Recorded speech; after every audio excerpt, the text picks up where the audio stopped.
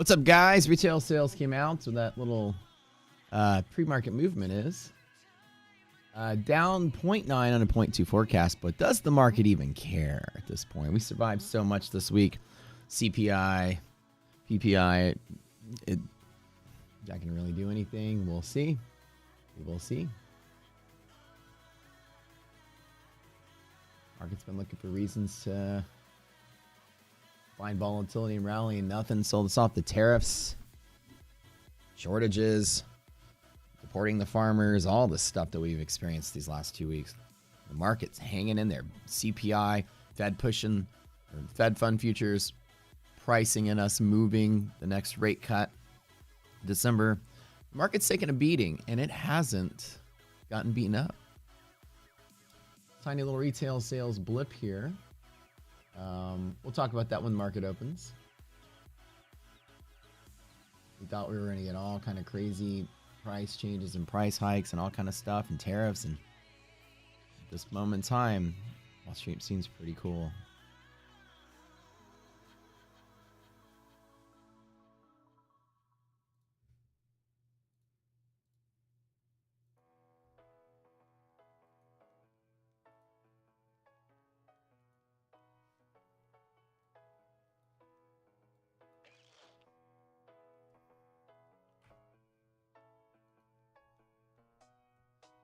There's always a reason last couple of weeks bears have been throwing out that we're a moment away from a recession, according to the bears. Rocket scooter.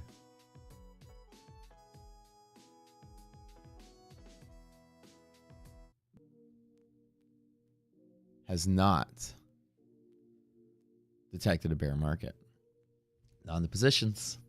Not yet. Not yet. What's up, y'all? Why my hair crazy today? Look at a little better. There we go. All right, let's get everything going here. Where's my pencil tool? Let's get going. What's up, you guys? I swear, next time my mic is going over here because y'all gotta be able to see the amazing sign in the background. What's up, guys? Happy Valentine's Day. I love you all. I will be sending you all flowers and chocolate. Like paper versions. like the paper trading version. Fake flowers and chocolate. In my head, I'm sending you gifts. I promise. Because I love you all. Okay, let's see what we got. Let's read the news. A little bit of pre-market movement right there. I'm just going to wait this out and see what we have. Yeah, obviously doing this in the morning here. What's up? It's in the way of the sign. It is. It is literally in the way of the sign. And it's weird because the low lighting in here, you can see the flicker. I can see it. You know, LEDs, I'm really sensitive to this. And the eye doc maybe can answer the question. LEDs have a flicker. That's how they work.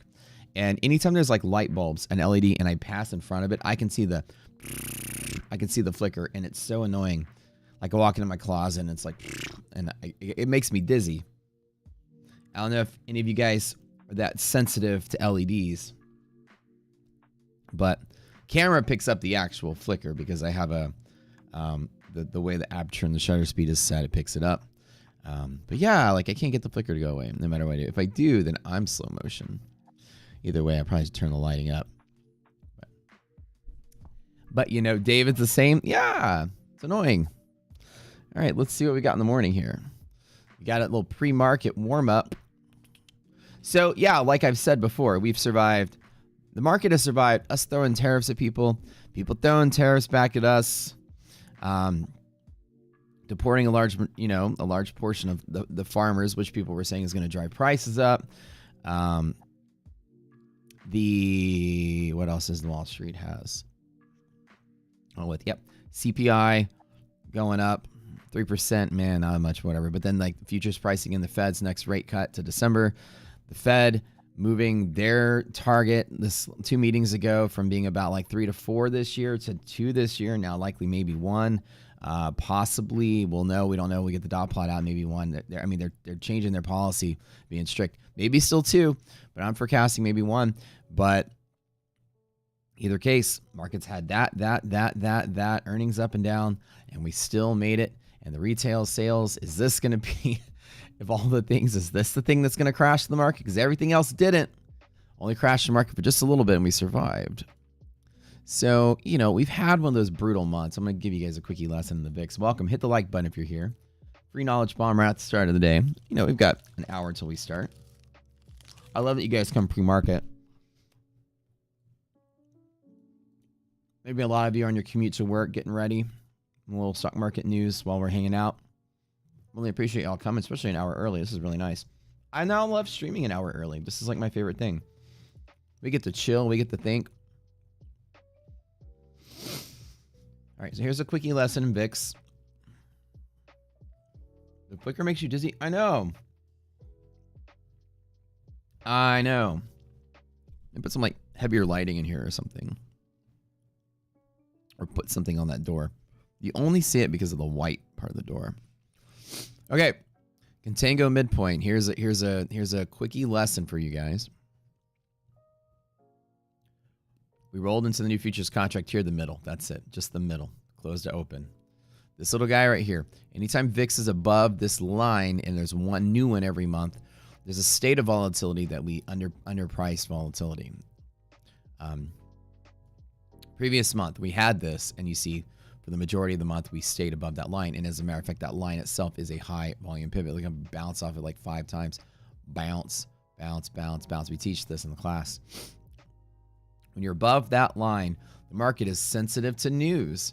And the probability that the VVIX goes up even goes up higher, which means the volatility of the VIX itself goes up, which means the VIX has bigger Vs. So VIX is the volatility of the SPX. VVIX, volatility of the VIX. It's like volatility squared. So when you look at this, not technically volatility squared, but you get the reference there. All right, so here we go. Being above there, the market has been sensitive to news the last 2 months. In the last 2 months, we've just had such a nasty market. You can even just draw a line, right, on your chart right here on that rollover, right, when we rolled into the March contract. Can you guys all see a difference between how the market's trading? I mean, just zoom your little eyeballs into right here. You'll see that? You'll see that? Even when it comes down, it's just like moving, up and down like this, up and down like this. You see the ups and downs relatively mild. Y'all see that? The ups and downs are like, hello, right? And then, hello. I mean, there's just, the market has no sense of liquidity in this kind of environment. Even these kind of range, you can compare them side by side. This is a good one to compare. If you're to take this guy right here and put it next to this guy right here, that guy right there is like this, nice and tight. This guy is like this. I'm trying to draw it. Right? It's very clear. You can see that it's wider. It overshoots that range much, right? Big difference. Do we all see it? This is going to help you guys. This is one of our favorite classes. This is one of those mic drop moments in our class where people go, oh my God, I never knew this. Can we all see for the moment the difference between the left and the right? Can we all see it? You'll see the difference here. Let me clear all this green out the screen. But y'all can see it, right? There's no arguing that the market looks like it's like a whole different thing. It's trading differently. The ups and downs here tend to like, you know, move and flow and then flow and then move and flow. This one's like,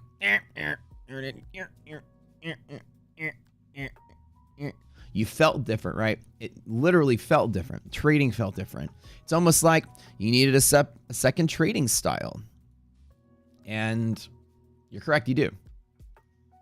We trade 2 different styles of 2 different styles. I have 2 different styles when I trade. Literally 2. The first one is I have a long trading style and I have a short trading style. If you use the same indicators, like let me buy when we touch the VWAP here, okay, cool, let me buy. And then it goes like this. And then when it touches the VWAP here, okay, let me short. You're absolutely not going to make money trading. If you have the same strategy on the long side and you just inverse it for the short side, you literally are lacking half of the concepts needed to be a successful index trader. If you not understand volatility and its effect on the market, I don't know how you plan to make money, because that is over half the battle. I not only have a different strategy for long market and short market, I do different things. My long entries, I have about like 7 really good ones. My short entries, I only have about 3. I have 2 totally different trading styles, 2 totally different systems. They're not even the same. They use the same pivots, but they have different rules, okay? Number 1. Number 2 is whether I'm a long or short, whether it's a bull or bear market, doesn't matter. I'm long or short under certain conditions. And underneath each one of those, I have conditions of volatility. Let's just call it volatility A and volatility B. Okay, so if I'm longing or shorting, question 2 is how's the volatility? And I'm going to have 2 different styles based on that. The reasoning for that is because of this. This is volatility A. You see that the market, when it sells, it tends to sell really hard because that's pure liquidation. Maybe 1 or 2 or 3 days of selling, then it gets back to rallying. This is like 1 day sell, 1 day recover, jump up and down, 1 day sell, recover, 1 day. It's not like trending down. It's just a flat market that's volatile. That's literally what this is. I got so giggly hearing people call bear market all month, and we're just like, Rocket Scooter shows that by March we're clearing up. I have tweets from December that said by March we're clearing up. By January I said the same thing. March is it. We're consolidating in February, rallying through March. I literally feel like I have a crystal ball sometimes. And this is not bear market. We went through so much crazy news. The market didn't sell off. It just sold pretty heavily in a day. But the news is extremely sensitive. Or the market is extremely sensitive to news. Like, look at these candles off of just bad news and tariffs. And I forgot what that one was. But it seems to be something every other day. CPI over here, you know. It's like, okay. CPI, PPI. The news here, tiny, small, not much. The biggest day is probably that. Different type of environment. Maybe this is one of the biggest days. I mean, but the biggest day here is like the smallest day here. And because of that, I have a different trading style under these conditions. Now, how do I divide those conditions up? Very simple. I have a single number on the VIX that I give you once a month. That's it. Once a month. This guy right here, it's 1583. That's it. I'll give you one next Tuesday, a new one. If VIX is above that, I treat the market like it's going to be not clean, just like it is on the right side. When VIX is below that, you tend to have the market hitting your pivots and moving pretty clean. When VIX is above that number, though, the market can like undershoot your pivots. It can like overshoot your pivots, jump between 2 strikes, figure its way out, or the market can dive really quick and come right back up. This is due to the fact that the market is underpriced volatility in advance, which is futures pricing things in advance. And once we arrive at the month of March,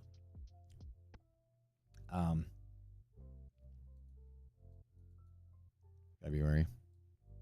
I'm on the March contract. Or February. Arrive in February. We get here. It's lower than it should be. So the market is not like essentially like we didn't price in that in February it'd be slam dunked with tariffs, right? When this contract started trading last year. So we underpriced volatility, which is why VIX is existing in a state above this like balance point between the actual VIX and the new contract. This is quickly pricing in potential volatility from new events that have arisen that we didn't plan for. That's what happens. So when you're contango, which is when the next contract's above the previous one, and you're trading above this little midpoint here, you get these weird types of markets. So the way that I trade them is very simple. You'll see me do it on the stream. If we end up being below here, which you do have a week, it'd be nice to see us below here. Below there, I just tend to like build my pivot right around here and have a nice stop, 10 ES, 40 NASDAQ. But when it's volatile like it's been, you're going to see me like take my long, see if I'm going to do 3. You'll see me take my long and split it up like this, 1, 1, and like maybe 1, okay? If my stop was going to be like 10 points lower on the S&P, I would literally long a smidge above my stop, and I would get my entry right before, right after, and then as it's moving, I'd add in right there near my stop to account for that crazy amount of volatility. It's called building a position. So I'm building a cost basis to be at least below my pivot because the volatility is big, and then I spread my bet out like that to get into a position. So in this environment, you're going to see me a lot of like, I'm getting into a position. Let me jump in on one. Okay, let me add one more. Let me add one more. I'm building the cost basis to be at my pivot because in volatility like this, it's not just how high VIX is. It doesn't matter. It's relative. VIX futures are tracking what the VIX is going to be at expiration. So underpriced, overpriced doesn't matter. Volatility is always relative to what it currently is and what it will be in the short term. It's a 30-day window. So it's not like VIX at 100 and VIX at 30 won't both produce the same type of effect. When VIX is above triple B, the VVIX, the volatility of itself, has a higher probability of being above 100. So these are like when that sensitivity comes up, it's really bad. VVIX above 100 is usually my rule of thumb that the market's going to be choppy and shitty like it was the last 2 months. So this exists in this kind of state. Yesterday, we closed out below 100, which is great. Right now, we're very close to that midpoint in the week we have left in this contract month. This is great news. We might have a nice, clean, solid week to roll over into expiration, which I love to see. So today, or this week, we survived. Or this month, we survived FOMC, CPI, PPI, GDP, all this stuff, right? I think we've had GDP, right? I mean, not this week, but last week, I think. Let me see what's coming up next week, though. Michigan numbers on Friday. Nothing abnormal Thursday. And the minutes on Wednesday. Minutes going to be the big thing. So next week, there's practically no news except for the minutes. And I think we have NVIDIA earnings next week as well. I think on Thursday or something. So we've survived all the worst news. And once it's all over and the dust is clearing, VVIX is in the good spot and VIX is going to the good spot. So we're good. So right now, as I said yesterday, that we would rally overnight, I said, time to rally, S&P to the moon. Like I said that yesterday before this move happened. This was it. Because I was watching us have less and less volatility for worsening news.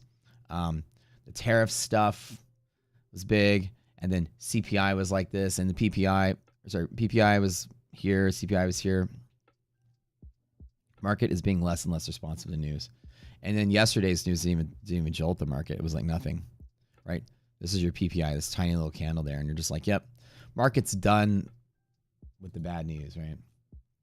Industrial production. I mean, what I'm saying is right now, the market has anybody that's wanting to, the economic data is really good. This is the total summary of this conversation. The economic data is great. There's not a bad piece of economic data I can find that's damning to the market. There's no credit bubble. There's no surge of layoffs. We're creating tons of jobs. GDP is up. Inflation is not bad. Trust me when I say 3% is not bad. It's like a bunch of fucking wussy Gen Z people like, oh my God, it's 3%. Eggs are expensive. Like, shut up. I've seen the CPI. You look at the CPI chart. There's periods in time when it was like 4 times that. And the market's still rallying. Like relative is all that matters in economics, right? So, yes, we are not in a period of hyperinflation where you can't afford to eat. Oh my God, did you see the price of McDonald's? It's now like $9 for a Big Mac. Oh my God, you have a job that pays 6 figures. Shut the fuck up. You're fine. So, market's good. Economy's good. We're fine. You know what I mean? People are complaining, but in a Wall Street sense, it's nothing. There's nothing that's bad. I can't find a single damning thing that makes the stock market look like it's about to fall. News is good. What's up? What's up? Short market, no stops. Let's go. All short, no stops. Y'all are so funny. Flicker makes you dizzy. Yep. Good morning, iDoc. What's up? Super clear. We closed yesterday above DD band. Yes, we did. Are you going to go heavy on contracts today or lighter? Aha! Asking the right question as he's listening to the speech this morning. So, in periods of higher volatility, I tend to spread my bet out wider. I always take the same bet no matter what I am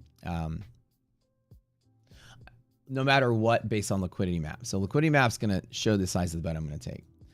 If the answer is like a small, so let me tell you, when I'm trading NASDAQ, my normal is like, it's basically going to be like this. 2 or 3 is my max. 2 is my medium, 1 is my small, like that. That's NASDAQ. My ES, and this is for the Tradeify that I'm trading right now. This is to maintain consistency. ES is roughly 4 max, 2, and then 1. So I basically trade like this. It's kind of hard to trade, but this is to maintain consistency. I can't trade any more than that. I can only make between 1 and 2,000 a day per account. I'm juggling those 5 accounts, right? So with this being said, if VIX is in that state, which it is, I just make sure I understand I'm spreading my bet out in different places. Like SPY yesterday is a great example of that.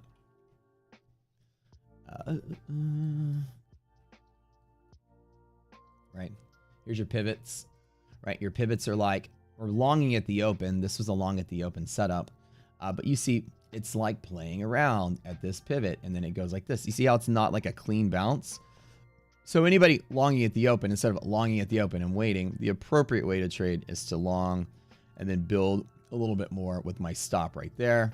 And then long some more, and long some more to build my open trade. Right? It's the same amount. It's just spread out a little bit. And what adjusts the amount at which I trade are these little conditions here. So usually you're going to see 3 words: res, mres, or DD.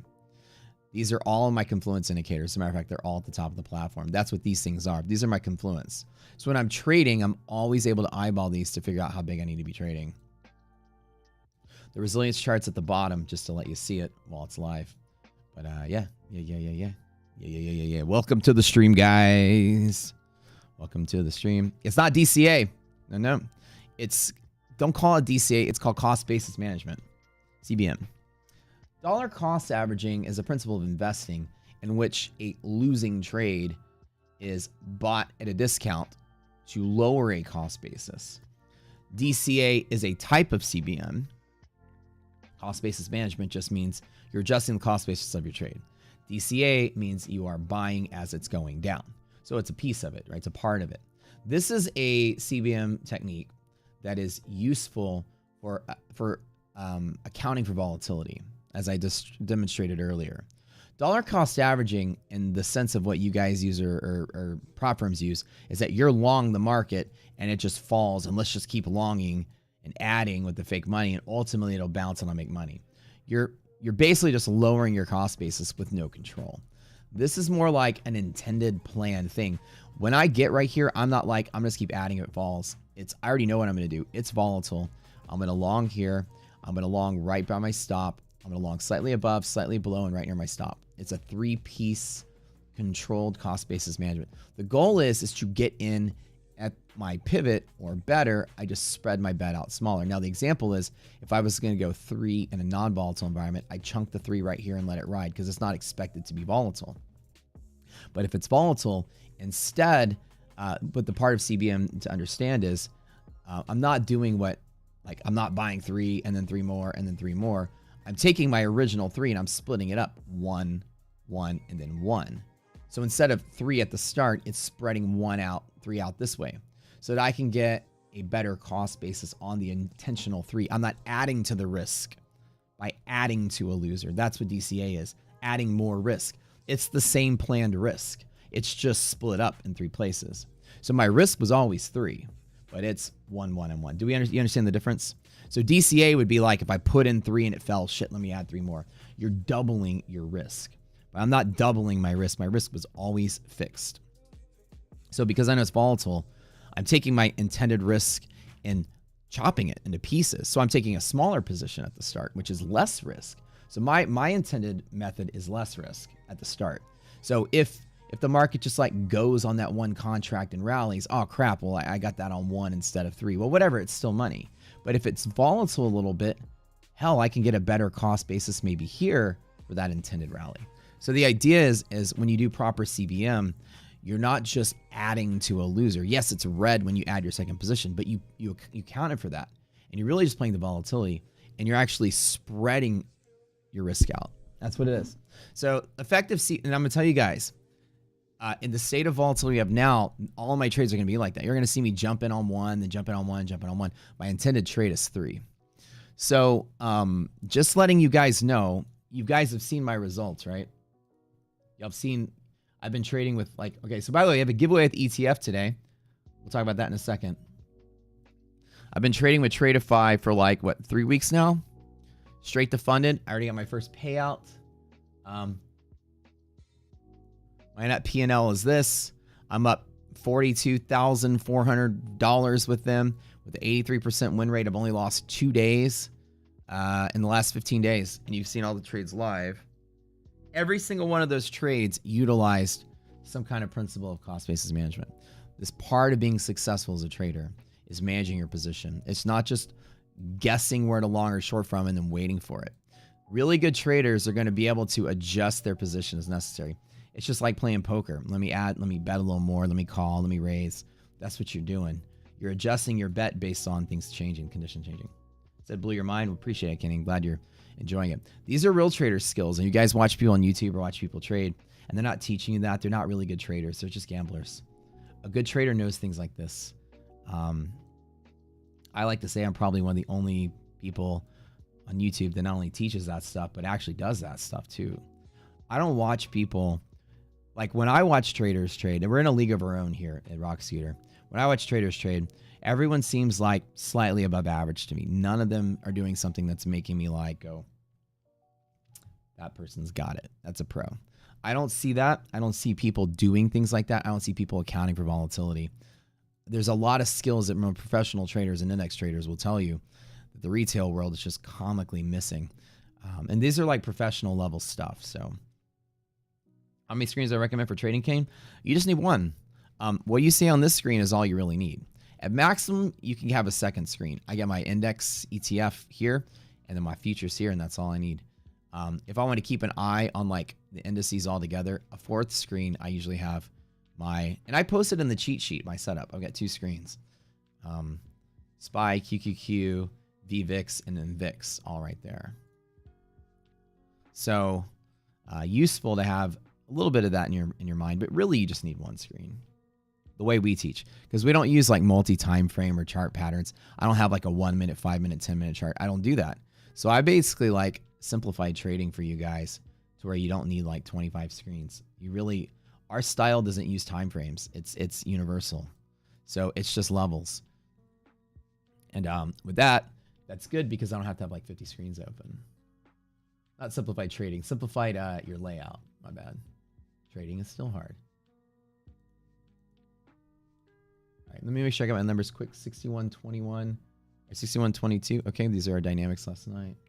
Hit that like button, guys. I love y'all. Happy Valentine's Day. IDOC is in the middle of baking you all cupcakes. She will be sending them to your house one at a time. The cupcakes have hearts on them, and then she put the words "fuck you" at the bottom. Just to remind you that life is hard. It's sweet, but life ain't easy. Gotta know what you're doing first. How many screens? Apex is still considered a DCA and it's not allowed. I don't think Apex has DCA rule anymore.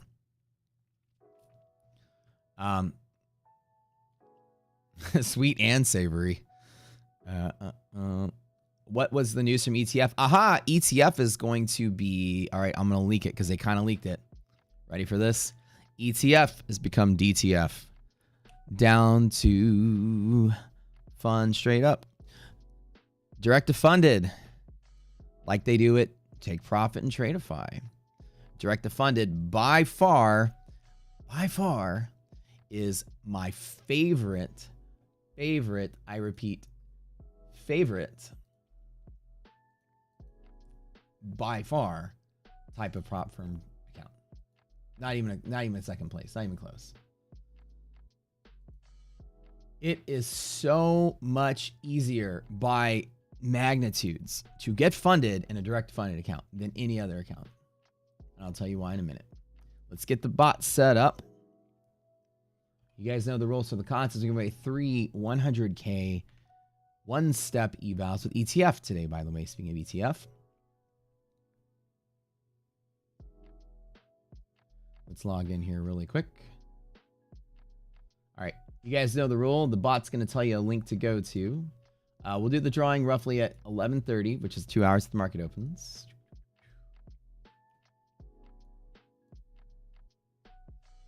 Let me create it really quick. 3 100K accounts.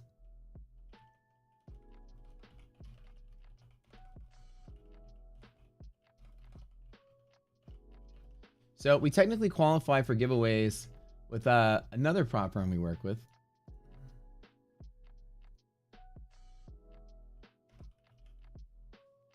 TradeFi. So we're going to try to do giveaways twice a week. And then maybe if we get big enough and all the other ones, we'll do giveaways every day. All right. Contest is live. You guys know the drill. You're going to go to the contest channel on our Discord. Click a button, enter. All right. It is live. Hold on. Wait. Now it's live.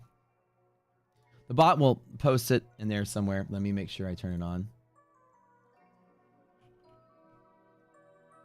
Giveaway, giveaway.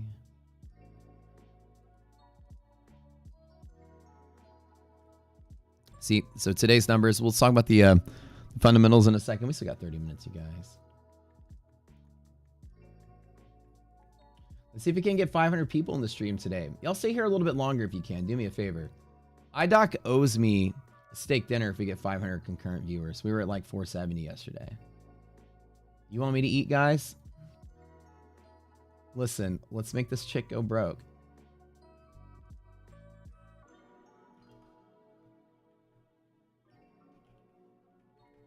Stay here until we're at 500. Make her waste her money. She goes, I'm going to take you out to celebrate if you get to 500 again. I was like, okay. We used to be at like thousands when we used to stream, and then we took like a couple years off and went to Zoom. But now that we're back and growing, again, everybody's back in YouTube. Keep fighting. I'll have to see it. Market ain't even open. Not yet. And we're sitting here waiting. Let's see what we get.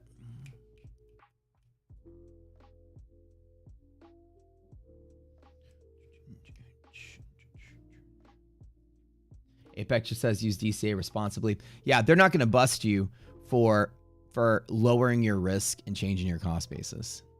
If they do, like if you take your 3 contracts, if you're normally trading 3 and you split it up 1, 1, and 1, they're not going to cite you for that. If they do, you tell me, okay? And I'll go storming the gates on social media and I'll fuck shit up for you. If they deny your payout for being responsible traders, I'll make a stink about it. That's responsible. Your intended trade, okay?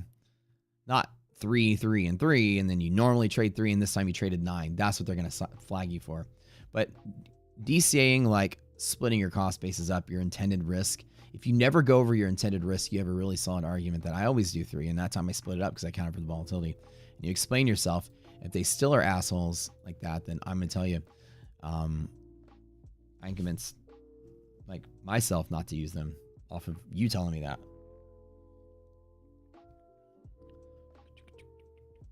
Good morning, Matt. What's up? What's up? Not the overcooked steak again. Oh my God, yeah. Actually, believe it or not, that steak was actually really, really, really tasty.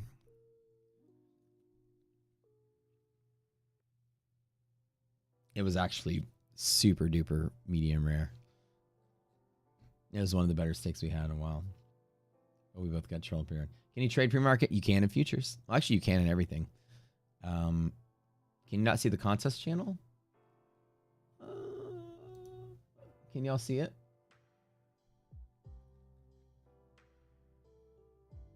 DJ, it's in the trading chat. It's below. When you click the link, DJ, what shows up?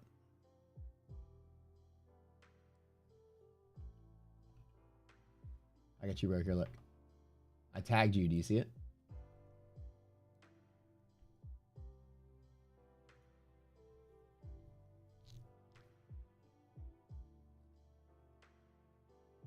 Since you joined Rocket Scooter, you've not had one down there, are you kidding? In this environment? This is very impressive, Michael. You see it now? Okay. Oh, you just couldn't find it. Okay, it's like you did have access. It's just buried in there, huh? Okay, cool.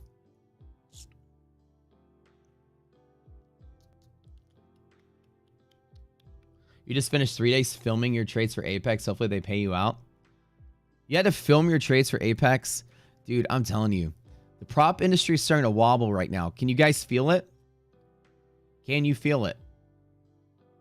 What's this blue line? Hey, what's up, Live Your Life? So in our Discord, our bot creates, it's called dynamic hedge pressure. It's a gamma exposure number. And our bot calculates these numbers, and I post them every single night. It's one of our things that we have. These are the numbers right here. They're bullish pivots for the most part, and the orange is a directional pivot. So as you see in the overnight, you can see how we are pivoting off of this blue right now, right? Orange as well. They're directional pivots. So the rules we have in our cheat sheet, and again, if you guys take our classes, you'll see that we give out these little handouts that go with the classes. Where the heck is the training?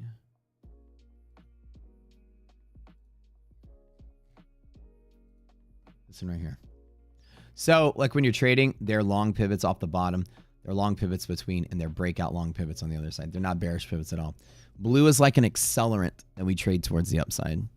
It's weekly gamma exposure on options. You feel it though, right? Does everybody feel that the prop industry is starting to wobble a little bit? The rules are starting to like crunch down and tighten. Firms are going bust here and there, but things are like starting to feel like shaky. I think there's a year left, maybe 2, of SIM funded, and this party's going to end, you guys. I feel it. I just feel it. You can all feel it. The buzz. I can feel it. It's not like they're going to die. They're going to shift their model to all go basically straight to funded, or SIM funded is going to go away. As one by one, they're all shifting to add straight to funded because they're realizing they need to transition you to a real account as fast as possible. The least amount of risk in a prop firm is to actually see who's a good trader and just give them real money to trade. You both win together. SIM to funded is like we drain them of their own money, and it's very risky because in periods of high volatility like we just had, half of you knuckleheads are going to short this shit, half of you going to long this stuff and roll into a news event and then make these companies insolvent if they weren't careful in having a buffer of cash. Just because the market drops 4% on tariffs news, right? How much stress it's got to put on the on a prop firm. Now we may get lucky with this bull market we're about to have. It's not gonna be that volatile, I hope, going forward. But still, you can feel it. Everybody's tightening their rules, right? The market is starting to shift. So I think like the 20x account Apex thing, I feel like we got a year left of that and it's going away. I feel it. I'm the person that can see the future.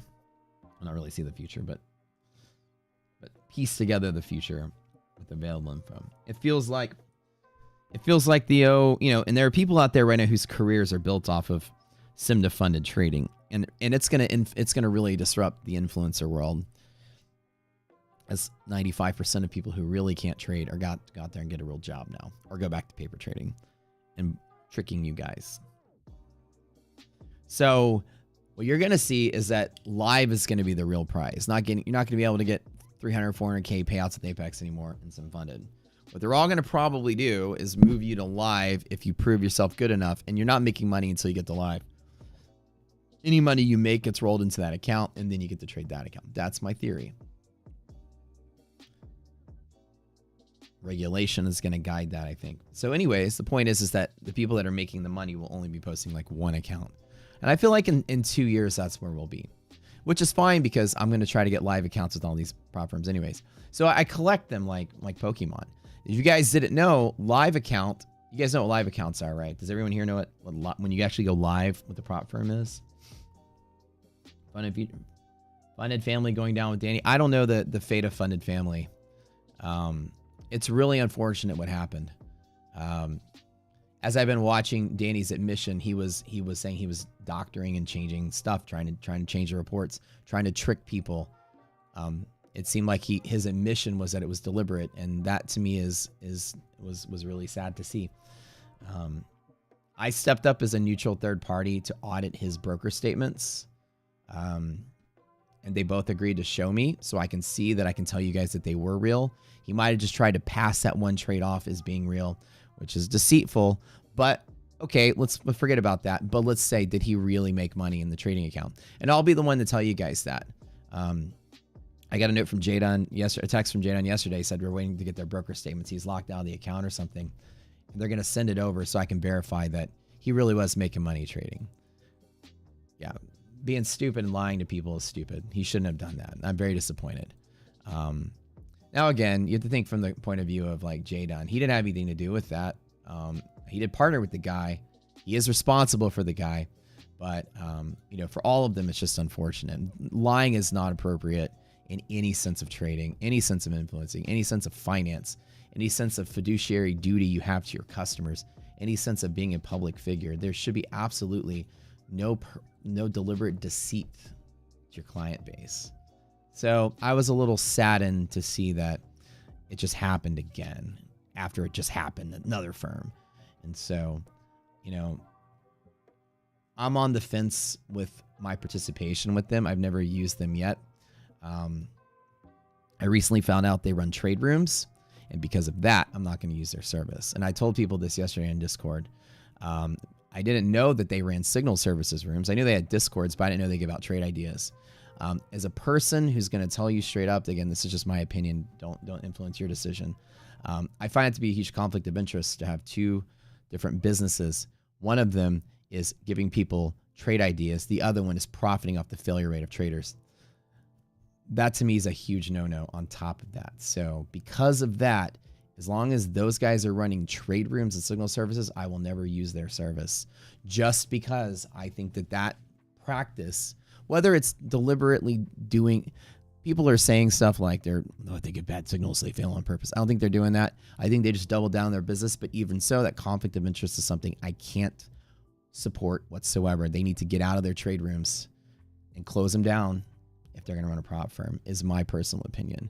So I was originally going to give them a chance if all the numbers added up and give them a second chance. But then people are saying, but you know, they run trade rooms and signal services. And I go, oh, wait, I didn't know that. I knew they had Discords, but I didn't know they give trade ideas. So because of that, this is the funded family, guys. You can't give, I mean, think of it like this. It's a contest, right? To win a trader funding program. It's a contest. And people in the Discord are being given trade ideas. So you pay to be given trade ideas, whether it's to win or lose the contest. People that don't pay the money to get the trade ideas don't get the inside information to win the contest. The FTC would call that a rigged contest. Is my own dynamic wrong? What is it, PJ? You know what I'm saying? So not that they're doing anything wrong. I'm not accusing them of doing anything wrong whatsoever. Nothing wrong. They just didn't think this through, I think. PJ, 6031. 6112. Yeah, it's down here. I got both of them. What you talking about, PJ? So the point I'm saying is that if you frame it all together, the reason the conflict of interest is bad, they're not doing anything wrong. I'm not saying they are. I'm saying the conflict of interest can be perceived as wrong by the bigger forces out there. Because if one of the businesses is to pay out people who win a contest, and you can pay to get an advantage in that contest, and it's not all disclosed at the fine print, it can be seen as a bad thing. And I'm not even underplaying it, a really bad thing. Like the Federal Trade Commission would have a huge problem with that, like a huge problem with that. This isn't an SEC thing. This is paper trading. These people fall outside the purview of SEC. Prop firms, it's not even real trading at that point. You can give as much simfluence advice you can to sim trading. I can tell you all you want to do in sim trading. It's practice paper trading. I can give you all the free advice or paid advice in the world because it's not real trading. SEC can't regulate paper trading. But in a contest, in a game that's rigged around a contest, or it's based around a contest, gambling and stuff like that, this is where federal business laws come into play, and the conflict of interest will prevent me from ever using their service. And I'm letting you guys know right now, I will never use Funded Family if they run, or any group, if they run trade rooms at the same time. I don't want to get wrapped up into any kind of thing for my personal benefit and you guys. And I'll tell you why. Not that this would ever happen, but think about this. Imagine investing all this money into a prop firm and you're growing, about to get paid out. And then they get shut down because of this conflict of interest, causes the federal government to step in and say, you need to shut your business down. We all lose in a heartbeat. The risk is, and this is not a personal thing, it's a trading thing.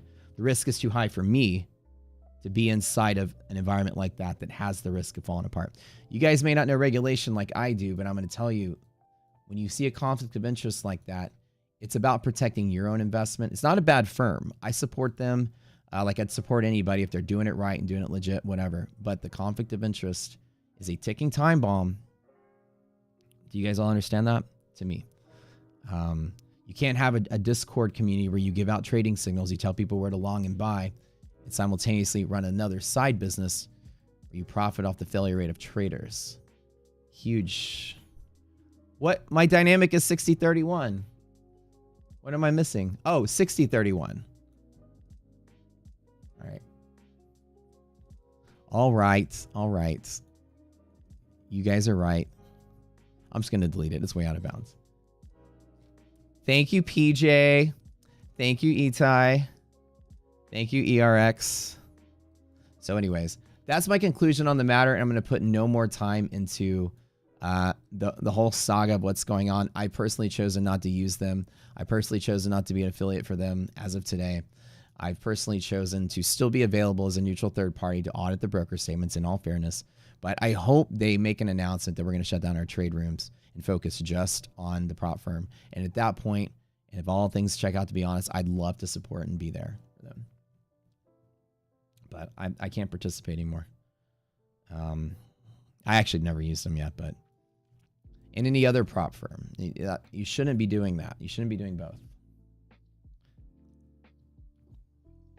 What's the DDB on ANQ? Let's talk about it. We got, what, 13 minutes till market opens. But yeah. But for me, everybody knows, like, I get so many DMs from a lot of people when it comes to stuff like that. Not because I'm always the fair person out there. I'm always the person that's like, let me just do the math. People are like, Matt, can you do the math? Can you check this out? Because, like, I don't have any incentive. I don't have any financial incentive. I'm kind of like the nerd of the stock market. So people are like, let's run the numbers by Matt and see what he says. And I get all these messages all the time. Can you check on this? Can you check on this? Hey, this guy's doing this. What do you think? And I'm never like hating on people. I'm always just like, give it to me. I'll look it over and let me see if I can see something that other people can't see. So like in this whole thing, people were like, you know, Matt, is the expectancy thing? I'm like, yeah, that thing is absolutely not correct. And it's like, okay, so let me get to the bottom of it because everybody wants to know the answer and I'll help you guys dig for sure. Now, I'm not in it for like a witch hunt. I don't want to see anybody hurt. I don't want to see anybody down. I don't want to see anybody attacked. I just want to get to the truth of stuff because for you guys, we all want to invest our money in a good, safe spot.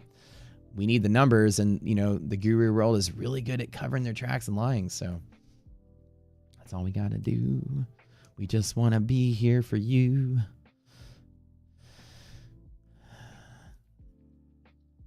And also, like, I want to make sure that, you know, people are like, hey, can I use this prop firm? I'd hate to be like the person that recommended, yeah, it's a good one. Check it out. And all of a sudden some fiasco happens and then everyone gets, you know, takes a loss and they look at me like, Matt, you said they were good. Well, okay. Well, I have due diligence that I must perform. And I promise you guys I will do it. So with no bias, like I have no bias. And I'll tell you, I do have no bias. Jay Dunn was always someone I was cool with. Friendly with. We chatted a bunch over the years. You know, it's nothing personal, but still, even as a friend, I can't support something I don't believe in professionally. So you know, that's how it is. See, in favoritism, I should probably be like, no, it's okay, guys, use the service. But I'm telling you honestly, I just physically it doesn't align with my values. And they're not doing anything wrong. I'm not accusing anybody of doing anything wrong. It just is not conflict of interest to me is unfair. And it's not, I don't want to risk being in a place where it's potentially an issue. And so that's how you guys know I'm neutral, which kind of pains me to say, but that's the rule I'll have. And if any other prop firm out there is doing something similar, let me know as well. I want to make sure that you know, which basically means you just can't give, it's like your broker, or not your broker. Let me give you a better example. It's like if you go to the casino and if you pay a little bit extra money in your high roller at the casino tilts the odds for people inside the club. Like the dealer whispers and gives hints to one of the players, so they have an advantage over others. A trade room simultaneously next to a prop firm could be perceived as a rigged contest. And that's just something that, now they're not saying they're doing anything wrong. They just didn't think it through.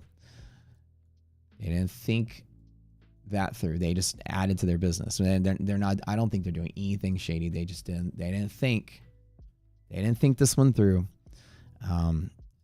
Accidental. And they need to think it through now and make a decision. I hope that they hear this, or somebody hears this and they go, you know what, Matt's right. We should focus just on the prop firm and that's it. But whatever. That's just me. Digs on overnight being your Valentine. Let's go, baby. All right. Welcome, guys. Hit that like button. Ready to go. If we get 500 people concurrent in the stream today, IDOC owes me a steak dinner. Data came out earlier. Existing. Oh, that's next week. Home sales. Wait a minute. All right. This week's data, we had a little bit of movement today on the core retail sales, and retail sales came out. We got all the numbers here. The month over month, it's relatively flat. Came in under expectations though. But the month over month change, the fact that it's negative is the first time it's been negative in a while. This is the rate change. That means the rate went up, but not as much. The month over month rate on import prices slightly up. It's not that bad. We're not dealing with the tariffs full force yet. Retail control numbers are down. It's a little bit of a miss. This is kind of one of the more damning data points we've had. The market doesn't seem to care at this point. I say damning, relatively damning. It's all pretty stable right now. Let's jobless claims, close all that out. Where is the core sales? Did I not open that up?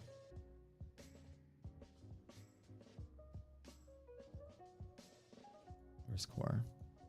There it is. Okay, so that was core. Control. Oh, there it is. Okay. Yeah, so basically the retail sales came in as a miss. The core came in as a miss. Core excludes food and energy, which basically the reason there's two of them is that you want to see if inflation's hitting hard on the difference between necessary items and discretionary items. Discretionary items are things that you don't need, like iPhones and shit.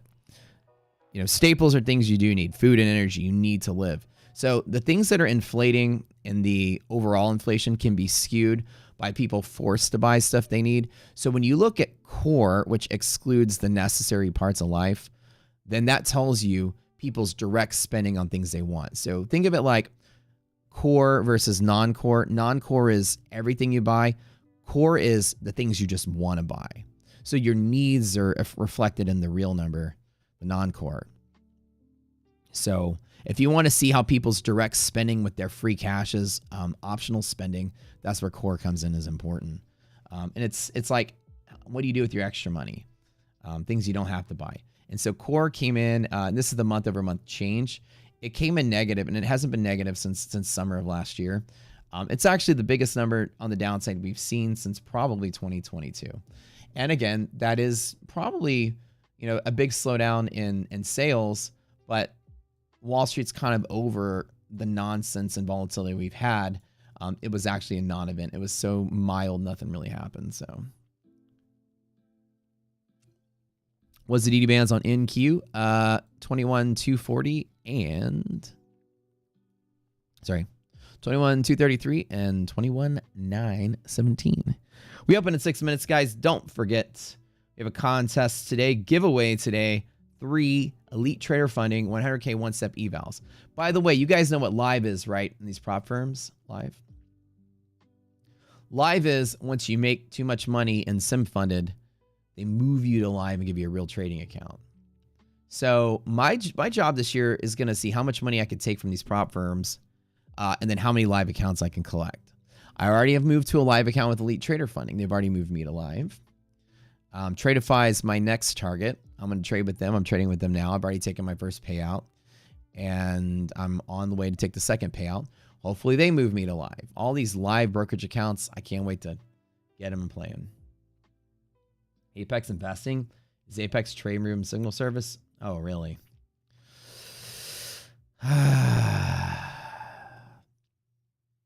Is it run by the people that run the firm, or is it run by a second group of people that don't run the firm?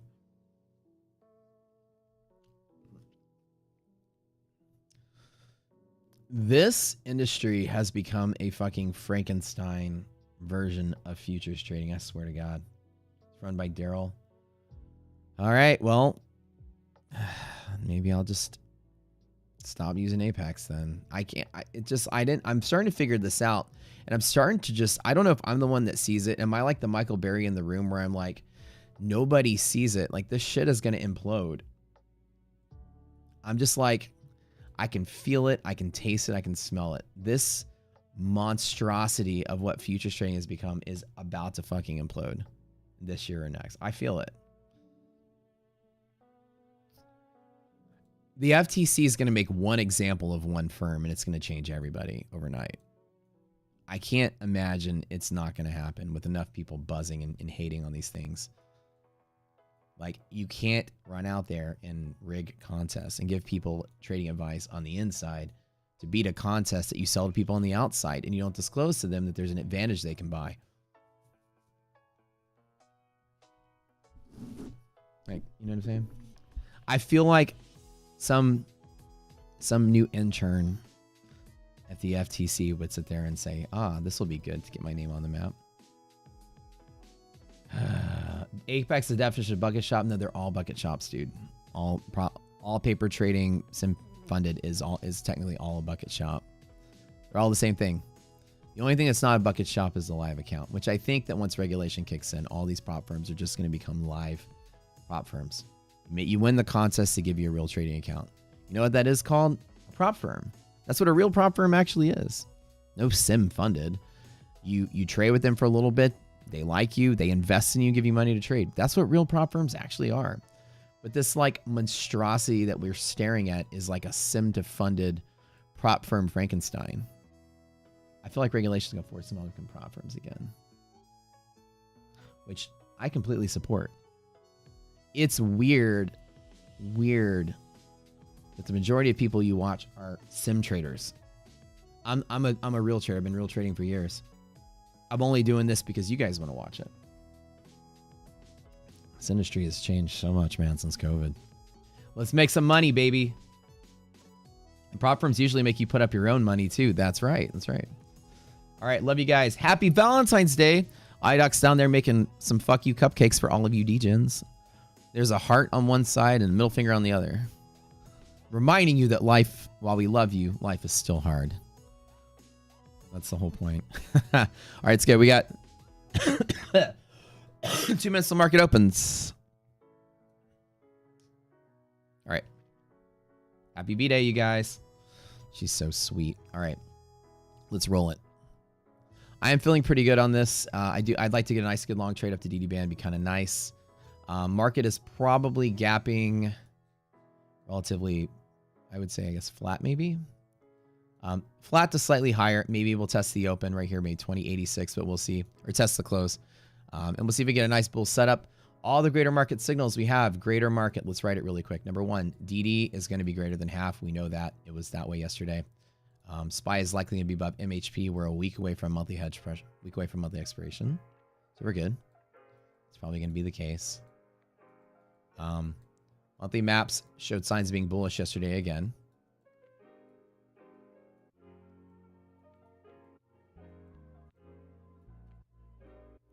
Bullish, bullish, bullish. Number 4, VIX below triple B, so we're going to be spreading my cost basis out. We know the rule there.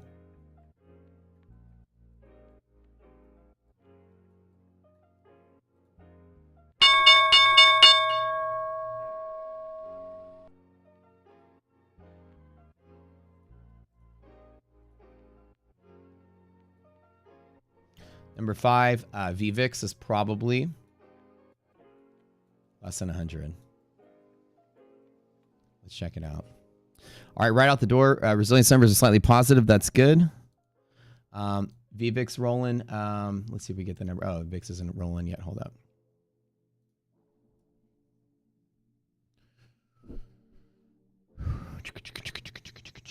Do I want to take the bull bet?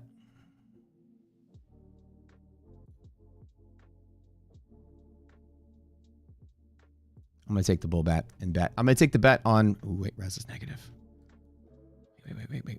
Wait. Let's get the numbers come through.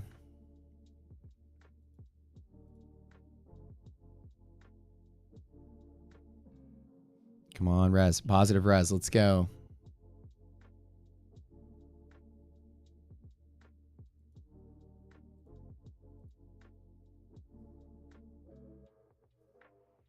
Even before I have liquidity maps, I'm going to commit the trade on positive res.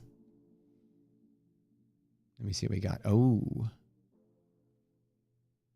Very nice. Okay, that's weird.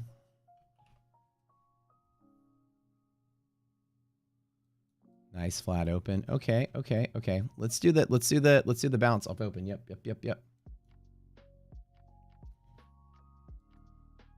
Nice little commit to trade here.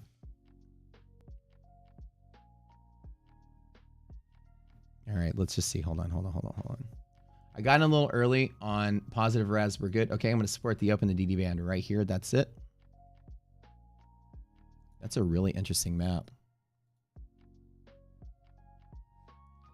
All right, let's look at QQQ.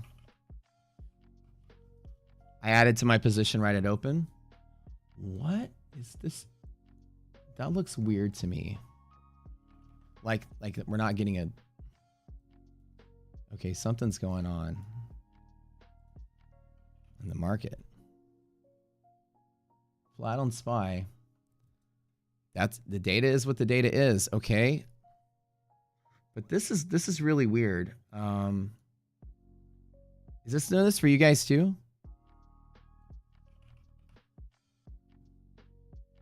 Why is my QQQ weird like this? Oh, I don't know. Okay. Let's just put it on this chart. That's just my personal chart. Wow, we are opening flat with positive res.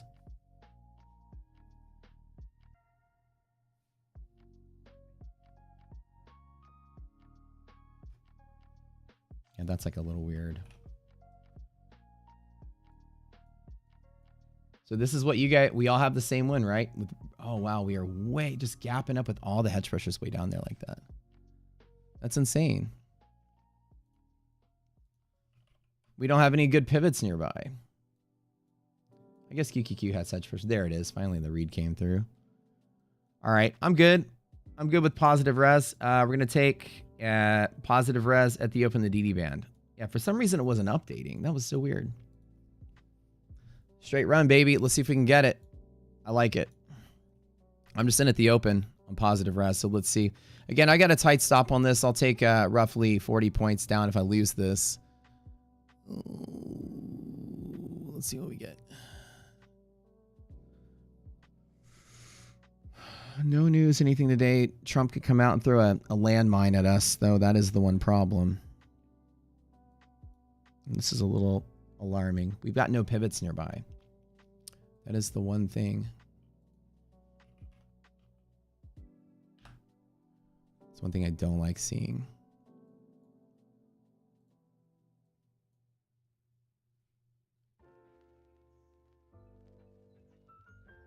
Come on, market.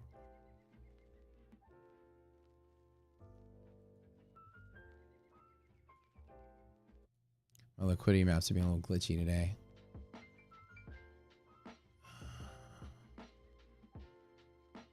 Let me reload my layout. Yeah, everything was like loading up really weird for like a hot second there. Res is good. We don't have any pivots nearby. That's it. It's an open trade or not. It's like basically a coin flip on bullish resilience. So I'm going to take it. I'm good. I'm going to hold on to it. But we'll see. Okay. It's a weird read today, guys. IWM is below monthly hedge pressure.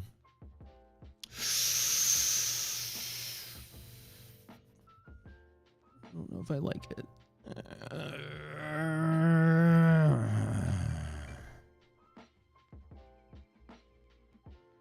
Yeah, stocks are bouncing pretty hard. Let's see if we get a move.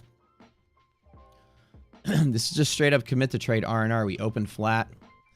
No solid liquidity map. Nothing. There's no pivots nearby. It was basically just support at the open or not. I'm watching these res numbers. Keep them above 0. Hopefully we'll be okay.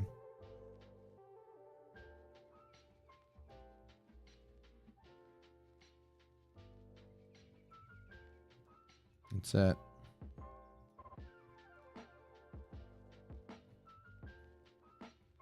TD's good. SPY above MHP, that's good. Monthly map, let's see if that's good. Yep. It's a nice flat day, flat to up. I'll take it. Why not? Yeah, bull market's completely back on that, so that's good. But boy, oh boy, with no hedge pressure nearby. Is that right? It's like, I mean, it's right, but God, that's just weird. Okay, come on, market. Don't be crazy today.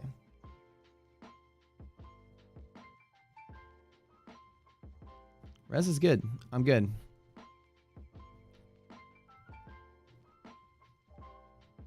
Oh, it's just weird market day, though. We don't have any good signal. We have no good pivots, nothing. Just flat and open. S&P, NASDAQ, they both are exactly the same.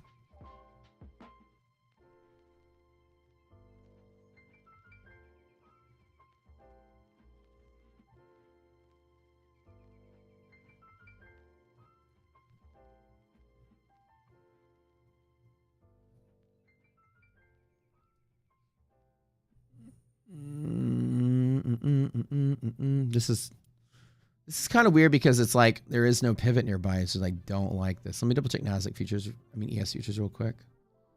But I'm gonna commit. I think I'm still good. I'm not afraid of this.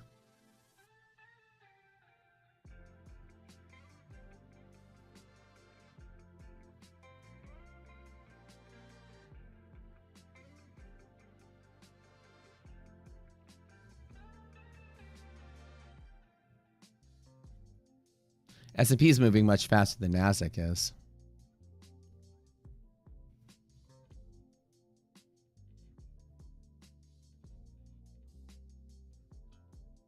Let's roll it. Whatever. Let's do it. Let's go, baby. Let me double check my VIX here. VIX below 100, we're good. VIX below triple B and decaying, we're good. Yeah, good. I can rally from here. Let's go.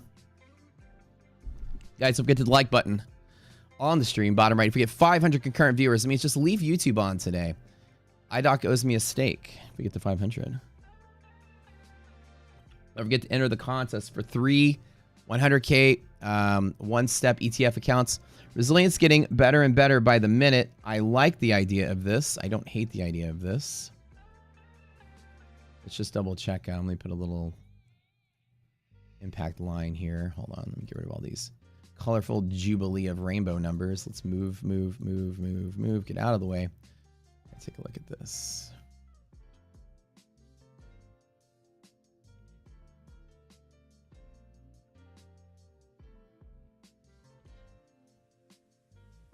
A little bit of red coming there. Come on, let's get some green. Let's get some green. Tasks in the open. On NASDAQ. Trying to break highs on SPY. Come on.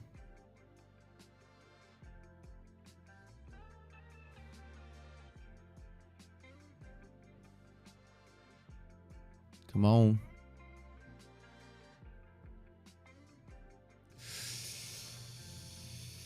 I hate these like doji days, man. They're crazy. Open flat. We've got no high volume pivots nearby though. So this is just it's just 100% bet on the stocks. Stocks are bullish and I'm good. All right, we'll see.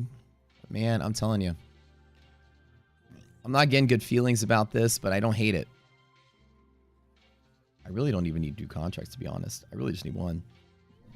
If it rolls to DD band, I've got I got plenty of oomph here.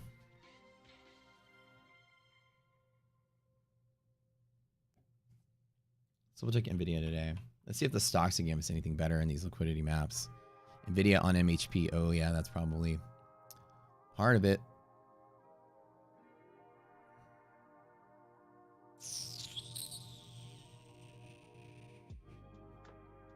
Oh, NVIDIA. Stop. Stop making our lives hard, buddy.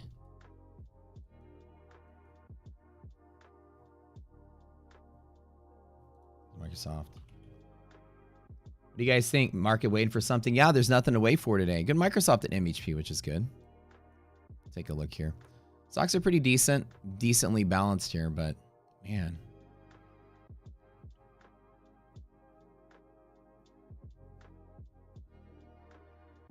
I'm going to trust resilience. It's at 32 now. Resilience is not wrong in rational markets. Resilience tells me the state what is. Stocks are getting even better to fill their gaps.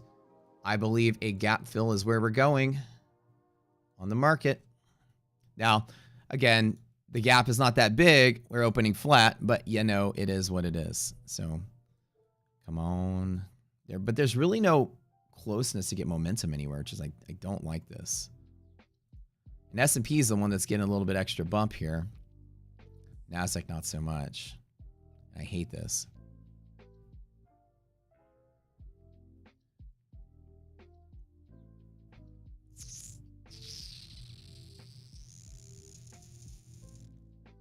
Problem is we don't have any clean pivots here. And so I'm just basically longing at the open to take the bet. So I'm just going to hang on until we get it. I feel good, but NASDAQ is the one that's not moving too much because thank you, NVIDIA, for ruining our day. As you always do. But we're okay. This is the last attempt I'm going to give it. If we break through half and keep going, we're good. But if we don't get any momentum, I'm just going to pull it. At least trim it down to 1. The fact that NASDAQ's pulling back and S&P's not is kind of alarming, but NVIDIA and Tesla selling too.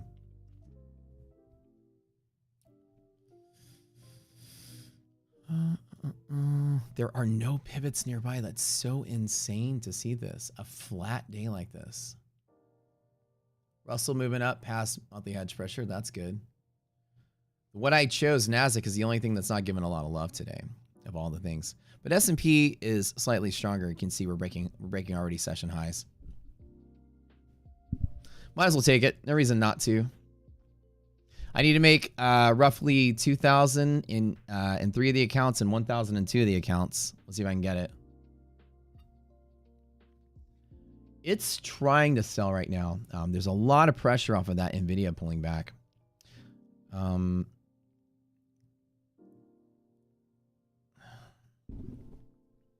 But I'm in the mode that the bull market's back. I'm gonna believe in my thought here that the bull market is back.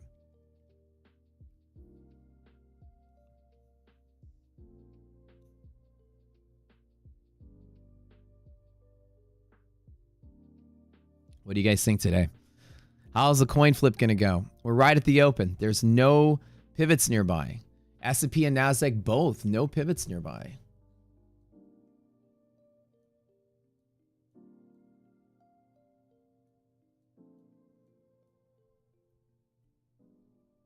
What do y'all think? Depends on NVIDIA. This is a straight up rest play. The only thing we have today is resilience. That's it. Resilience to stay above the box, and the only pivot nearby is upper DD band. That's it. The problem is there's nothing to pivot off of. We're like in no man's land, and so it's kind of a scary bet. It's a scary bet.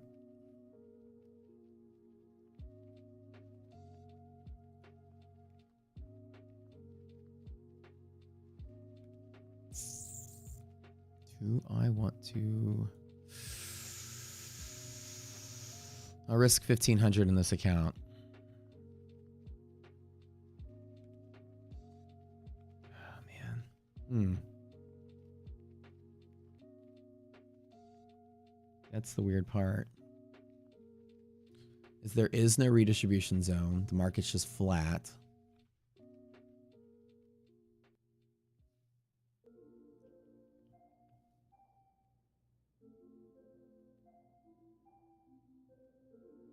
Here's the test of the stocks on NASDAQ. So let's watch this really quick. This is the test, if there is one.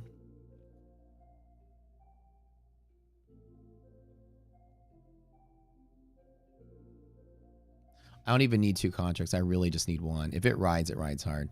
Let me get on the next bump and let me trim this.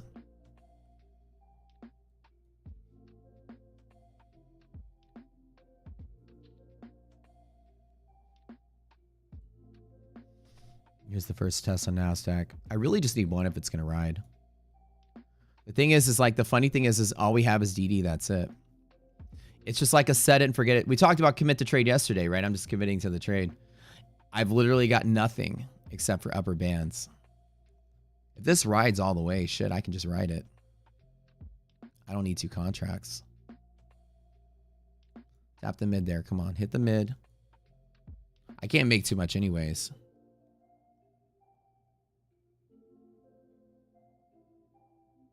Let me break mid on this, and then I'll drop to 1. That's how I feel.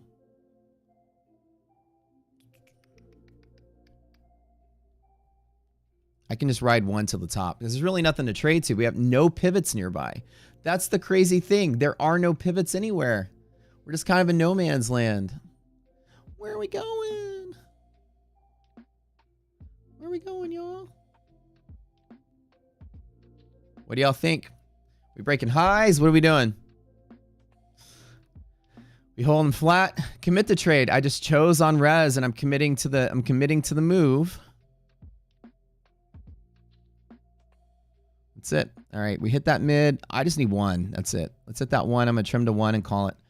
Just with the 1 and hold the 1 to run. There we go. That's good.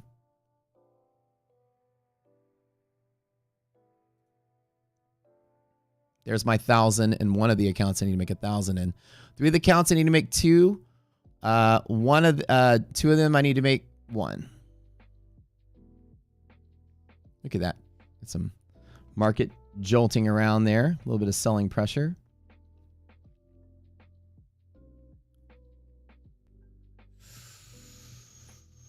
What are we going to get on this one? What do y'all think? We rolling? Friends, don't forget, almost 500 people here. Hit that like button, bottom right of the screen. We are doing a contest today, giving away 3 ETF one-step eval accounts. The link is being posted by the bot. If you scroll up and see it, make sure you join our contest.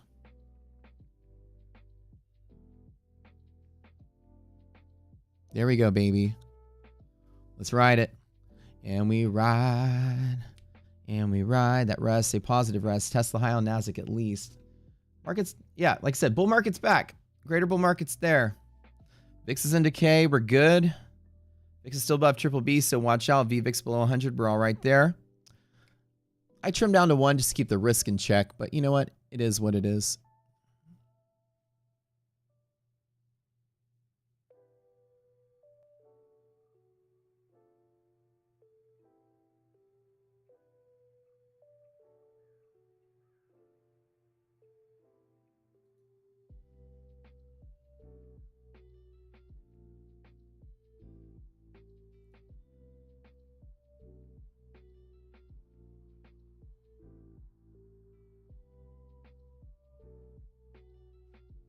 Okay, we'll hang on to the 1, let it ride to infinity and beyond. All right, guys, perfect.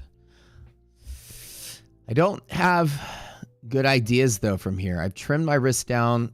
I've cut profit on 2 of the accounts. I hit my target. The other 2, I just got 1 to hold. So basically, I'm just going to either make 1,000, lose 1,000. I don't know where it's going to go from here. I don't think we're going to sell off, though, but, you know, who knows? The market, I think, is done with the news. We haven't seen news kill this market just yet. All that bad news is kind of like shuffling through here. Now be careful, it is Friday. We could take a nosedive when European markets close. We'll see. But just kind of like zooming out, right? Things are kind of steady and stable here. We do have a 6160 level nearby on ES. We do have a 21. Oh, we do have a 21,173 on NASDAQ. Okay, good. I'm glad I brought that up. 21,173. We do have pivots nearby. Okay. Watch this. If this hits this number on the dot, I want you guys all to take our classes. 2173. I was thinking like I was missing something. We do have pivots nearby. And 6050 on S&P.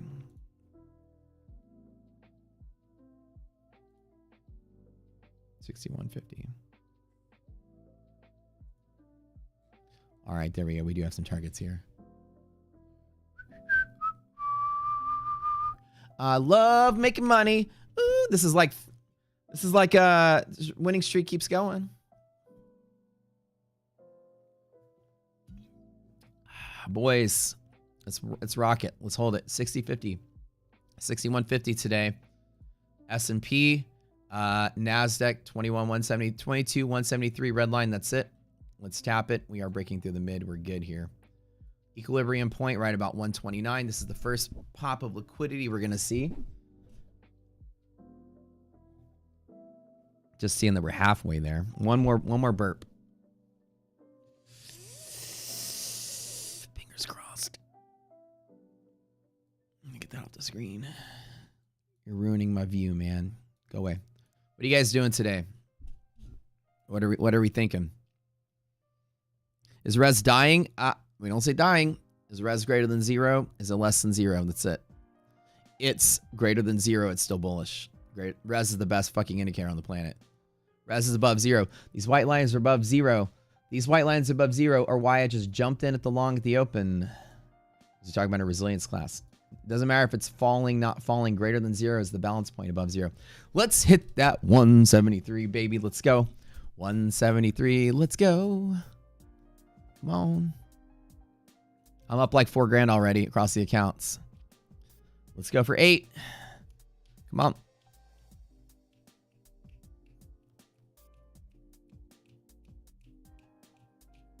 David, my man, let's go. Nice. Retesting the highs on NASDAQ. That's good.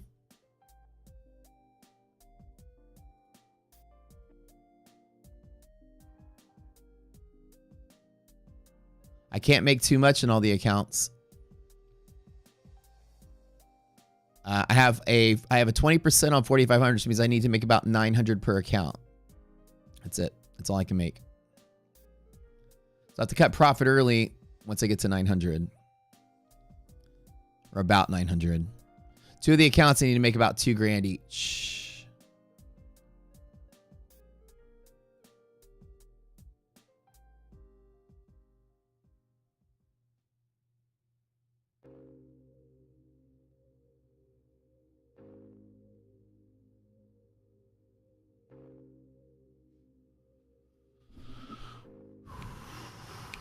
What is a resilience indicator? It's a gap fill predictor on the S&P. It's an aggregate of the market cap flux to the redistribution zone, which is the space between the close and open and all the stocks. Oh, resilience. What is resilience, you may ask? By far, it is by far one of the best tools, period, for index traders. What it does, let me tell you what resilience does. If you guys have never seen this thing, I created this, by the way. So a stock will open and a stock will close somewhere. Okay, right? We all gap up, gap down. Stock markets all do the same thing. So if I take all 500 stocks or 500 companies that exist, and I add up all of them, that equals the SPX, right? Market cap weighted, that's the SPX. So when I do this thing, is that if all the stocks are in the middle, like they gapped up and they're sitting in the middle, a couple of things we do know is that when a stock opens, let me kind of make this little, like a little spot here where I can draw. At the open, there's always high volume at the open, right? We know that. And there's always high open volume at the close. That means there's a lot of liquidity at the open and close. So in the gap, remember, in this particular example, we close here, we open here, we've gapped down. If, I don't know, Tesla, right? Let's put the stocks here, Tesla. Put the stock here, Apple, okay? If all the stocks gap down and have retreated to the middle of 2 liquid spots, the middle of 2 liquid spots is double liquid. It's liquidity of liquidity. Buyers and sellers in abundance on both sides, okay? If all the stocks were in the middle of their half gap, the market is completely balanced. Resilience is designed to be 0 in this case. If every single stock is in the middle, resilience is 0. If Tesla just starts moving a little bit into the zone between its open, inside of its gap, then Tesla is looking for sellers, because when price goes up, it's looking for sellers. So what our algorithm does is it looks at this and says, aha, Tesla needs to move just a little bit more to fill its gap, because that's where the sellers are. By the way, the volume, there's sellers there. And so this like actual move that it did, our algorithm will calculate the rest of the move it needs to do to fill the gap. In that extra distance, it revalues the SPX what it should be if Tesla were to move up the extra point. And so then it balances it for SPY or futures, whatever you're trading futures, we're looking at SPY, and tells you that the ETF or the futures, right, are lagging behind that implied change in the SPX. it's a leading indicator that the index is lagging behind the stocks. So in this example, if Tesla were to move slightly into the upper zone here, resilience would actually be 100 if everything else was flat. So it's sensitive to just look at when everything's balanced, if one thing's moving forward, that the seesaw's tilting slightly towards the bull side. So because of that, we can use the implied move of the stocks to predict the gap fill of the S&P. Or let me give you a little cheat sheet. Let me tell you, resilience is one of the favorite indicators of traders. Trades by Matt uses it. Not on the screen, but he uses it. He's one of our biggest supporters. Lots of people you know use resilience for this particular purpose. Let me show you what it does. Let me show you the cheat sheet.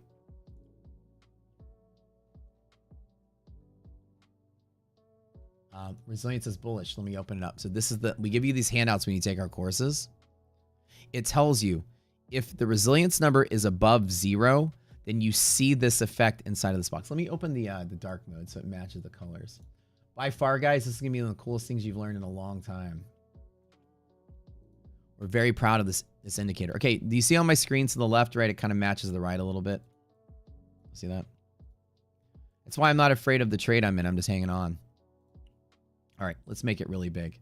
Y'all see this? News in 3 minutes. Wait, what do we have today? You're right. You're right. I thought business inventories, manufacturing prices already happened. Retail inventories, excluding auto, in 2 minutes. Should I just like take my profit and should I just take my profit or what? What do y'all think? There is news in 2 minutes. I don't know if that's big news though. I'll hold through it. Whatever, I'll hold through it. It's not big news. It's not going to be much. I only have one contract. Okay, so showing you guys this really cool thing. Watch this. So when this white line right here is above 0, that's this case right here. This case right here, above 0. Then the index, so SPY or S&P futures, we're looking at this, right? So if the resilience is greater than 0, this move is more likely because it's tracking the stocks. This is the sum of what all the stocks are doing, by the way. And if you're above the box, it bounces off the box, mode 1 and mode 2. And as you see today, I longed when res was greater than 0, market went up and it bounced off the box and kept going, just like it shows. The stocks do not lie. They don't lie. Stocks don't lie. You get all the stocks in a single gulp right here. The yellow line is the same thing, but pivoting a different tool. So this is exploiting the gap, the redistribution zone, the space between the gap. The yellow line is the same sort of aggregate, but it's a tiebreaker at this yellow line. So if futures were like tanking and SPY was tanking and we fell to monthly hedge pressure, this is one of the greater bull market indicators, like the bull market has switched to bearish. If you break MHP, watch out. So when SPY is at that break point of flipping from a bull market to a bear market, we look at what the stocks are doing to see if the stocks are okay. Right now, the NASDAQ market cap is actually set up to not be bullish on monthly hedging. S&P is. And why is that? Well, we found out today that NVIDIA is below its own monthly hedge pressure. It's getting that negative gamma. You see NVIDIA down here? NVIDIA, because it's market cap weighted, is a major contributing factor to NASDAQ's being negative, isn't it? Y'all see that? So what you see today is the strong effect NVIDIA has on everything. NVIDIA is hitting that resistance on the liquidity map off to the side. Right? You guys can see NVIDIA is getting that downward pressure from MHP. Right here. See how it's pushing down, pushing down? So NVIDIA is a contributing factor to that. So essentially it's telling you the net sum of stocks are positive gamma or positive delta hedging, long delta hedging on the monthly scale. So right now, NVIDIA, where it opened, is not there. It's getting downward pressure from here. But if NVIDIA breaks through, that's good, but it usually doesn't. Usually 90% of days don't crush and go the other way. So NVIDIA unfortunately opened inside of like this little gamma trap. It's trying to rally with everything else, but the hedging is just pushing it down. Y'all see that? So basically what they are, they're aggregates, so you can see what all the stocks are doing in a gulp. See right here, this being negative told me that something's big in NASDAQ. And NVIDIA is the first place I went. And it alone is keeping the market from moving too quick. But it's not enough. The S&P is my real gauge. And even Tesla in the same boat, right? Tesla's opening with that kind of downward push.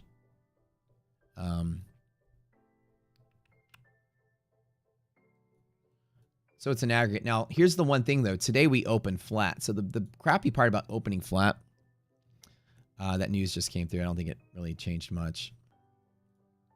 Is that usually with that resilience is a really good indicator to like trade through this box. But I mean, this is only like 1 point. I mean, we opened perfectly flat. So you don't really get like a good gauge of a lot of stuff here. But one of the neat things is that when S&P like falls to here and holds right there, all I do is I eyeball this, and if it's above 0, I usually take the long off of this top of this box. So I'm just choosing to hold through it. I've locked in on profit on 3 of the accounts. 2 of the accounts I'm sitting flat. So because it's flat, I'm not taking the full risk in all the accounts. I'm just taking some risk in a couple of the accounts.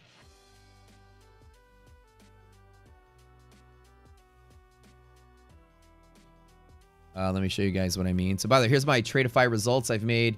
I've already got my first payout of 6,000 minus that. My P&L curve's pretty good. 83% win rate for the month. I'm up $42,400 total with these guys. And just so you know that I'm not, I'm making trades across the board. I only have risk on in these 2 accounts right here. I've locked in the profit on these 2 right here. Needed to be close to 1,000. 900 max because I'm at the $4,500 payout window. They're 150K straight to funded. So I need to make 20% consistency on 45, which is $900 a trade. I'm almost there for the second payout. I'm way up in these accounts. Hopefully my goal is in the next month, Brett rolls me into a live account with $75,000 in it, which is the max you can get. So I'm driving the boat pretty clean, getting right there. Guys, don't forget to enter today's Elite Trader Funding giveaway today. Go to the bot post in the Discord. It says 3 free Elite Trader Funding, 1K, 100K, 1 steps. This is great. It's a huge value. I love when they do these giveaways. We do them every single Friday, by the way.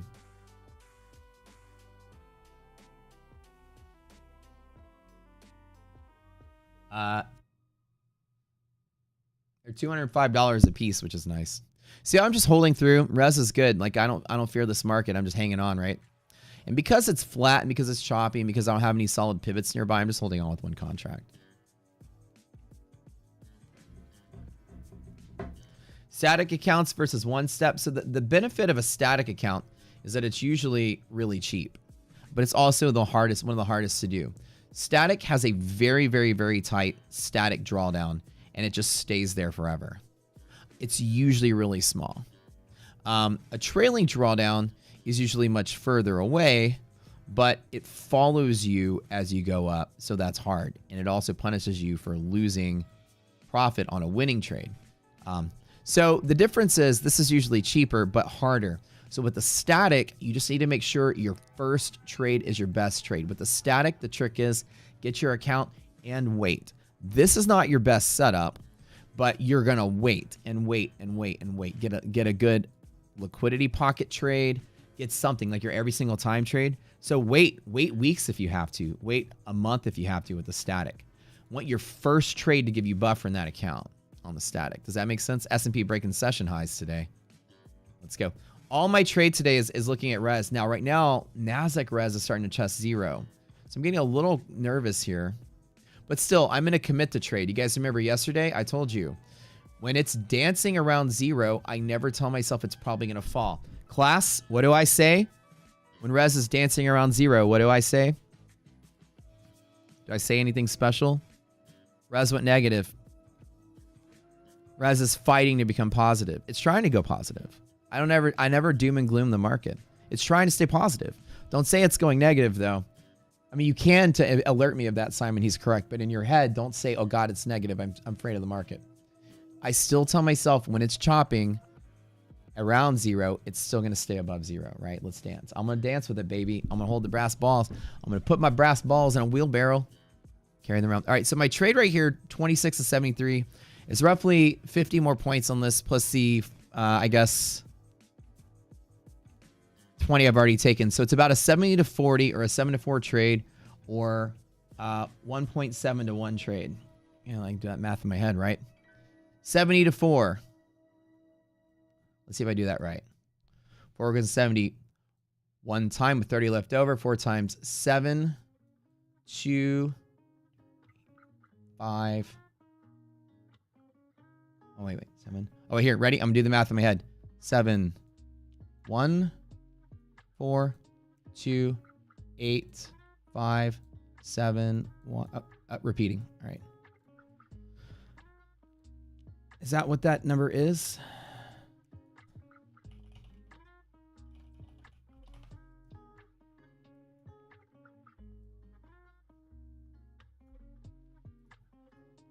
See if I still got it. Show me all the numbers.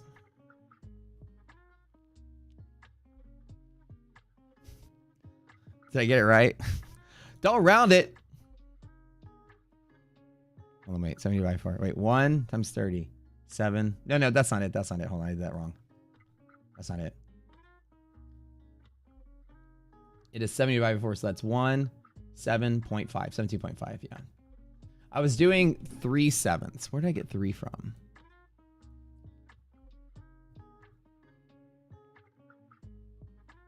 I was doing 3/7 in my head. 3 divided by 7 is 4, 2, 8, 5, 7, 1 repeating. That's what I was trying to do.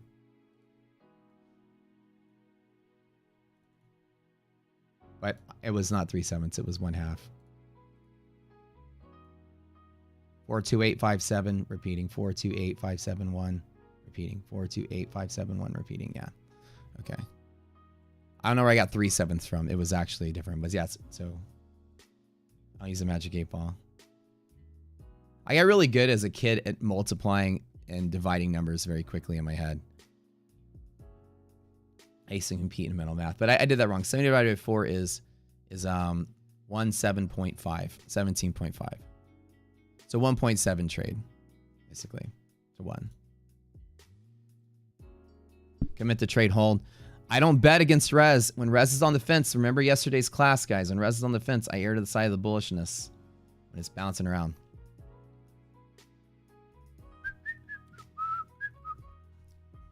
No matter how the market goes, baby, just remember, it only outcome it could happen. We pray probabilities, future prediction. That's it. Let's say get the best deals on prop firms. We have codes for them all, guys. All prop firm purchases you guys make go to support the platform, by the way. We get a cut of all sales, and everything goes into developing the Rock Scooter platform. If you guys like the platform you see on the screen, help support the 20 people who make it happen. Salaries, developers, development, new stuff, new course material, graphics design, tons of programmers, customer service. What you guys buy the prop firms, we get 15, 20% back. You guys are helping support people's jobs here. You're not paying my Lambo payments with that. So go out there and use someone else's code if you want to support some, flashy idiots, Rolex lifestyle, or here you can help support the development of a platform you use. It's like getting money back for yourself. Days like today are often flushes are very flat, but today VIX is in decline, so I'm hoping it doesn't do that. I don't know if we get a flush. We've been pretty resilient to news lately. 21,173 in NASDAQ. That's the target. 61.50 in ES. That's the target. If it hits that target, I told you guys, y'all got to take the class. Hit that red line. This was a pretty simple commit to trade. You guys now understand the concept of commit to trade, right? It's get the full risk, get the full reward, and just let it ride. This didn't have any solid pivots nearby.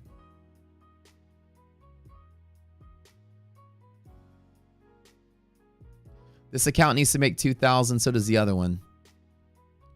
So all we need to make is 2,000. Let's see if I get it. I'm pretty close to my target. It is very close to that.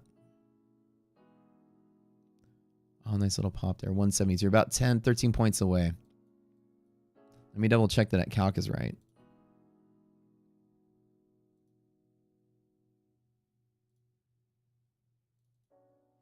Is that red line the right spot, you guys? Where the hell do I calculate that from?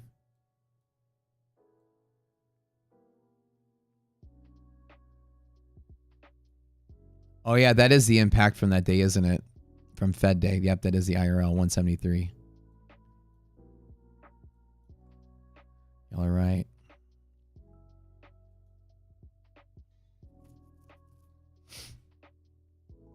Killer Phil, baby.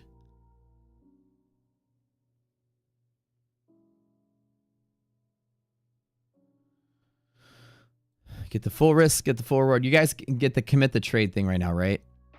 50 on S&P. 6150.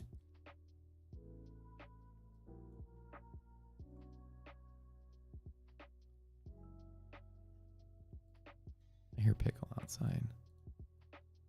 I hear a pickle. What's he doing? I hear little Paul steps out there.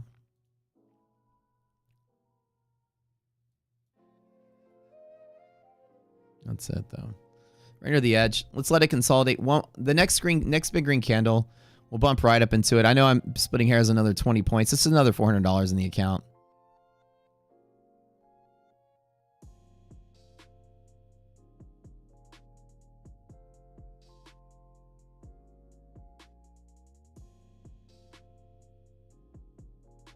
I'm driving this consistency so perfect, guys. You have no idea. I'm right. I'm like, it's like, it's like a glove. Nice.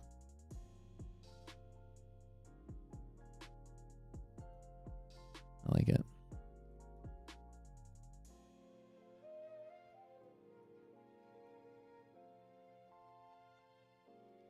Or as iDoc likes to say, it fits like a condom. But then I say, well, that doesn't make any sense. If it's like a condom, does that mean no matter how big you get, it still feels too small? You know, that's my problem. I like trading from Tokyo right now. I'm going to call it and go to sleep. Dude, Matt, you've been traveling the world, man. Do you normally live in Asia, or are you traveling? Because you told me you've been to like 4 or 5 different places lately. Are you just touring? Are you working? I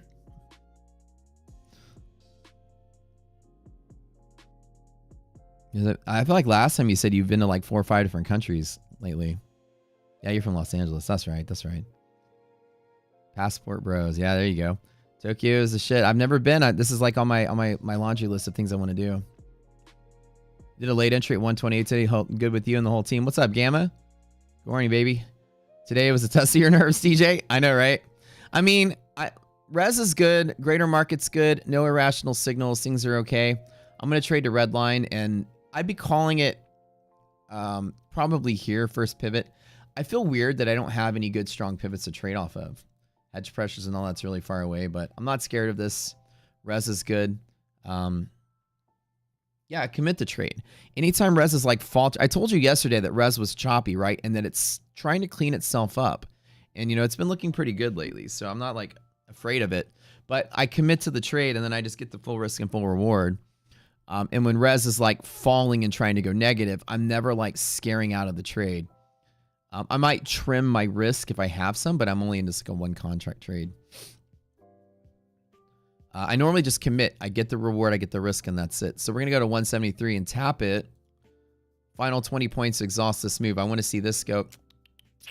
Next green candle, like right up there, I'm out. So we'll see. I trim and take some profit here if I was in like a bigger trade. But I count in 1, so that's it. I ain't scared.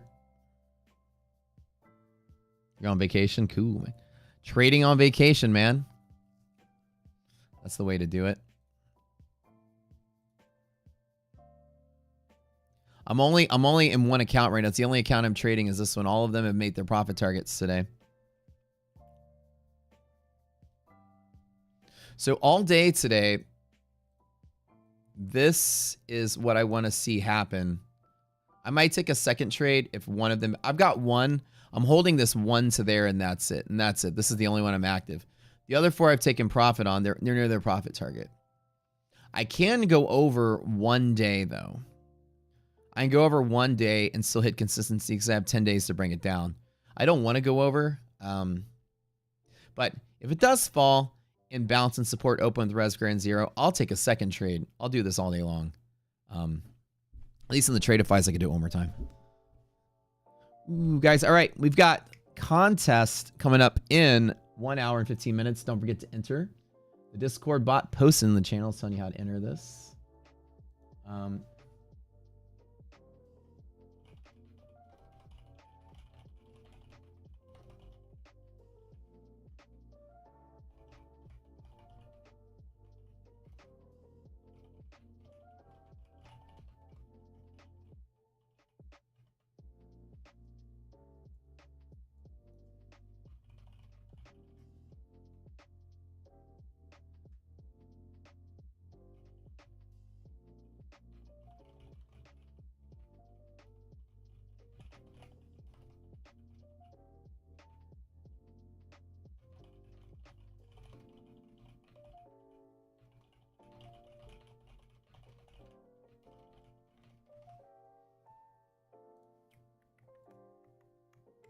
I'm not scared. I'm not scared.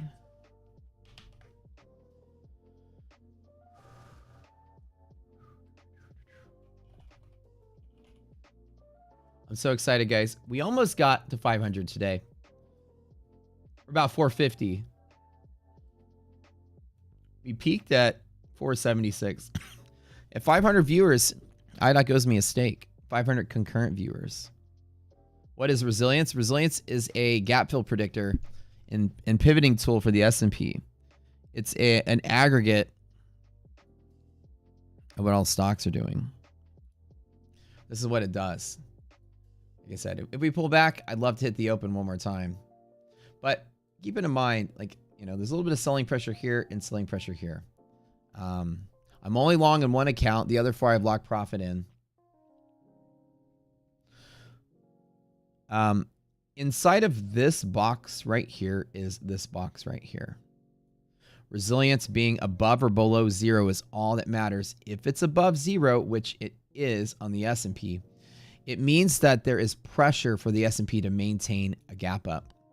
And also, as we have noticed, is that the open price, the top of this box, is also support, which is this mode right here.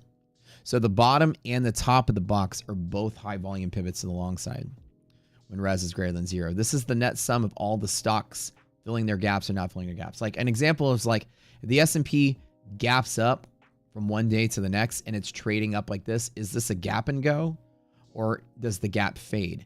This is a gap fade indicator because it's looking at what all the stocks are doing. It's by far one of the most brilliant things I've ever come up with. Right now, this is pulling back and these numbers are still positive-ish. I'm not afraid of the market. What I tell myself is, yes, it can pull back a little bit. But when res is greater than 0, it's basically going this way. When it's less than 0, it wants to be below there. That's it. So right now, as you see, the white number is greater than 0 on the S&P. In NASDAQ, it's slightly less than 0. And when slightly less in a bull market, I just assume it's going to fight its way back up. DJ Boat, hey, buddy, have a good weekend. Yeah, happy Valentine's Day, man. You take that wife out, show her a good time. That's the best thing a trader can do is make sure you got a happy home life. If your home life sucks, your trading is going to suck. So you guys cut out your trading day early today and go do something special for the missus. And ladies, go do something special for the men. Listen, don't let our manliness tell you this. We like flowers and stuff too. We like sweet shit. We just don't tell you that. Go get your dude some flowers, some chocolates or something. A 6-pack of beer with the bow around. Doesn't matter. We're kind of softies too. We like the romance. Visionary need to thank you. Well, you're welcome. Let this be a red party night. Oh, I've got an awesome night planned tonight for me and the iDoc. Very classy, very elegant. It's gonna be fun.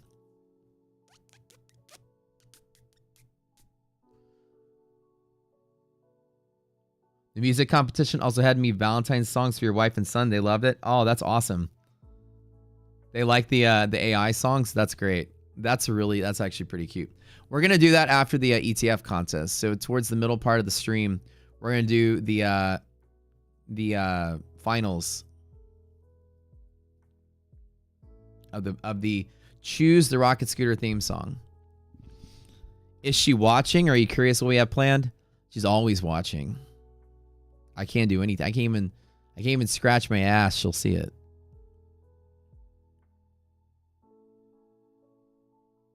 Res is good. We're hanging tight. It's starting to get neutral though with the S&P. So today's not looking super hot. See, look at that. She's there. Well, what I'm going to do, since I didn't plan anything, don't let her know. I'm just probably going to like order pizza and, you know, just kind of sit at home and do nothing. Zero plans whatsoever. Hope she's not listening. She did. She gave me a box of chocolates. It's really nice. Netflix and chill. Oh, yeah. Hulu and do you. Let's do it.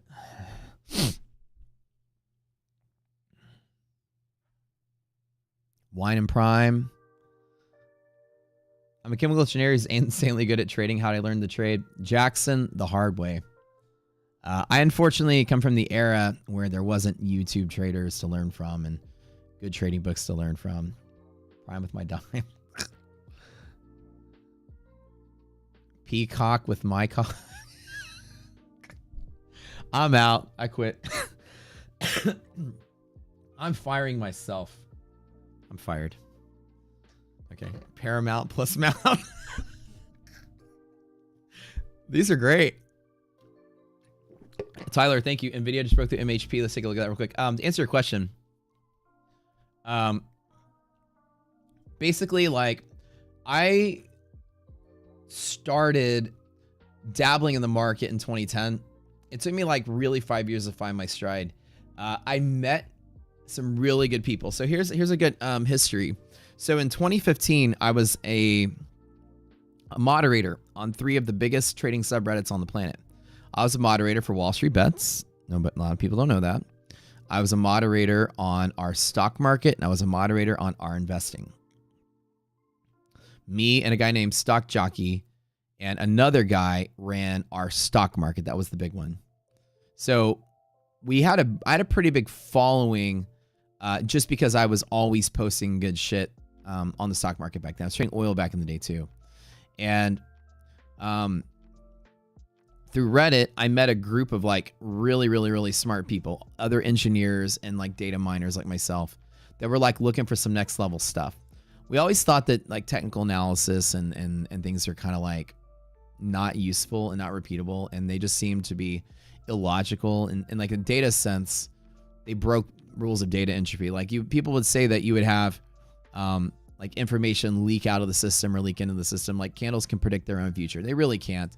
And no combination of indicators can extract additional information from a set of candles and say, you know, the candles are moving this particular way and this shape is here. Therefore, there's hidden information that says it should still go up. Candles don't contain any additional information other than price of the last trade. That's it. So in that sense, as an engineer and programmer, technical analysis or price analysis seemed goofy to me. And all my friends who were also engineers, we kind of rolled our eyes like, this is what people use. This is absolutely void of any mathematical sophistication, actually based on simple idiocy. It's like, there's nothing substantial backing technical analysis other than the self-acting pivoting action of a lot of people doing the same thing at the same place will create a pivot. Like it's self-fulfilling. Other than it being self-fulfilling, it has no power. No indicators have no power. So then me and these guys, we started a group. There was a huge fallout back in the day in the whole Wall Street Bets community. Long story short, some guys from some moderators there made a penny stock pump and dump room, and everybody jumped into that. These are older moderators, so not there anymore. People all jumped in this like Slack trade room, and this is when trade rooms weren't even becoming a thing. And there was thousands and thousands and thousands of people in there. It was Wall Street Bets, you know. Even before they were like as huge as they are now, they were still pretty big. And these guys are like pumping penny stocks and getting these people to buy them. And it was all about these like biotech penny stocks. That was hot before crypto was a thing. And, you know, we thought that was even more stupid. And we thought those people were even bigger idiots. So like me and like nine or so people, there was 10 of us. I think it was the full 9 or maybe a couple struggling, like stumbled in later, started our own Slack channel called Day Trader Paradise. As a matter of fact, in that channel, I was a moderator in that channel, and they took away my moderator privileges because I was advocating against what they were doing. I was like, you guys are just like pumping stocks and getting people to buy it. Doesn't that seem unethical? And they were basically like, shut up, bro. Don't rock the boat, bro. And I was like coaching against it and secretly DMing people like, this is really bad. Y'all shouldn't be doing this. You know, don't follow what these people are telling you. They're just buying the stock. Y'all are buying it. They're unloading it to you. And I felt really, you know, and then like there was a speech that one of the dudes gave me. I was like, you know, why'd you take away my mod privileges? They're like, come on, bro. You're just like, you're acting like, you know, like what trading some kind of like paradise and like, you know, like you got to do it. Like, it's like, look, bro. And they said something along the lines of like, quit rocking the boat. Like you come in here and act like trading's like some paradise and you can figure it all out. And it's what it is, dude. Just like, you know, follow the stocks. These are the stocks that move. And so I started a room called Day Trader Paradise as like a double fuck you to Wall Street Bets. And we started our community called Day Trader Paradise. And on the front page of the website, I put a picture of a broker statement of me trading futures. And that was it. And we made it comically. And me and the engineering people decided, let's start a community of like research where we actually create stuff. We were trying to create like, you know, we're like, there's got to be something we can exploit in the market. Let's figure it out. And we'll figure it out. Oh, look at him over there searching for his paradise, his utopia. And then it started out like that. And it all came from there. And so Day Trader Paradise was like our little, fine guys, we'll go start our utopia room over there. And so we started creating tools at that point. And my first thought was that I went out and we read every single patent that the CME Group ever put out. They patented all their stuff. And there's so much information out there about the control systems in the futures market. And it took me down this rabbit hole to figure out there are ways for me to extract information from actual repeatable things they do there. And the rest was history. I created my own strategies based on exploitable things. And as time went by, our strategies actually predict volume. That's what they do. Instead of predicting price action, which as an engineer, we think that's ridiculous. Instead, you can predict volume. Every pivot you see on my screen is a volume prediction. NVIDIA. This yellow line is a gamma exposure technique that predicts high volume pivots in NVIDIA. It's never wrong. It always predicts where traders will be. All of our pivots show you where volume will be before it happens. And then you can make decisions off of this. NVIDIA, that started off with that bearish pressure, has now done what only 10% of days it would do is break through and push higher. That's really good. It's really good to see NVIDIA take whatever bearishness it had and undo that and break forward. So as this volume starts to decay, if NVIDIA is on this side of that orange line, it will likely start to pick up momentum to the upside if it sustains. Ideas like that, Annie was there for that way back in the day in the Paradise days. Yeah. So we started it kind of as a joke, but we started attracting a lot of like really smart people that were like, oh, these guys created a tool that can predict pivots based on the margin requirements. How did you guys even do that? Right. And I'm like, well, we read all the patents and all their documentation and figured out, you know, the green lines, this DD band, that's like a perfect pivot. We see that all the time, is based on margin requirements, believe it or not. And so the idea was, let's create things that make sense to us Why would there be volume there? Well, on the other side of that, the risk of margin call is high. So people will start like dumping positions and stuff. So that boundary is hedged very heavily. There's going to be counter volume to it. Okay, cool. Like ideas like that are what we got together and built at DTP. And then as time went by, people were like, Matt, you should stream this. And so I started streaming and doing my research live on YouTube back in the day, where I would just sit there and talk to people about my theories. And then we'd theory craft in YouTube while I trade. And little by little, we started attracting a little cult following of just people, you know, that were interested in like a next level thing. And as time went by, I built an app sharing a lot of the findings and information we had with our people. I used to stream a spreadsheet back in the day. Then we made an app in 2020. And then in 2022, we turned it into a platform. And in 2022, we created the Rocket Scooter Company, which was the name for the platform that we came up with. And that's a whole story in of itself. But that's where it came from. Long story. They said Paradise. Yeah, they used to call me Paradise Matt. They would meme me at Wall Street Bets calling me Paradise Matt in those chat rooms. And then I got kicked out of the moderator circle. But like I said, those people that were pumping and dumping, they had a huge fight down the road where when the GameStop thing got popular, movie people were reaching out to try to get like Wall Street Bets, like essentially like movie deals and stuff, and half the people wanted the rights, other people wanted the rights. They had a huge fight between them. And there was a huge war between all the mods like 2 years ago or 3 years ago. And half of the mods got banned from Reddit. They tried to stage a mutiny or whatever. The kids that got banned were the same kids that ran the pump and dump room. So, you know, that's how it went.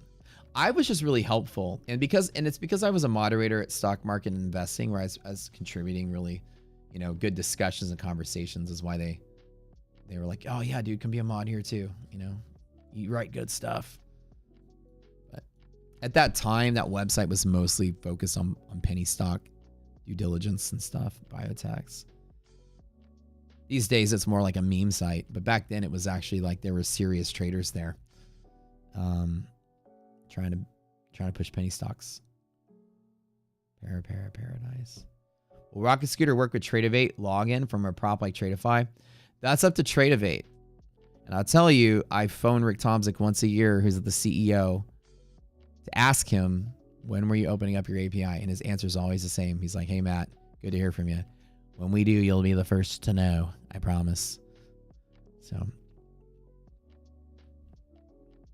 I stopped calling. I've been begging them for almost 4 years now to open that API back up. That's Tradeovate's choice. But their plan was to merge with Ninja and then shut out third-party developers. So I don't know if they're ever going to do it. They should. It's the smart. They'll make more money if they do, but I don't know. Can you please look at GC? It's selling today. See any levels? Thanks.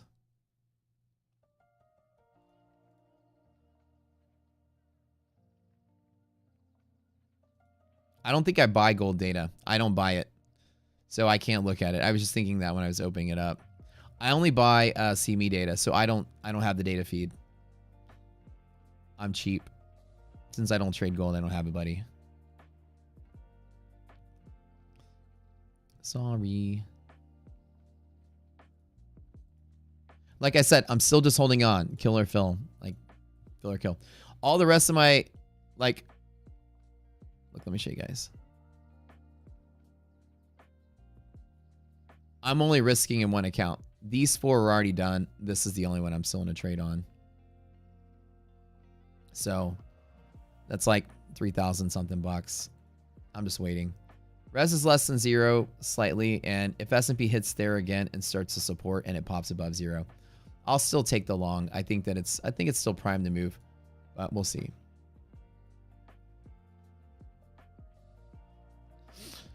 So the answer to that question, the whole story, was that like I created pivots that were actually based on math to find volume. And volume is actually predictable. The difference in the stock market is not, but volume is. You can extract where traders will be every single time. As a matter of fact, like I said, if we touch 173 on NASDAQ when we get there, you will see a massive volume spike at 173. This is another technique that we teach you. Watch, just wait for it. If it touches, you'll see the volume. So I know that that's like my exit target. I exit where that volume is going to be. I don't bet that the market keeps going. I trade from pivot to pivot. And as the years went by, I started like whittling my own technique from these understandings. And then where we evolve to right now is it's just phenomenal. As the years have gone by, these people have been watching me trade since 2016.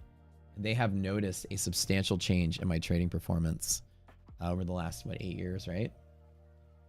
I historically now trade roughly 70 to 80% win rate. And this is not short term. This is month after month after month after month. I'm very specific and I don't trade a lot. So when I do, I only trade really high probability setups. We have years of back tests now to support this. And this is why I train people on my style of trading. This is a month of data, but this is consistent. People have watched me for years. It's not just maybe I had a good February. My worst trading months, I still 60%. I'm like Leonard from Big Bang Theory, probably. I'm definitely a math nerd. I'm a programmer. To me, I didn't like lean on what conventional methods were because conventional methods just seem silly to me, right?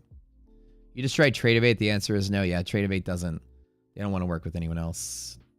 Can you buy CQG data from anywhere other than Tradeovate? So yeah, so CQG data, it's more like futures data. You buy your futures data from your futures broker. CQG is just an API that connects a broker to a platform. CQG isn't anything special. Your broker, you get a brokerage account. I didn't say they're not special. They're not anything special to the CQG is very special. I'm gonna say it's nothing special to the equation. CQG is just a login and a connection. There's nothing else that CQG does. Your broker will give you a data feed from the CME group or whatever. You get a brokerage account, you buy your data feed, that's with your broker. They will connect you to CQG through a login, and then CQG's login can work anywhere else that's compatible to CQG.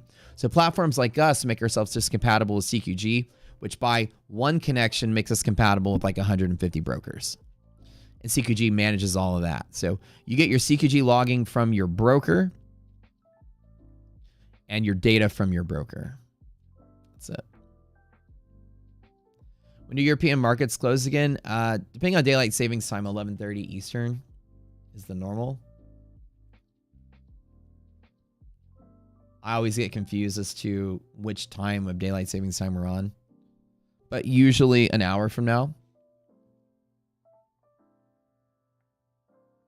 Usual R&R I take is between 1 to 1 on certain trade setups. Some of them are 1 to 1, but they work 90% of the time. Others I take are whatever I usually get. I usually aim for a really strong trade to be greater than 1 to 1. So sometimes I get 1.1 or 1.5 to 1. And look, it's falling back to the open. Res is still near zero. Like I said, I'm just going to hold this one contract in this one account and see what I get. We're at the open. Should I?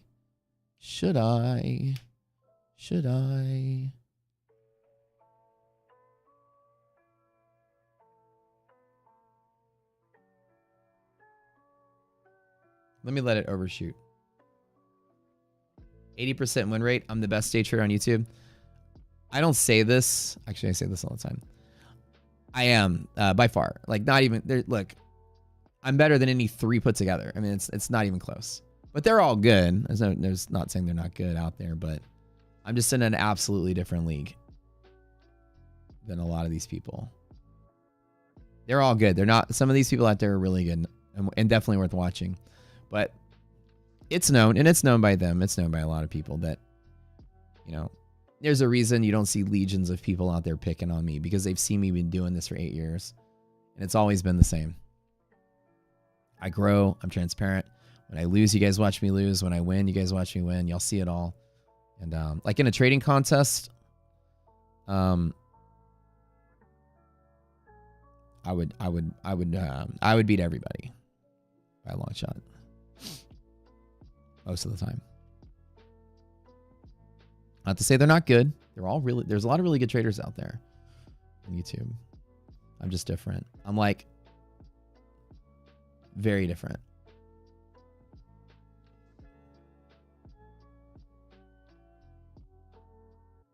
But I'm not trying to be cocky. It's just, that's what the score is on the scoreboard. There's that one guy, though. There's always, which one guy is it? I'd like to find someone who I thought was better than me on YouTube, and I would love to be their friend and learn from them. I just haven't found anybody that I've found that I have wanted to learn from yet. I've been looking for a while, too.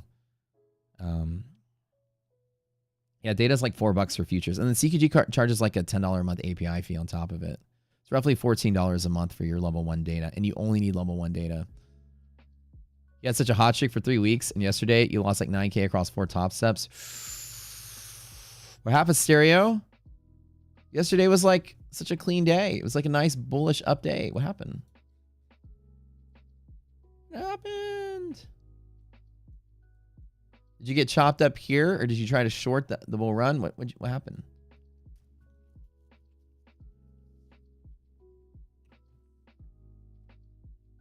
Sorry to hear that, man. Master Rich is probably the only trader that's better than me, though. YOLO's on Bitcoin futures. I'm just kidding. Should I trade the open? Commit to trade? Should I open up one more trade and one more account to try it? I met my profit target on these guys here. Am I over risking? I mean, I should just take the money that I have. Rez is on the fence. We're at the open. Do I feel like we're selling off today? I don't really feel it. I don't think so. I don't think so.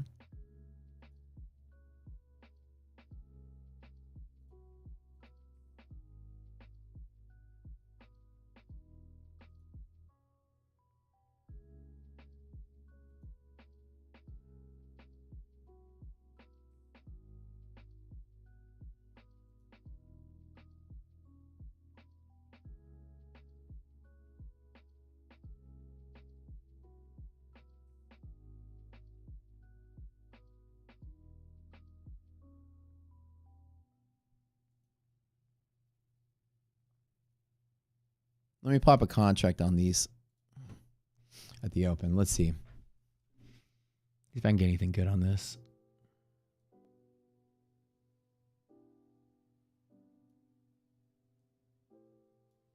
Res is flat. Market's flat. VIX is pushing up in a liquidity pocket. That is the one thing that is alarming. Volatility is going up, which allows me to want to be a little nervous on my position. But we'll see. Do I want to support the open? Do we want to play? Emotions, man. Oh, I'm sorry to hear that. Am I going to be the X spaces? Oh, was that today? Oh my God, it's Friday. Oh my God. Hold on, let me see. Did we have it? Did she have it? Oh my God, did I miss my space? What is wrong with me today? Did she? Hold on. Did she host our space today? It's Friday, isn't it? Oh my fucking God. Well, I don't know if she had it, because last I remember, now I remember what happened. You know who was going to be on our space? You know who was going to be? Did she have the space? Oh my God, I feel so bad. I completely slipped my mind.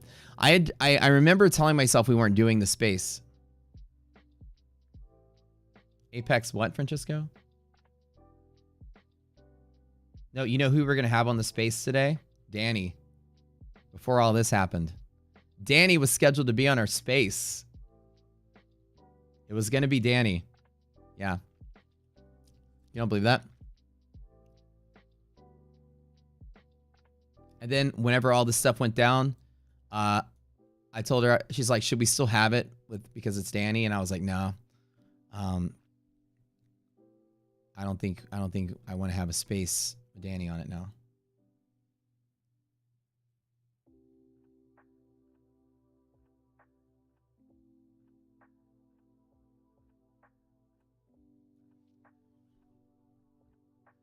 So I thought we were canceling the space, but if I wasn't able to, oh my God, but she still had it. I feel so bad. She didn't text me. So, God, my brain is just like fried. I swear it's been a long week. Come on, baby. I opened up one contract across the board on all my accounts. Just one. Oh, sorry. All my accounts, but one. Sorry. Don't let me lie to you. One of them is at profit target. I can't go too far. I can't make too much money in these accounts and bust consistency. I just grabbed one at the open. I'm taking the commit to trade again a second time.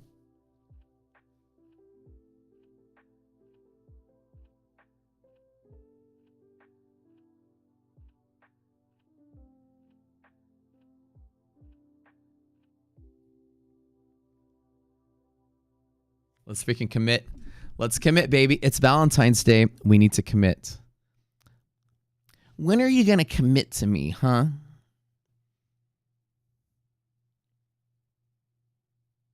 How many monitors and what do I have on each stereo? I run 6 monitors, but they're mostly to run the business and the stream.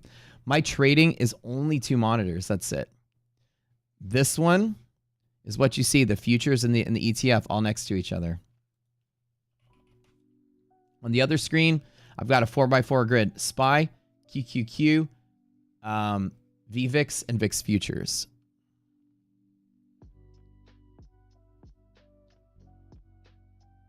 We bullish today, boys? What do y'all think? Let's roll it.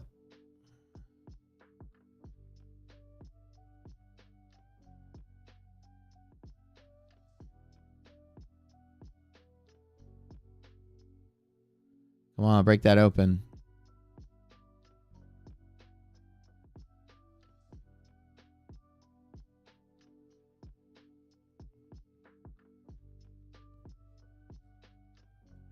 We bullish today? What do y'all think? Hit that 73. Let's tap it. Come on. So when we fell back to open, I did another commit to trade off the open. This is just resilience play again. I want to see resilience sustain above 0. It's fighting on S&P not to keep it though, so that's the problem. Nasdaq's fighting not to keep it as well, but when it's bouncing around 0, I still err to the side of the bull market.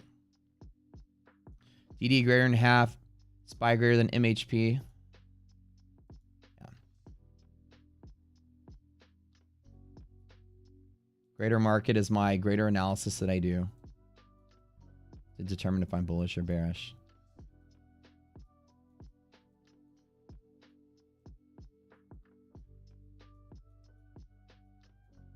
Out the corner of my eye, I can see the DOM going off the top of the screen. That seems good. Let's hope that trend continues. Every time I see it go off the screen, my heart gets happy. Good for Valentine's Day. You're warming my heart, market. Monthly maps. We're good. Let's see where VIX is decaying or not. VIX has been trending up just a teeny little bit. We are in kind of that range today. This last hour was unusually volatile, but I think the market's trying to figure itself out. Remember, this is a high volume pivot, this 1583, so we're going to be careful on that. Excuse me. Ooh, baby. Let's have another $8,000 day. Let's get. These are my Tradeify straight to funded accounts. By the way, don't forget to enter the ETF contest. Giving away 3 Elite Trader Funding $100,000 one-step eval accounts. They are like a $200 a piece value usually.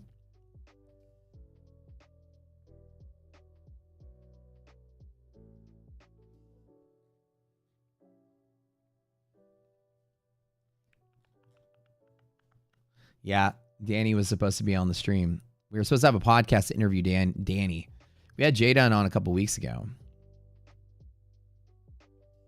But we said we were going to cancel it. We're in Texas. David, I'm down in Houston area. In the Memorial area. Are you familiar with Memorial? It's where all the old rich people live. Old rich money. All old people here. Hello?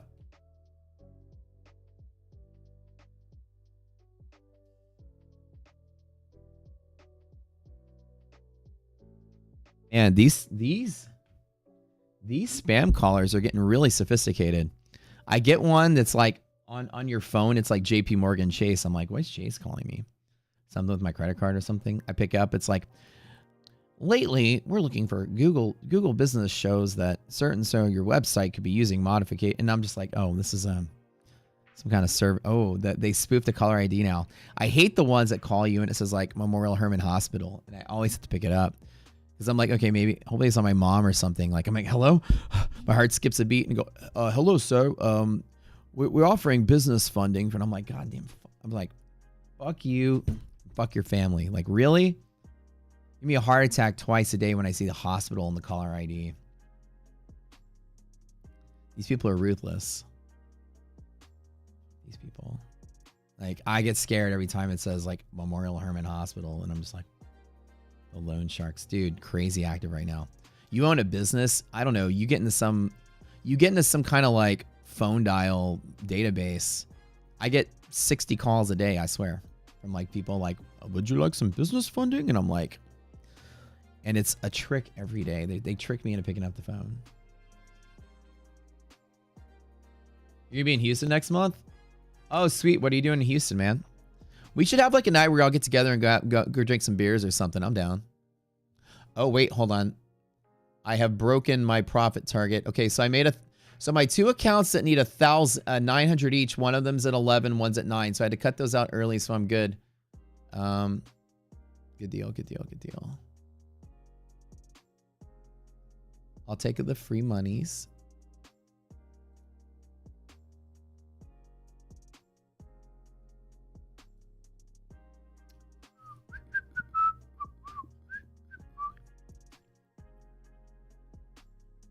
The call screen doesn't help. So you know you can get the DD Band's history on Thinkorswim? Yeah, so in Thinkorswim, here's the one thing you got to do. There's an indicator that somebody made in our indicators and tools. It allows you to type in your risk interval and it plots them automatically with some other features. It's in Bots and Tools channel. And it has the history of the DD Bands. However, it doesn't really have the actual history because when you change your risk interval, when it changes in the platform, the one thing you do change is the risk interval here. So like I'll change it here. But what it does is it universally changes all the ones in the past. That's the problem. So it doesn't store, like if I change risk interval here, then change it here, then change it here, it doesn't store the old values. It will modify all of them when I change that one number. So it really only shows the history since the last change accurately. It still shows rough DD band, but this could have been like 156 instead of 158. That should make sense, right? So the loan sharks, why isn't it illegal? Because these people are not calling from America.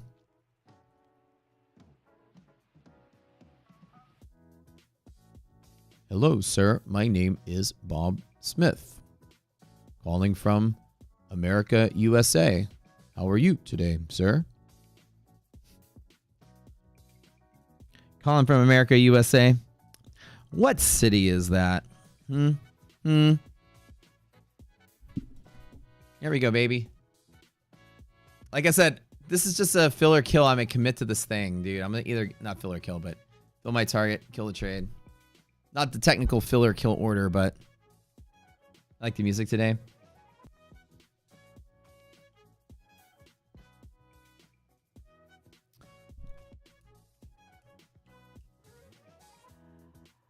First name greatest, last name ever.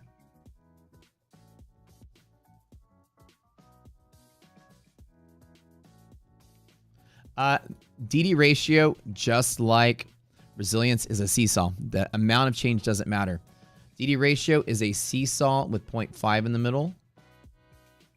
It just shows the tilt. All you need to know is greater than half, less than half. It's the best part about it. Resilience is a seesaw with 0 in the middle. This is telling you 85% of the market cap of S&P is delta positive on bullishness. So basically more calls against the house are in the money than puts that are against the house in the money. So there's more, 85% of the stocks are getting more bullish hedging than bearish hedging on long positions that are being hedged by market makers who are on the other side of the trade. It makes sense. You know, I'm like splitting hairs to these other 20 points. I did hold back up to here though. Let's make sure S&P didn't hit its target. No, S&P's not even close. I just want to take the $1,000. Another, how many? 20 points is another 400. So I can take 1,000 or hold for 1,400 more. Let me get one more bump. I said I'd commit, so let's commit.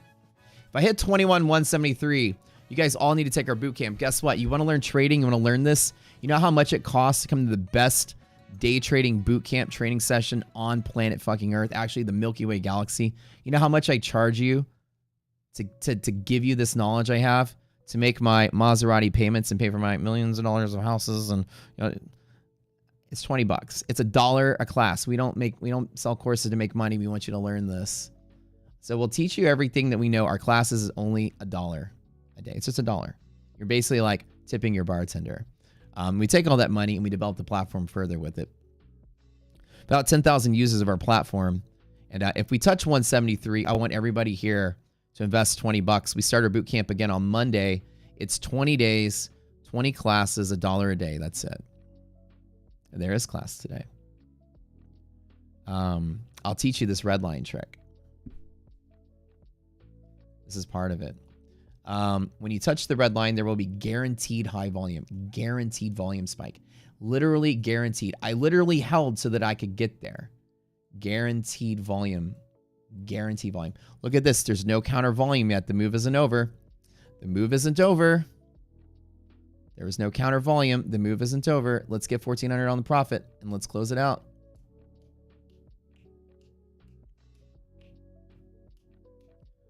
I would, come on. I need that counter volume spike. That's it. Counter volume. Let's go. Finish the move. Finish the move.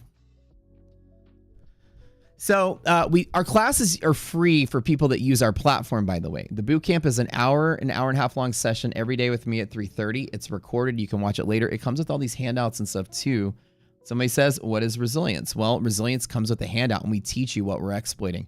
All the definitions and explanations there. There's 73. We're at 73. We're at 73. Let's get there. Let's get there. Let me just take profit. I'm like an inch away, whatever. All right, listen. This will be the best $20 you ever spend. In 3 days, money back if you don't like it.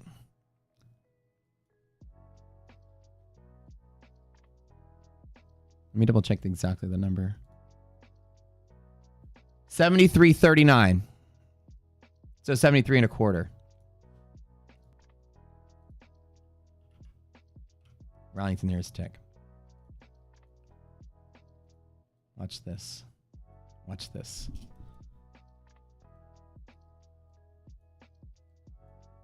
So by the way, guys, this is the FOMC impact red line. Tell me how I did. Tell me how I did. This line has been sitting there for 2 weeks. What it is, actually, no, sorry, not 2 weeks. Hold on. Now again, it can still keep going. Actually, from Fed. That's the Fed one. From December, whatever day that was. That's 2 months ago. That's December. We finally crushed it. All right, guys. Look.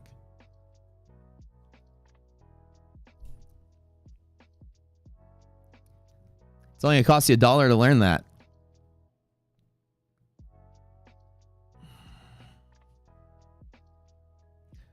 We don't want to sell trading courses. We kind of want to fuck you to the industry, to everybody. It's $1 a class. I don't want to, you're not making my Maserati payments by buying a $1,000 boot camp. It's my P&L for the day.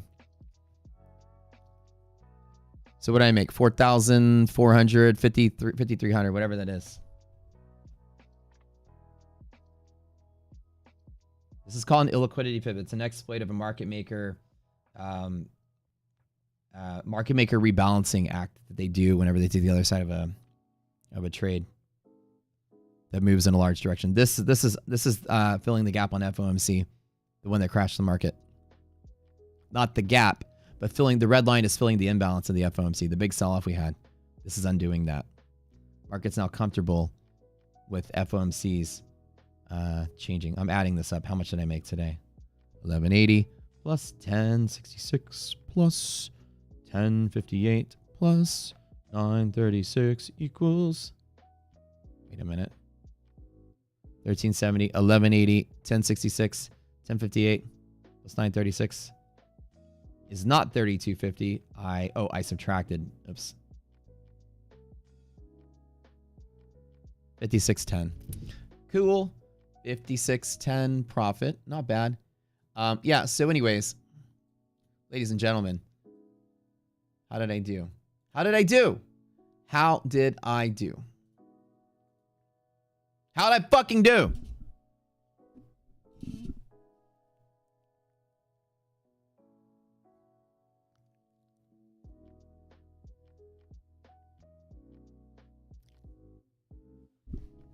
Red line didn't tap.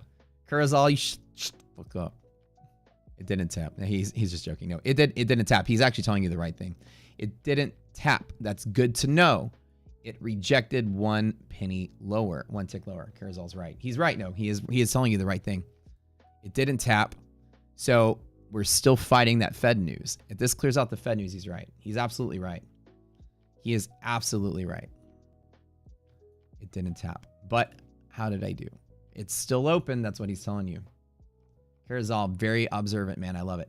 But how did I do on the trade? This is called illiquidity pivots. This is one of the 15 tools we give you in our boot camp. The reason it's any kind of sale price is that it has to be something so that we don't get a bunch of bots and that you guys take it seriously. $1 a day. Here's the link. We go through every single piece of what we teach. Actually, he was just informing you guys that it didn't tap. He wasn't trolling me. So I take back what I said. He was being very informative. This is correct. It actually didn't fill. But it went right up to the thing. Here's the link I posted in chat. It's only 20 bucks. It's every single day. We start over on Monday. We are on literally class 20 today. And Monday, we start all over. You do like I always do, baby. Kurazal knows it. He's been here for a long time. Long time. Okay. Loving it, boss. Thank you for being here. Thank you, guys. Here we go. So aggressive. I was just being mean. I'm from UA. Have limited brokers here. More than great. Good job. All right, I guess. LOML. K-Spec, fuck you too. I hate you guys. Yeah, no, I just troll y'all. It's Valentine's Day. That's the day of hate. I'm like a 6-year-old with a crush on you. When I like you, I will come push you off the swing and throw dirt in your face. But that means I like you on the playground. That's how it is. Happy Valentine's Day to all you guys. Singles Awareness Day. We're all in this together, y'all. So an illiquidity pivot is a very strong pivot. When I told you guys high volume spike, I wasn't kidding. You can go back and do that. Let's clip this, by the way. Let me tell my guy really quick.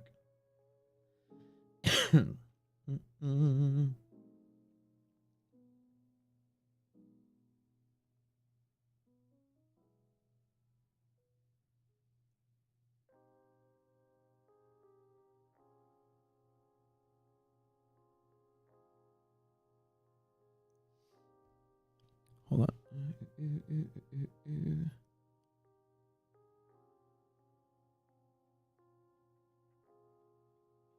All right, you guys. That's it. 5610 today. That's great. Perfect landing. I didn't get 2,000 in these all the accounts I wanted to, but perfect landing. This one and this one is on round 2 of payments, which is 4,500. Profit target at 20% consistency. God, my writing is so bad. 4,500 at 20% consistency, which roughly equals to $900 a trade on average, okay? To maintain 20. That's these two right there. Nailed it. The other 3 accounts are still on the first. They didn't make the payout window today. Unfortunately, I'm not going to get paid on them. I'll get paid next time on them. They didn't hit consistency. So these are the ones that are 9,000 at 20%, which basically means I need to make no more than like 1,800 per trade. And so those are slightly under, but it's fine. It's better to go under than over. But so 1,800, I ended up making close more than half of each one of those, which is good. DJ, you're still here for the contest? Bro, today, go spend time with your wife, man. All of you guys, if you win the contest, you don't have to be here. Today's a special day. I will give you the prize if you win, bro. You know it. Go hang out with your wife, man. Go. Skedaddle. But leave YouTube on, though, because we need the number. You leave it on and turn the sound down. I got you, man. I bet you got like a strict, saucy wife, like iDoc, strict, she's saucy. She giving the eye. I'm not doing something right. I don't want you to get the eye today. You know what I'm saying? What are you still doing on your computer? It's Valentine's Day, bro. She gonna give you the eye? Don't risk it. We'll give you the prize. She's working. Your wife's working. We're good. Okay. Better go out and get your flowers now, guys. Don't forget. Yeah, she's Asian too. Oh, shit. Oh, he's got it worse. They give you like the double eye. The side eye. Is she Viet? My girl's Viet. JK. Oh, here we go. We're going to toss the roulette because he's gifting a course to somebody. JK has been so generous lately. A gift-a-thon. All right, so you guys, he's giving $20 so that somebody can join our trading courses. How about that? I really appreciate you, JK. It's really nice of you. All right, you guys know the drill. Only non-members. If you've not paid for the class, if you have not bought the class, if you're a member, don't do this. She Japanese? Wife's Japanese. Everybody type in the word free class right now. One word, no space, free class. The winner of this drawing gets a free month in our boot camp. You get the boot camp for free. How about that? Only if you're not a member. Only if you've not a member. 20% of you still click it and go, oops, I wasn't paying attention. DJ Boat. Oh, happy Valentine's Day, bro. That's really sweet of you. All right, we got 2 winners today. These are members that have taken the class. They're telling you you need to come to the class. They're buying it for you. This is what people are doing here. I'm not going to say this any other thing than we teach you something nobody's taught you before. If you're interested what the classes are about, we teach you 3 basic principles in our boot camp. Number 1 is how to not fight the trend, how to recognize and not fight the trend. What is the trend and how to stay with it? Don't ever try to reverse the trend. Number 2, you're betting too big for the risk you're taking. Your risk management is garbage. You don't have a betting philosophy. I have a betting philosophy so refined, I can aim to make $900 and cut it. I know exactly what position I need to take, what I'm going to take to get exactly that amount. And I know exactly what I'm trying to do. I'm so fine-tuned on my risk management, position management. Okay. The first one is going to help you with your win rates. Now, we can't guarantee your win rate will go up, but that's what it's designed to help you understand. You fight the trend a lot, your win rate's going to go down. We give you the stats of different things so you can understand how you're fighting against the odds, and it may explain why your win rate is not as good as you'd like it to be. Those realizations have led people to change their entire trading style from our trend recognition portions of the courses.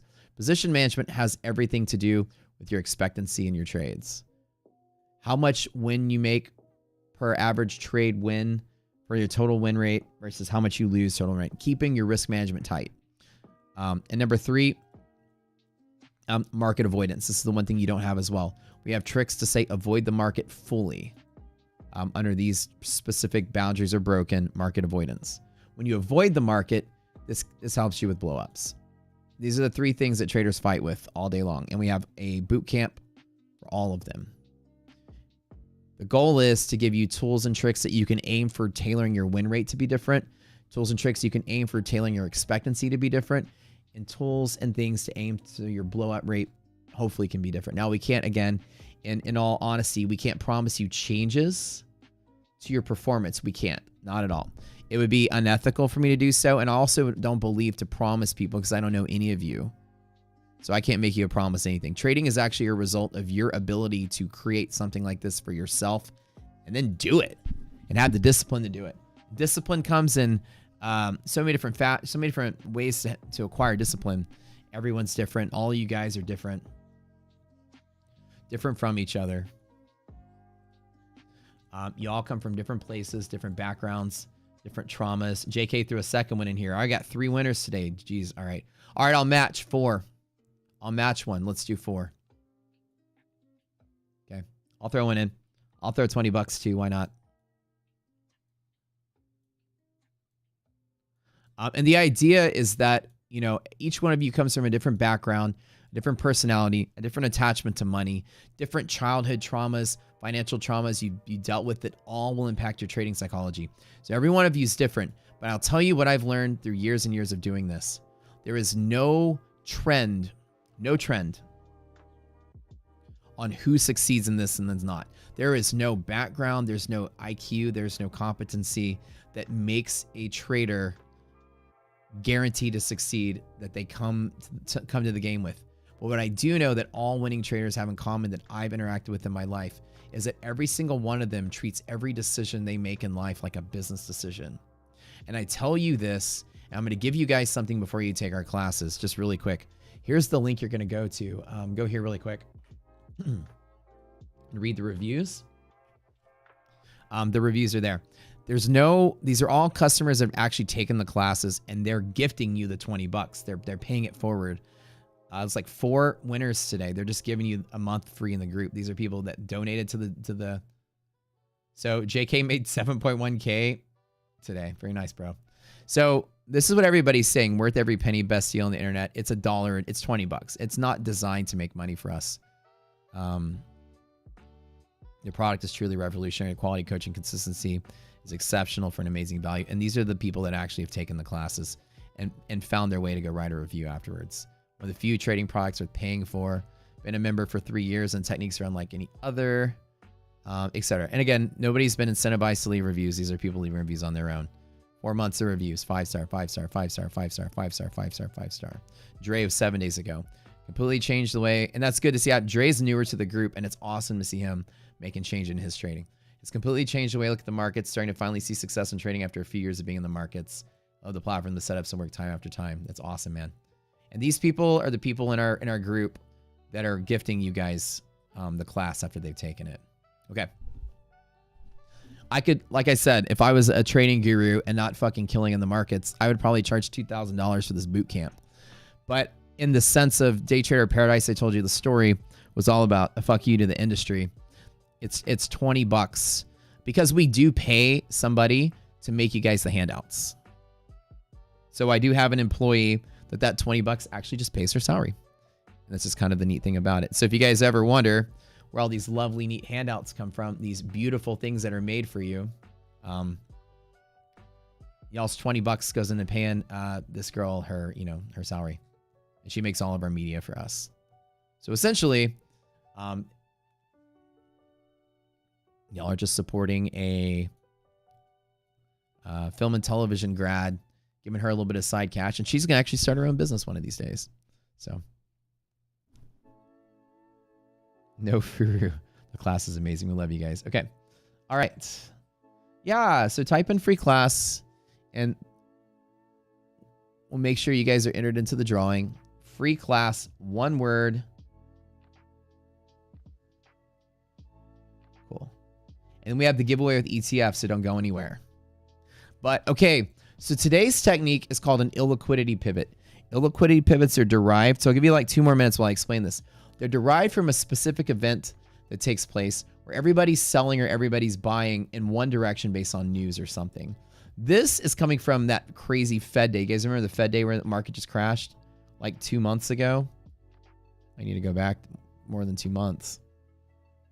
There's a specific thing we teach you how to do, and you'll see on my chart there's red lines in all directions. There's one that was created right here. Right here. There's something very special about this exact moment in time. As you see, all the evidence is still here of the anchor point, where the anchor point was. We teach you how to find the moment of impact and the first imbalance from what happens in this particular thing I'm going to describe to you. Everybody is selling on a news event to a degree that the market has to mobilize liquidity to catch the selling. The bid can't handle it. And so what happens is liquidity providers step in at a certain point to buy against that trend. And if there's not enough liquidity to return, look at this. Just like I said, Memorial Hermann is calling me, the hospital. How's my mom doing? We are calling you because customers are looking for your company on How's my mom? And your business is not verified. Please press 1 to verify your business. Press 2 if you wish to have your business not displayed on Google Voice searches, or call 877.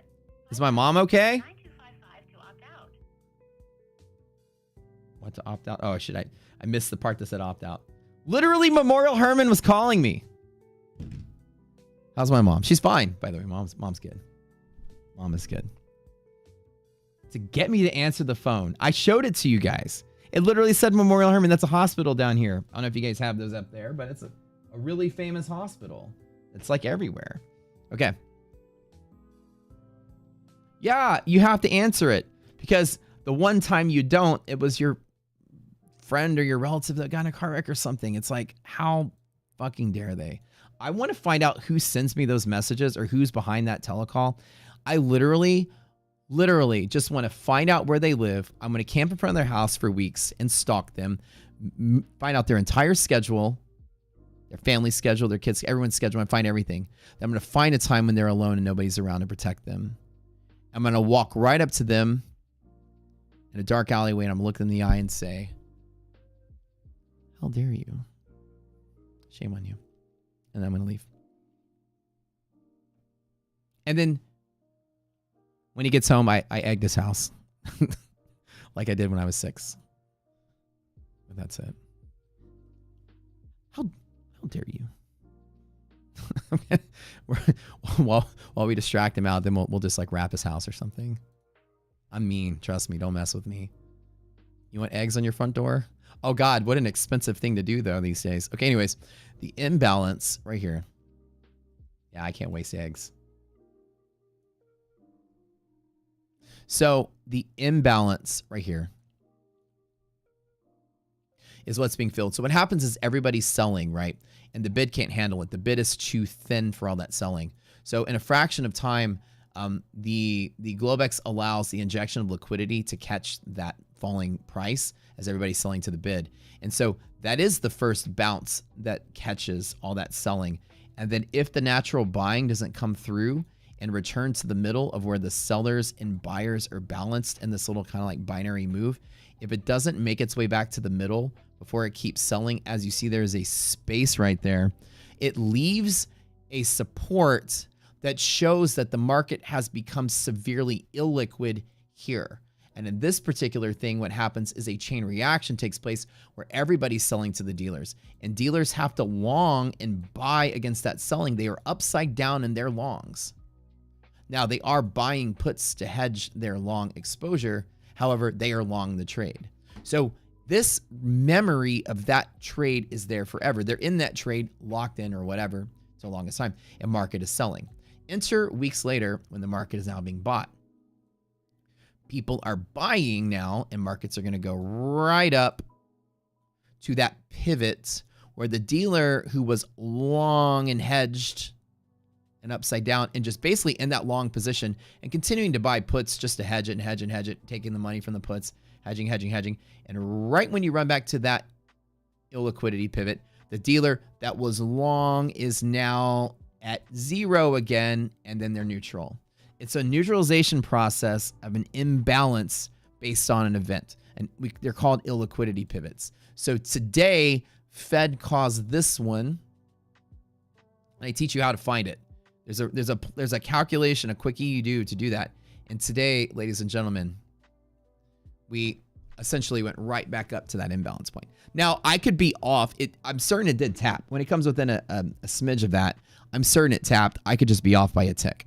If it's within a tick or the rounding, I usually assume that my calculation was slightly off. So Karazhan, everybody, I would say that today, let's consider this one tapped because it's within the range of noise. This is technically 73.39. We should round it down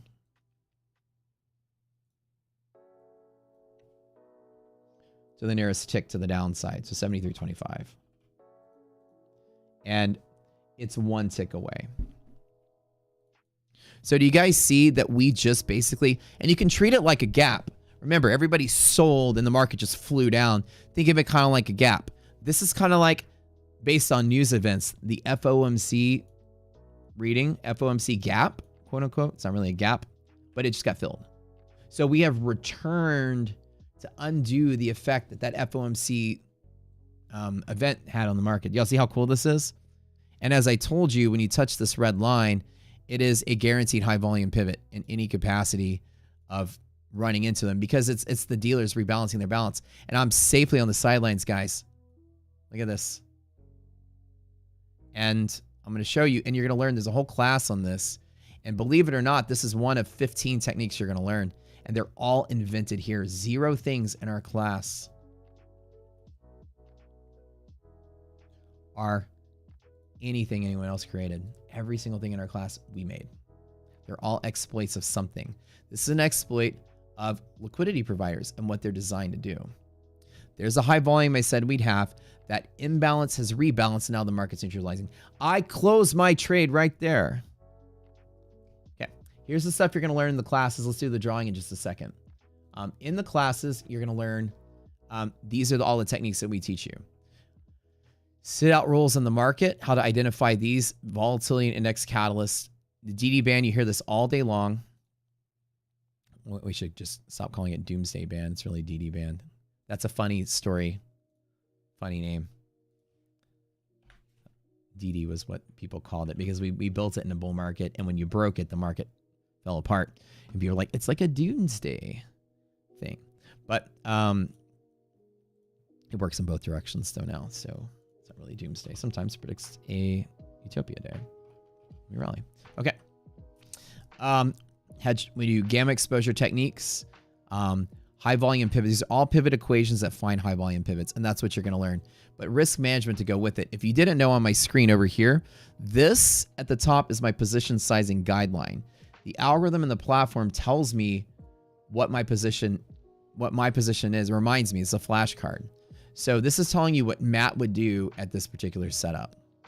Trade 1A right here is longing at the open. Longing at the open. If I were longing here, 1A, I would trade with a small position only if this resilience is greater than 0. If resilience is less than 0, I would sit out and not take the trade. Okay, resilience is less than 0. It's not really bouncing at 0. It's now significantly below it.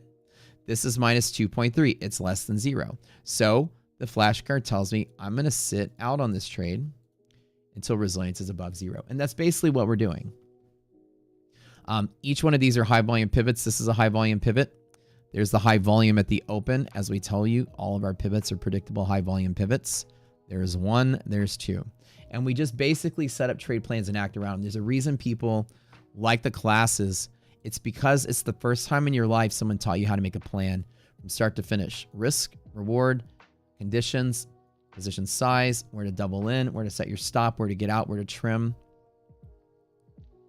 and where to abandon and avoid the market. All right, let's do our contest. 4 of you are about to have a really, really, really fun time in your lives. The rest of you guys, it's $19.99. It's $20. It pays our graphic designer's salary. She's college age. And if you're a member of the platform, it's free. So it comes for free. Like I said, we don't try to charge extra money for boot camps and all that stuff. Fully free. If you are a platform user, it's free. So here's the 2 links for you guys, just so y'all can look more into it.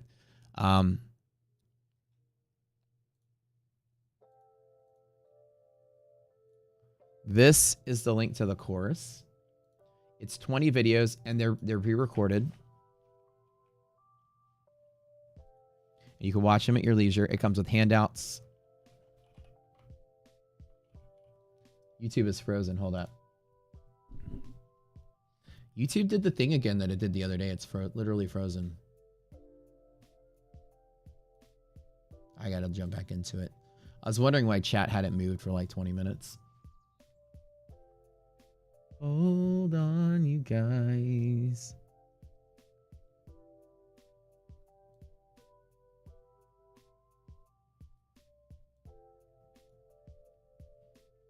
Okay. I was like, why am I doing all this talking? You guys aren't even seeing it. You guys hate? Y'all hate it? There we go. There we go. Okay. This is the link to the courses. It's $1 a day. That's all it is. This is a link to the platform. It's $100. Comes with the indicators, comes with the tools, comes with the classes, comes with the Discord and the community. We have roughly 10,000 10,000 user accounts for the platform. Roughly about 6,000 active people in a little bit over 6,000 in our Discord, active customers. So there's a lot of people. It's been one of the bigger futures communities you will join. And everybody there is serious. Not a lot of memes. It's people looking to really get good at trading. If you guys want to join our community, like I said, check it out. And let's do the drawing. The classes are very regimented. I'll show you what it looks like. The 20 days boot camp. There's a class and a handout, and a class and a handout, class and a handout. Here's what the curriculum is. Ed's just found probabilities, the random strategy of the blind monkey. We present a strategy where you can blindly long the market once a day, and as long as you control your loss in a trade to be a certain amount, that actually is a winning strategy. It's a case study to tell you what you're doing wrong. Position sizing mechanics, liquidity maps, volume flow analysis, resilience, monthly maps. This is looking 3 months in the future. Entry rules, exit rules, best bull and bear setups. I mean, it's really complex. Commitment of Traders will teach you so much stuff for $1 per class, and that's it. So it's a really cool thing. People are gifting it to you. You guys can check it out. This is our Discord. There's a P&L channel. There's a market chat channel. They're all pretty much prop firm traders if that's what you guys do. Here's JK gifting you guys. The classes. Look at this. He's made $12,000 with Tradeify working on his consistency in 3 days, bro. Very nice. Is this a 150K account? You need to stop having $3,000 days though, JK. You know, work on that. Good deal. You have to win less. Stop winning so much. So these are people posting their P&Ls. And again, they're all trading stuff. This doing Top Step. There's a XFAs here, or actually combines. Yeah, so these are actual traders, trader funding programs. You're going to find a lot of people. These are their P&L curves. And again, they don't work here. They're just friends here trading. Ice Wilds in chat. Good job. Certified funded trader. This is all yesterday. That's after your first payout. All right, fine. I won't criticize you too much. Can't stop, won't stop. I was going to make fun of you for winning too much. But you're okay. If that's after your first payout, then you're good. You're like me. That's the same boat I'm in. Okay. Your account looks exactly like mine, by the way. What's the verdict on FFF? I have been stood up, I feel. I did get a text from Jay Dunn yesterday. I stepped in to intermediate and review Danny's trades to verify their authenticity. I volunteered to be neutral. I have not received a phone call from Danny, a message from Danny, or even seen the statements, and it's now been 4 days, I think, since my tweet. Jay Dunn texted me yesterday and said, we're getting the statements. We'll get them to you ASAP. Apparently, he's locked out of his account. I don't know. I really don't know what's going on. Somebody gifted a full membership? True it. Wait. Like a full membership? Wait a minute. Fiddy was gifted a membership. Hold on, wait. Oh, a message retracted. Okay, hold on.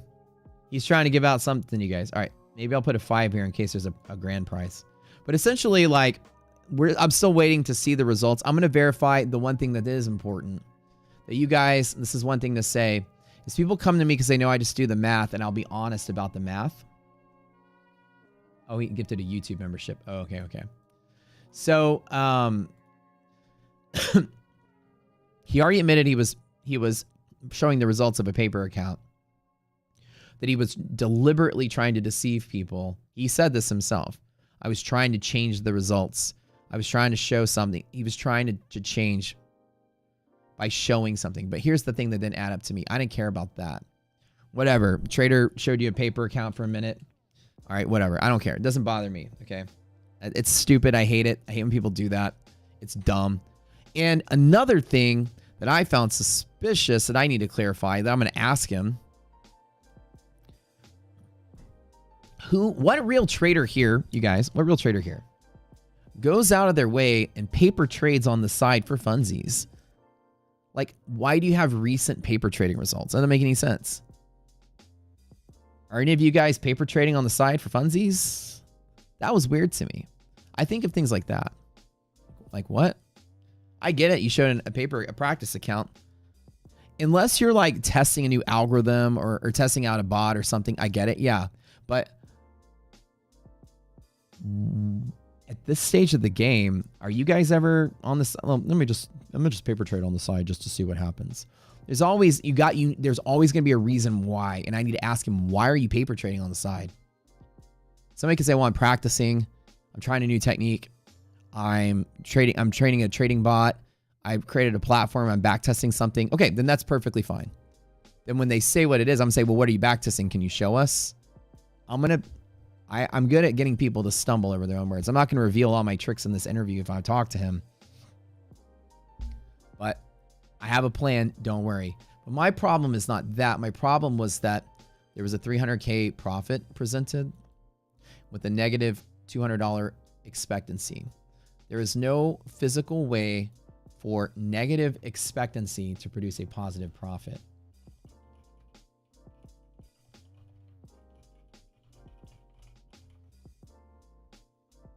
If you want to know the math or don't know the math, just trust what AI says. A negative expectancy cannot create positive profit. It's not possible. AI said that, but I'll tell you what, the math is not possible. So that leads to the investigation I care about. Now, I'm just doing this with this. But look at this, guys. I could easily, with an encoder, watch this. Not accusing, here's the thing, I'm not accusing anybody of anything. Okay. Let's see if I can paste something here. Oops. All right, watch. Let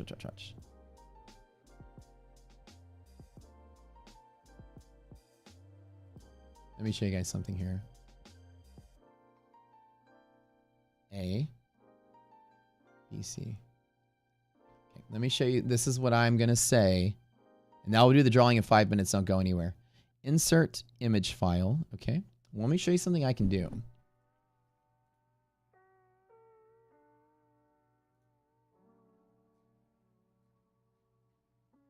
Let me move this over here. Was that on desktop? Where did I save that?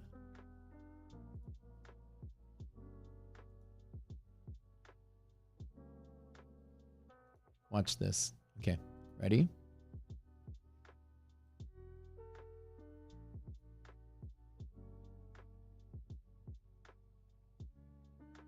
Can you guys see it?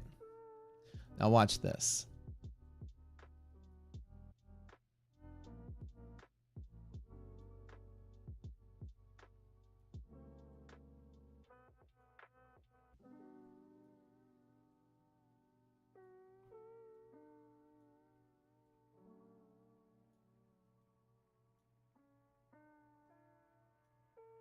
It's not hard to do.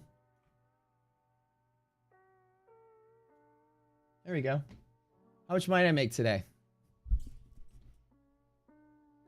Look at that. It's just right there.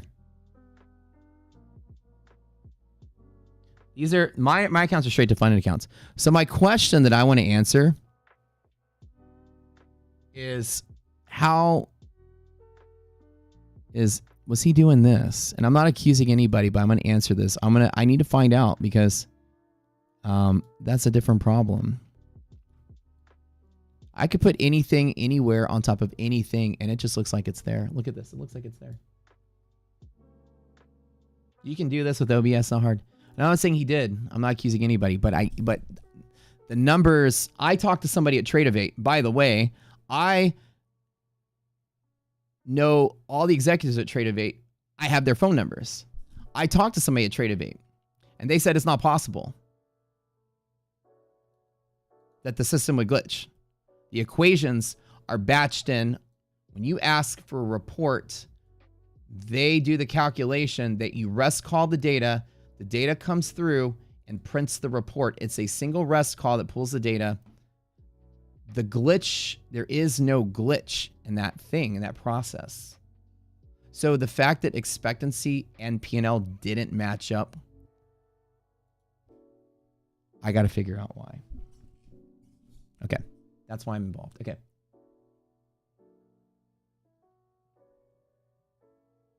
You ready? Let's do the drawing. All right. Winner number 1. Yeah. If somebody is doctoring on-screen results, Alvin Aquin, you have 45 seconds to say anything. And I'm not accusing anybody, but I'm being very transparent as to what I need to find out. Why those numbers. Alvin, you got 45 seconds to say something, or you forfeit your prize.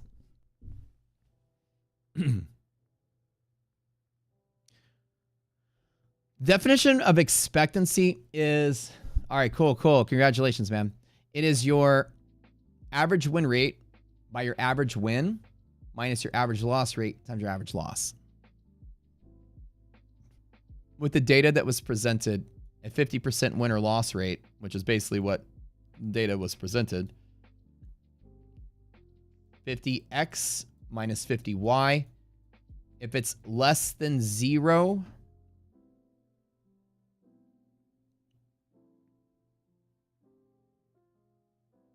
y is greater than x, the average loss. And with the number of trades, which was also presented, you can provide that no combination of numbers leads to a positive expectancy with that profit. There's no degrees of freedom left. My engineers will understand what that word means. Good job, Alvin. All right, so what you're going to do is you're going to go to our Discord, all of you guys. What determines the zero line for Rez? That every single stock is at the half cap. That's where 0 is balanced at. Go here.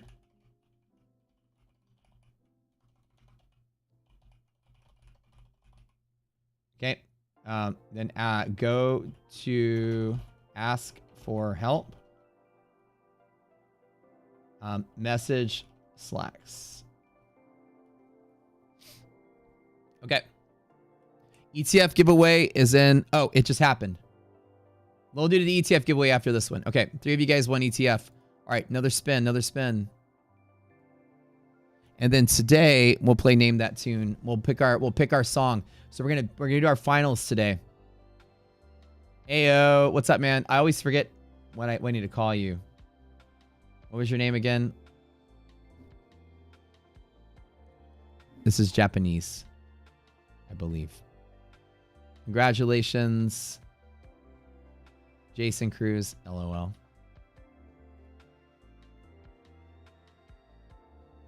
I see when I call you. I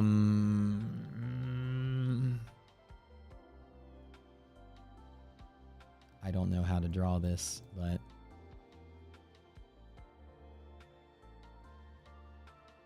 oh, it's very cool to write this stuff.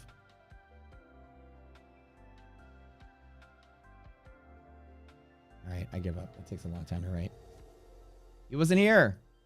Call him Spike. Spike, where you at? All right. He's always here too. He told me one time, he's like, call me this, and I forgot what he told me though. Okay. All right. He wasn't here. Another one.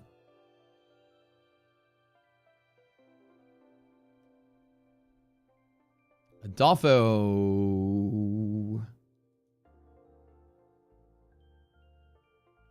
It's in katakana. He's a Cowboy Bebop fan. Spiegel Spike. Oh, okay. Ayo. I knew that was katakana. All right, good job. But I don't read or speak Japanese.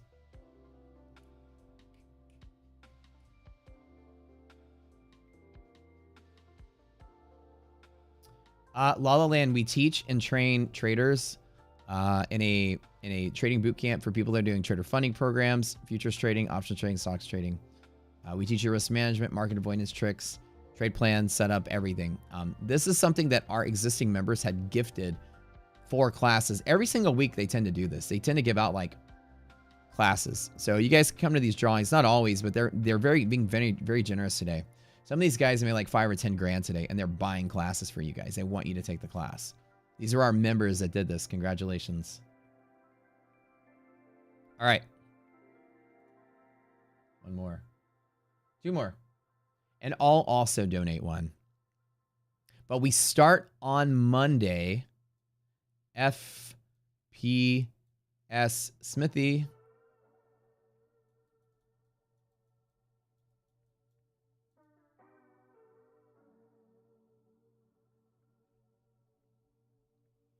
It means I win in Japanese. Oh, that's hilarious.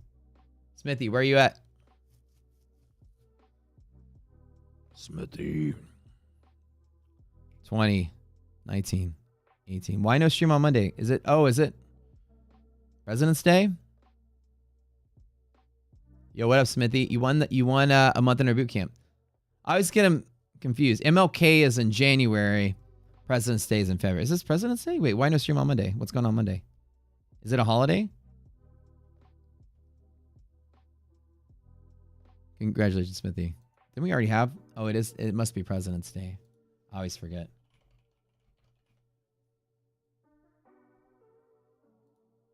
Yeah, it's Monday. We'll still be here streaming, though, because the futures market will still be open half of the day at least. All right. Winner number 4. This is my class. I'm buying you a $20 class. Handle trading. Handle. Is this Panda from Twitter?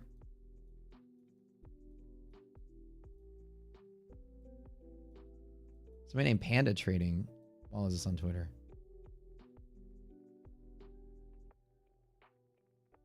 We have too many holidays.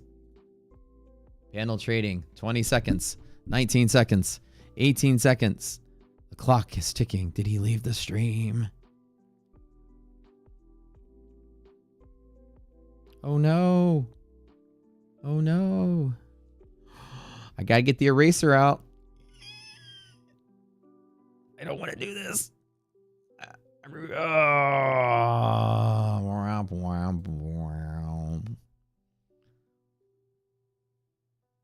Don't get up to pee. Bruce McRae. It's your lucky day, Bruce. The universe said, I'm giving it to Bruce. 30 seconds. Bruce McRae. Bruce Banner. Where you at, Hulk? Ayo, there we go. Okay, so the 4 of you guys and girls go to our Discord and message Slacks in that Ask for Help channel and say, I won the contest today for the free class. We'll give you a code. It's a free month. Access to everything. Course material wise. And our Discord. So, good job. Our Discord is very, very, very, very, very active. You guys will have a lot of fun.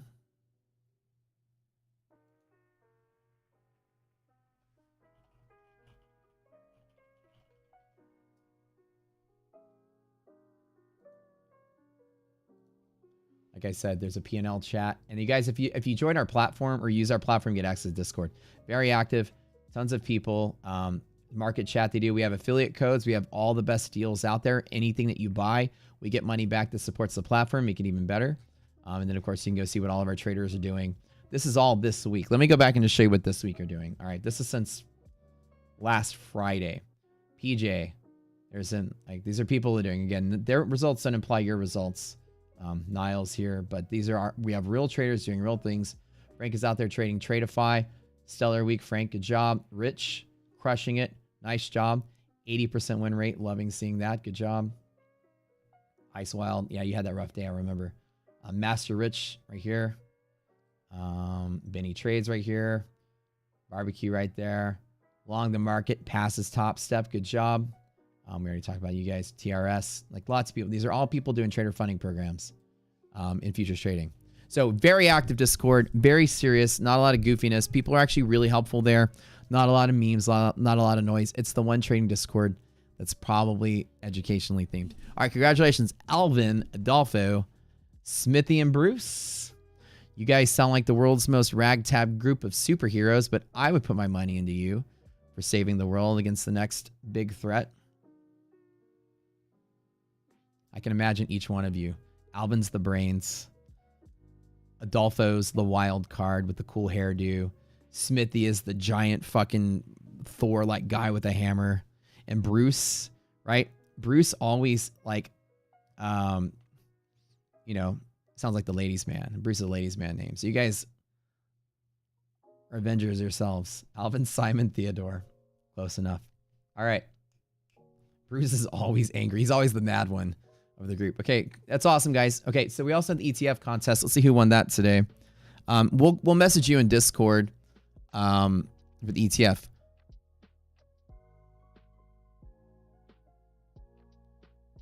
Ends it today at 10:30 a.m. It should have ended already.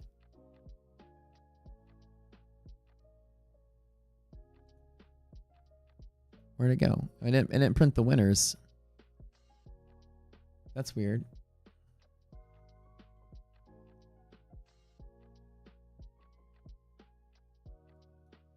Okay, let me look at that really quick. It somehow the contest ended and it didn't print the winners.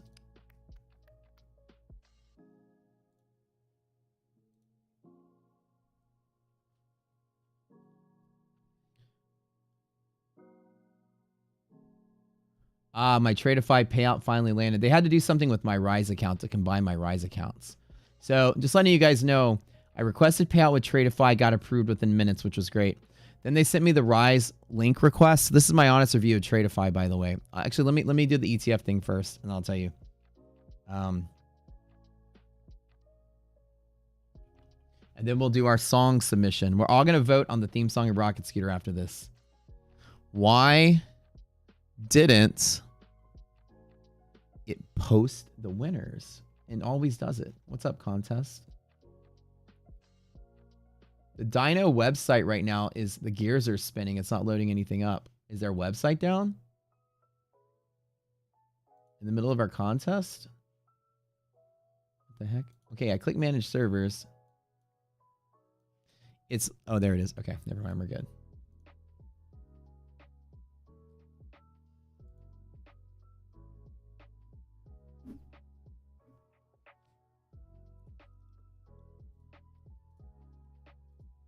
That's weird. Dude, it's just like spinning. Like it's not. Something's going on over there. We might have to run it again.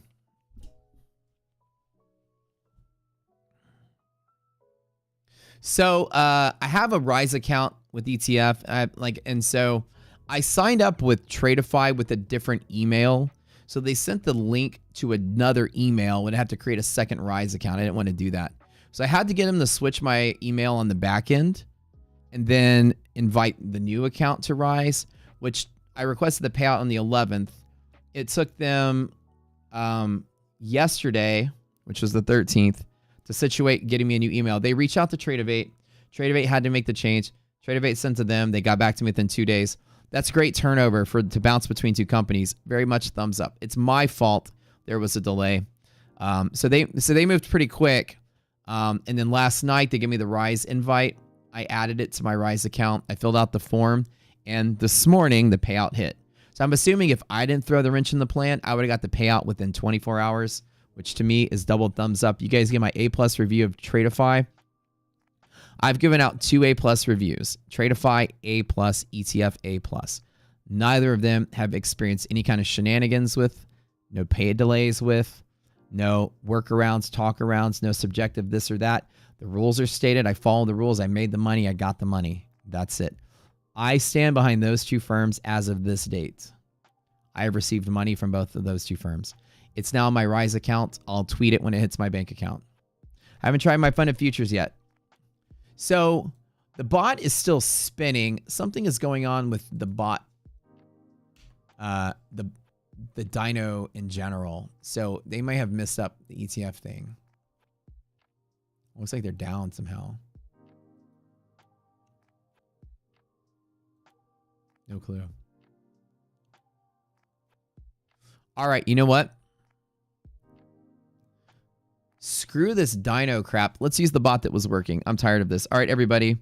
We're going to run the other bot. Okay. ETF. I want everybody to do me a favor. Type in the word ETF in the chat.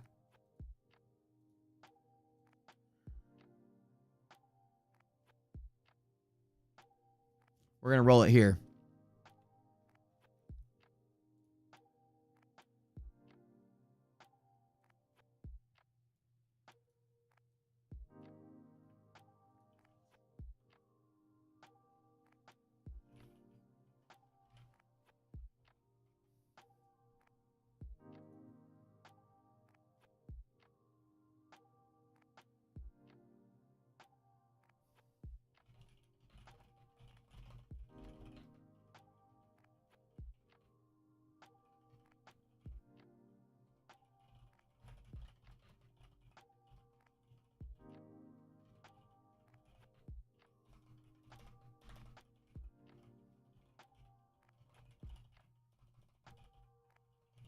So our developers right now are building our affiliate program in Rocket Scooter itself on the website. There's even asking for that for a while. Like, hey, can I be an affiliate of Rocket Scooter? And we now have an affiliate program being built on our marketplace. Looks like the Dino bot is down. I'll leave a note in Discord to let everybody know. Dino bot is down.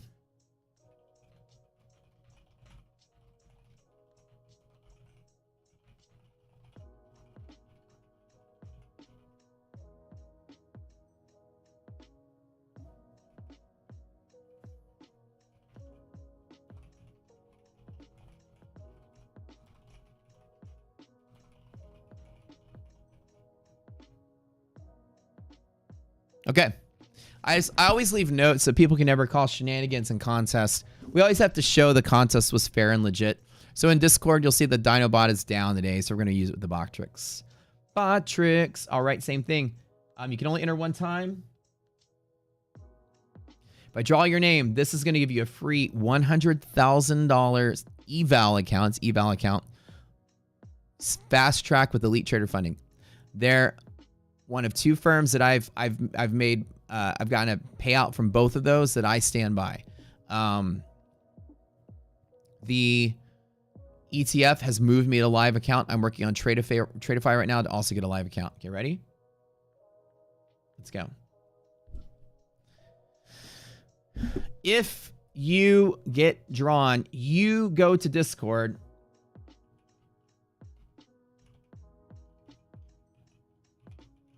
Go here, go to contest channel, and then tell me your name.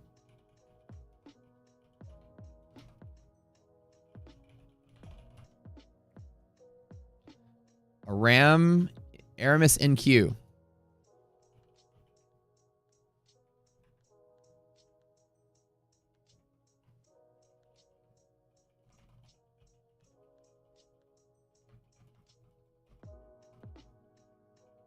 Talk in chat, though. You have 20 seconds to talk in chat. Aramis, you here? All right. Okay, go to Discord.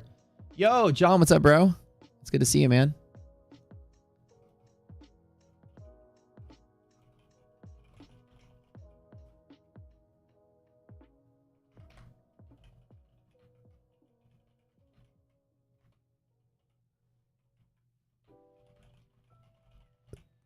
Okay. Aramis NQ. Congrats. Okay. Next one.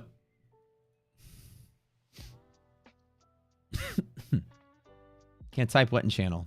Oh, let me turn typing on really quick. You guys can send message now. Okay, you're good. Niat, am I saying that correctly? Abdullayev.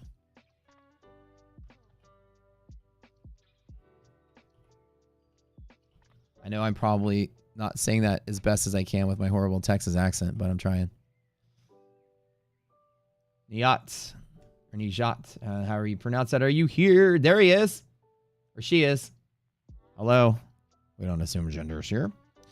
Congrats. I see your name in chat. Good deal. You are the winner. All right. Good job. Okay, one more.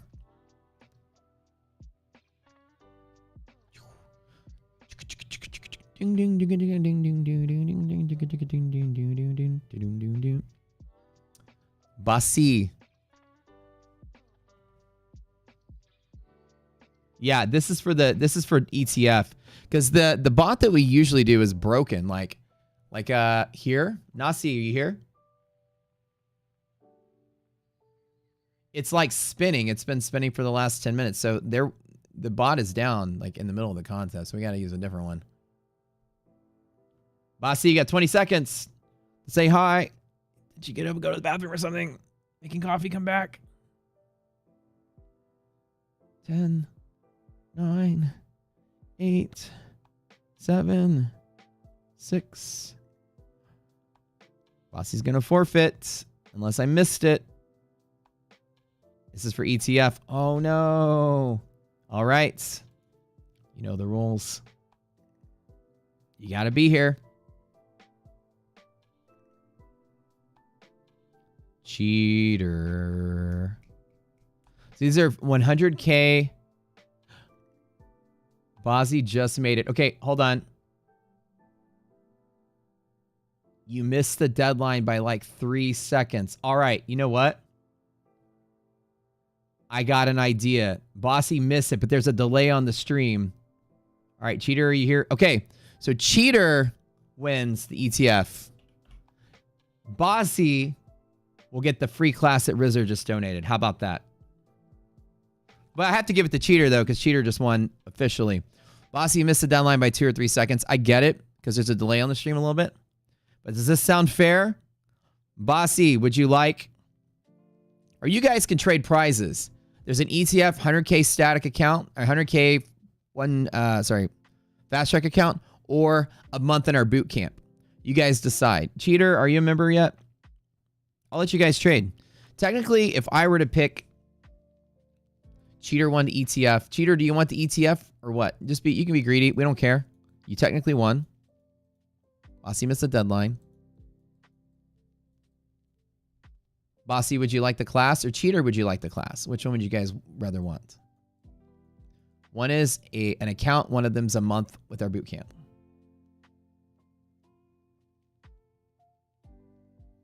You know what? I'll give you guys both a month in the boot camp. Whatever. How about that? You want the account? Okay. All right. Y'all both get the boot camp. How about that? Whatever. Okay. Cheater. All right, you guys. Congratulations on that. And Cheater, I'll also give you the boot camp. You get 2 prizes. For whatever reason, it's Valentine's Day. I'll donate one more as well. Okay, cool. All right, cool. I'll give you guys 2. So there you go.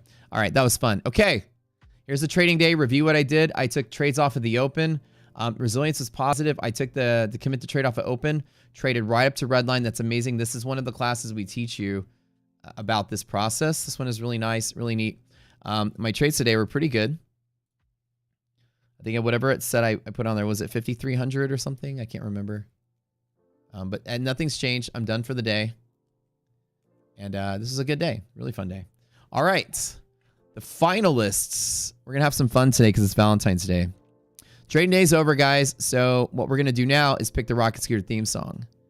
You guys are in luck because we have 2 different categories. But the thing is, we're not going to be able to do the finals today. This is the semifinals. We're going to have to narrow down all the finalists into the final 5 in each category. And I want everybody to participate. This is going to be the new Rocket Scooter theme song for the stream. And if we choose this, if you won, if we pick your song, that's what I'm trying to say, you win a lifetime membership, which is $4,000. This is giveaway, B-Day giveaway.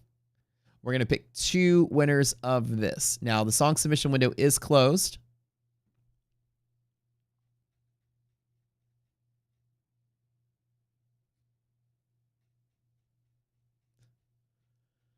So today we are going to do the finalists,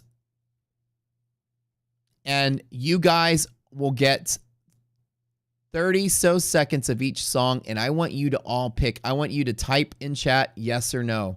If I don't see a flurry of emojis or rockets or whatever, I'm going to assume that you hate the song. If the song isn't catchy from the start, it's going to get axed. So respond quickly if you like it, if you hate it. We're going to go exactly from audience perspective, okay? Let me test something out real quick.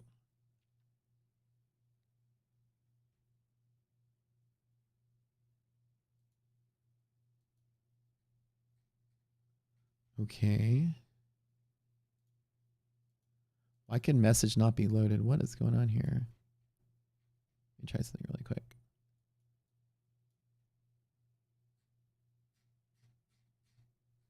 All right, hold on.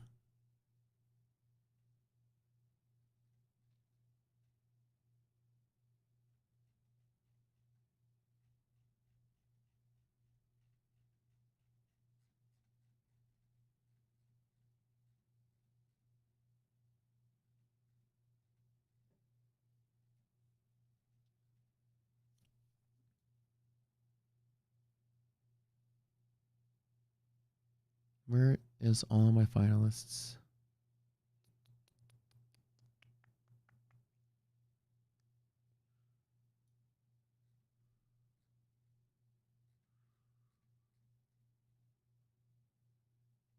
Okay. All right. Now you guys are ready. At least the first minute. Okay. At least the first minute. We're just going to listen to the song for like a minute at a time while we're chilling. Okay. The thing is that I'm going to have to... Oh, I got an idea. Let me reply to myself here. Placeholder. Because I'm going to be scrolling up and down in Discord. Okay. Finalist.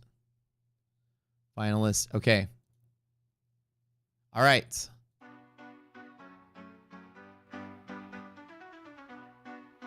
Can I hear it? Got my rocket scooter ready, fueled with dreams. Riding through the market high on laser beams. Pockets filled with wishes, goals are set in lights. Trading secrets whispered in the quiet nights.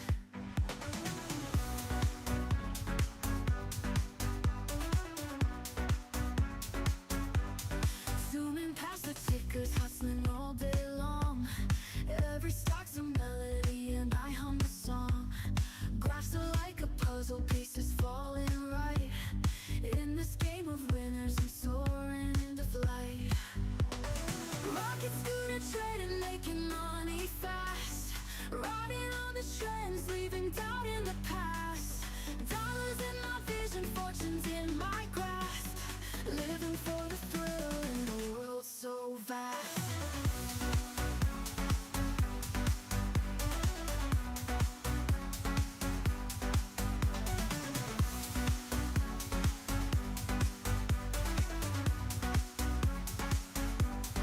Breaking through the barriers, All right. nothing holding back. Daring every challenge on this wild track.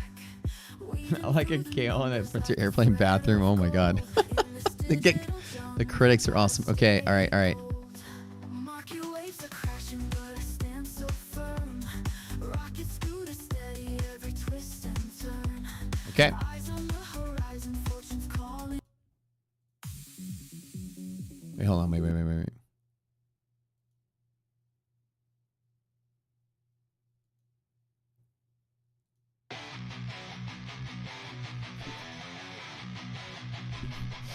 Now again, this is the song.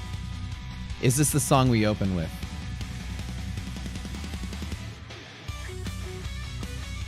So right now, guys, trading day is practically over. Flat doji day. I can't see the market selling off. I think it's still going to kind of rally from here, but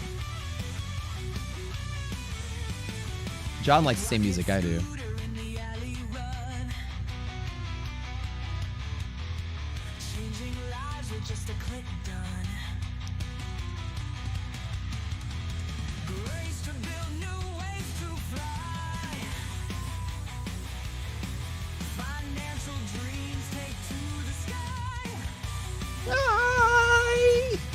No dragon, like Dragon Force going on over here.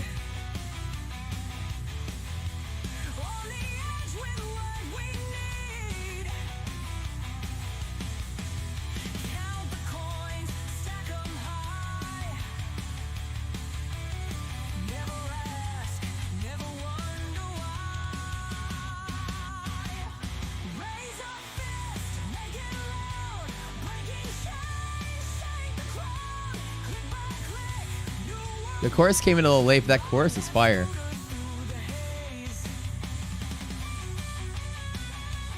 The chorus is fire. All right, guys.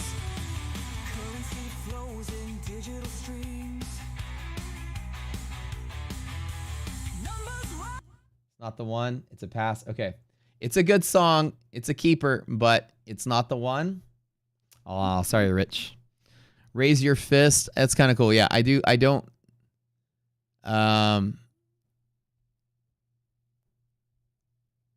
Okay. Next one.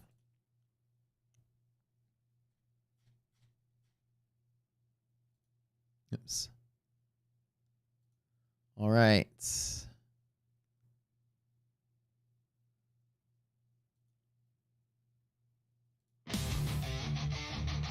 So the theme of this, there's two categories. There's an EDM category. There's a rock category. Oh, that was the EDM version. So the first one that you guys liked was EDM finalists. Okay, hold on. Hold on, wait 1 second. Hold on, wait. Finalist EDM. So we actually did it in two categories. We had too many people entering.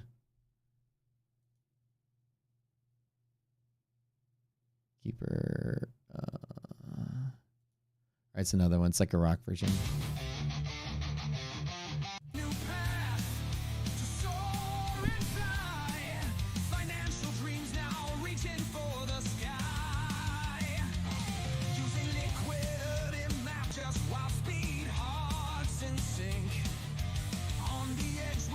What we need, lines in link.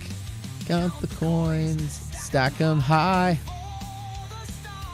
Aim for the stars. That's kind of funny.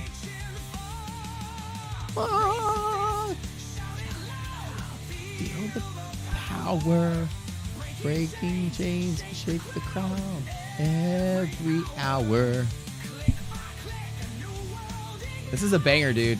This Rich, of your two songs, this is the one I like. Whoa. Hold on. That in right there. Hold on. Wait.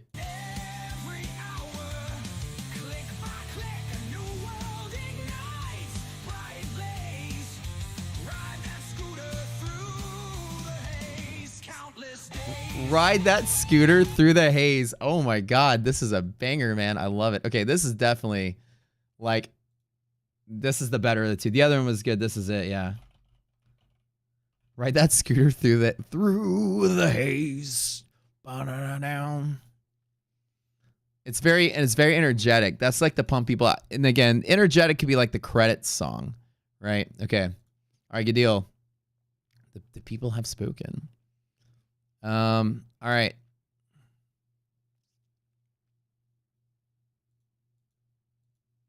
Where's Hydra's song? That just cannot be loaded. Where's Hydra? Where's your song at? That's awesome, man. I don't know why it... Okay, anyways, here's Hydra's.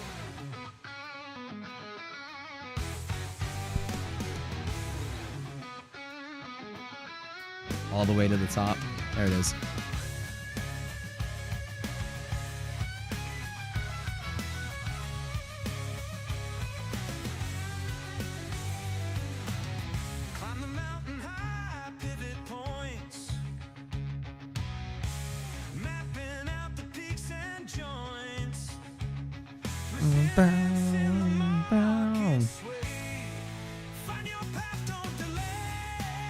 Now I'm listening to the lyrics this time, not just the music.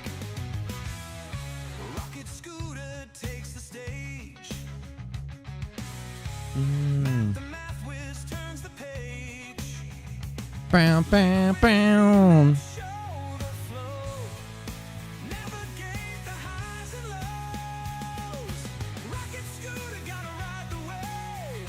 Gotta ride the wave.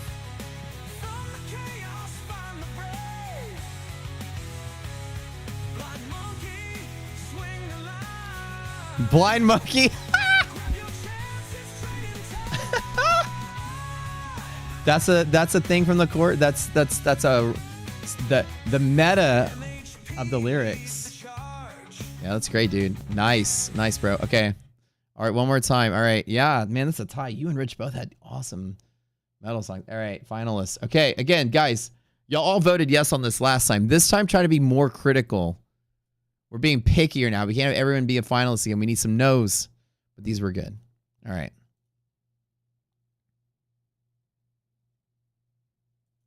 Message cannot be loaded. Message cannot be loaded. Message cannot be loaded. Why? These messages not be loaded.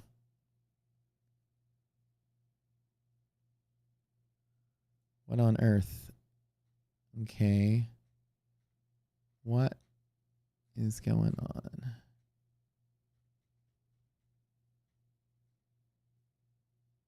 All right.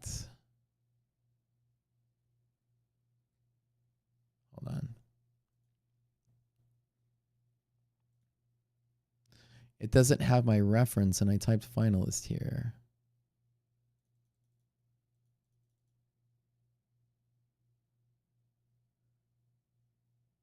Oh, you guys emojied, so then I know it's you. Okay.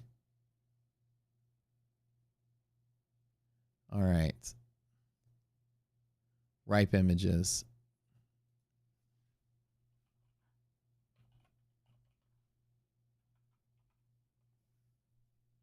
All right.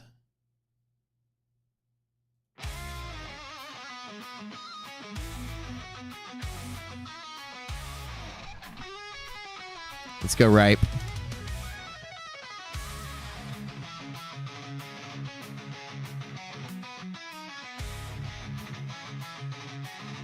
Lyrics matter at this point. It's the finalists. These are all good. We got to narrow it down, though.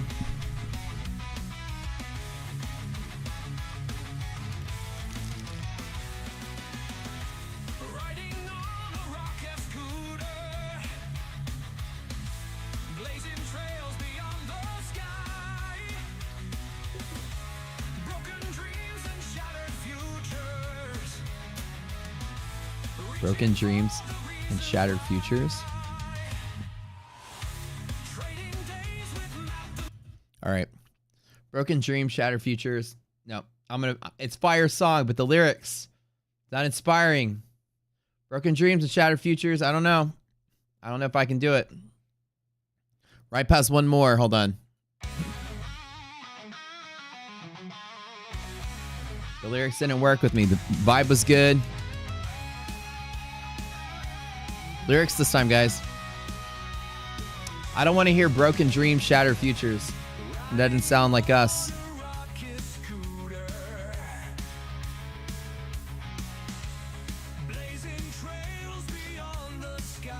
Lyrics is all that matters. This part. Broken. The other song was better. It's the same lyrics. Again, this is AI song, so.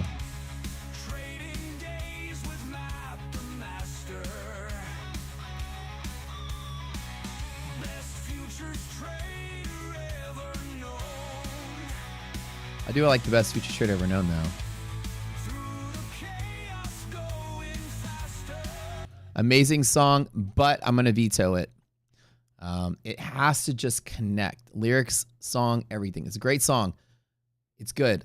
But those lyrics, when I heard it, it was almost demotivating. Okay. All right. Sorry, Ripe. I love you, though. You know I do. Okay. But we're going to keep them for the playlist. Don't think that they're not going to use them. All right. Soldier. If I didn't play yours and you're on a finalist, my thing is glitching out in Discord. It's like it can't load the messages or whatever. But let's be fair. If I don't play yours at the end of this. Okay. Right. Soldier. First one added playlist. Too short for the theme song. Oh, sorry, Soldier. You're just playlist. That's right. Love it for the credits. Finalist. This was Gift Trader. That's right. All right. Okay. Gift put in a whole lot of them. Oh my God. I don't know which one of yours this was. Oh, here it is. Here it is. Hold on.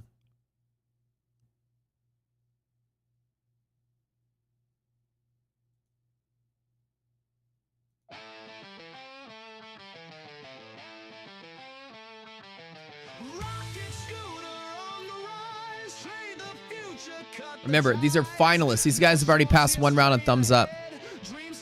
Be hypercritical. If it's not the one, say no. Don't just be like, I like it. This time is it the one?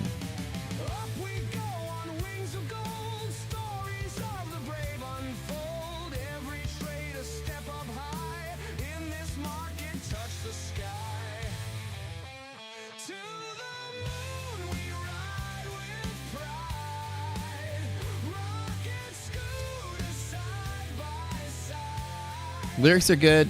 The end is good, but no. Not the one. Okay. Sorry, GIF. That's not the one.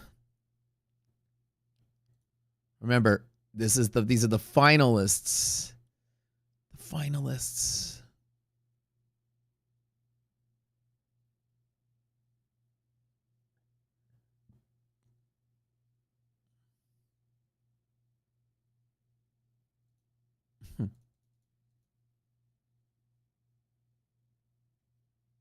I don't know why it says message can't be loaded.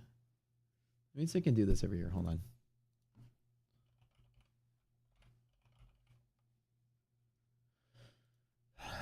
Ooh. Shitty choppy market today, huh? All right, let's see if I can do the thing over here. Thing over here. Contest submission.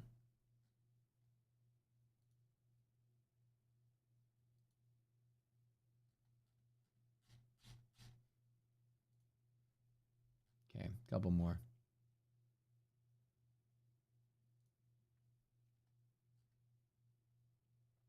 I don't know why it says message cannot be loaded. Okay. All right. I guess the universe is choosing this. Good music finalist. Trade Nicks.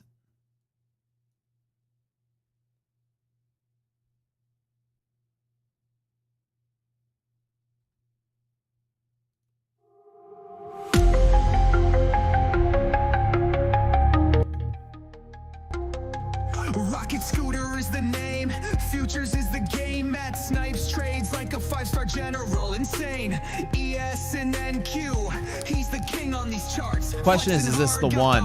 Never falling apart, rolling through the party, bringing heat like a flame. Competitors know the hustle, they be calling his name. DD bands and MHP like a 50 cal sniper.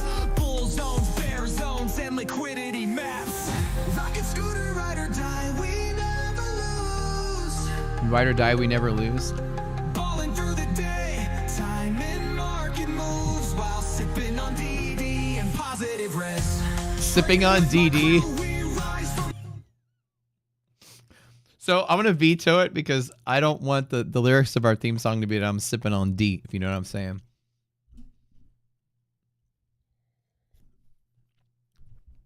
I ain't gonna be sipping on any D on this stream. All right. On a technicality, it's a no.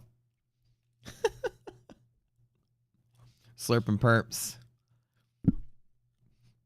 All the cocksucking memes will come out of the woodwork. You know how it is on social media. Can't do it. Although it was a good song. The AI lyrics sometimes are a miss. It happens. Okay.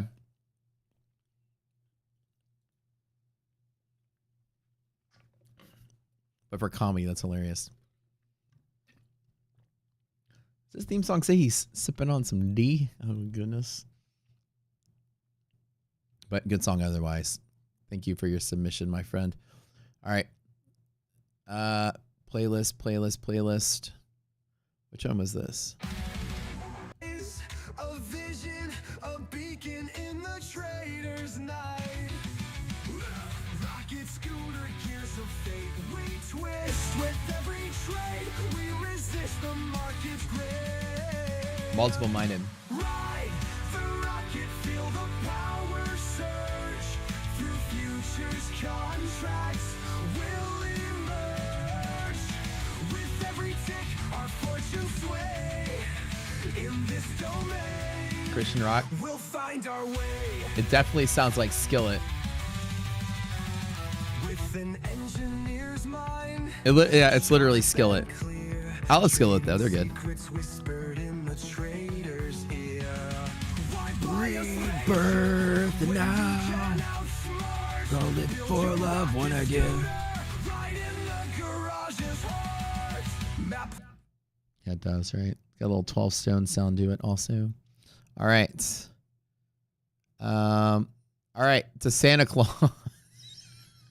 Matt fires up the rocket scooter. Day trade swings like a wild commuter. Charts dance jig and stocks go higher. Resilience burns like Christmas fire. Price direction on sale. We're using it for something. He made a non-Christmas version of it too. Liquidity maps reveal the twist. Market maker hands unseen by Rockets day. Cooter. Trading magic just one sleigh away. It's a Christmas theme though. Ho, ho, mass in the glow, following the charts. It's got the right personality to it. It's basically me. Rockets It's goofy and stupid, and I love it. on Christmas night, seeing gains in the holiday light. Data dive like reindeer flight. We'll use it at Christmas time for sure. Positional might. He wrote a non-Christmas version, by the way. The market jungle swift and keen. Matt's got Santa in his trading scheme. A trading scheme. Matt's in the glow. That's so funny. The non-Christmas version we liked. We said we're gonna keep that one. That's so funny. All right. That's hilarious. All right.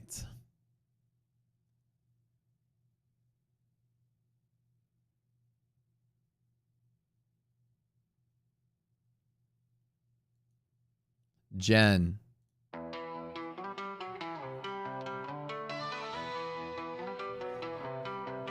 Day trading with Matt is changing the scene. Unlike those fake gurus pushing copy trading, he says, spread your risk like a symphony.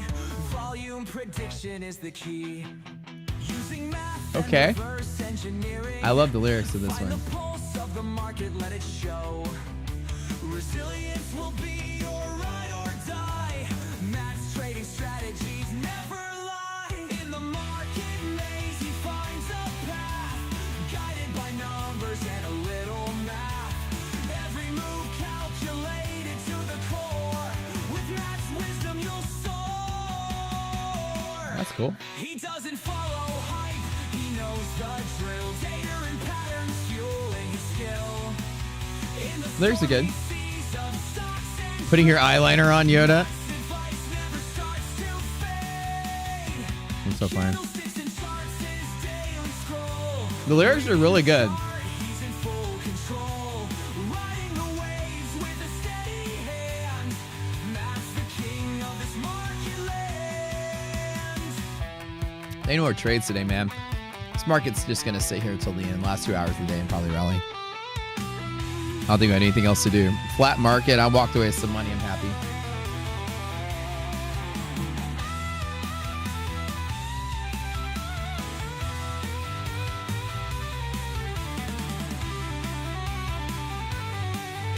And that solo.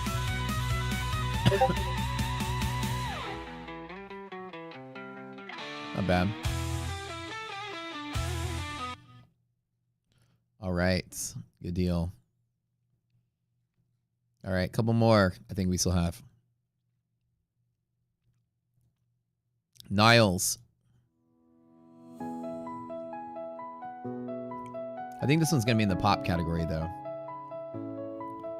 In the heart of the market, we rise like the sun. Side by side, we're warriors till the trade. So we have two categories. A rock and metal and then a pop EDM category. Our dreams under Matt's lead. We're a force extreme. Numbers dancing on the screen so bright. Through the highs and lows, we fight the fight. Matt's our anchor, steady as a rock. Together we outsmart It's cute, right? the ticking clock. Rocket scooter, friends, we ride through the stormy waves and the ebbing tide. With Matt guiding, we conquer the night. Together we're unstoppable might. In the valley of doubt, we stand tall. Watching the charts, no fear at all. It's catchy. Persuasion and courage. Not bad. Some people hate it, but it's catchy. We also need a credit song, too. No move is too quick. And a lot of these we'll use for stuff, too. Power of friends. Every trial we face, it bends, but together we push like never before. It's a credit song. Scooter, we soar and soar. All right, it was credits. It's not intro. It's the end of the stream. In our fate. The The end of the stream, the credits at the end. It's a perfect credits song. Think of it like that. All right, we're going to keep it finalists for credits, though. But unfortunately, it's not the theme song. The theme song is the opening theme song, but we'll keep it for credits. Awesome, awesome, awesome. Okay. Couple more.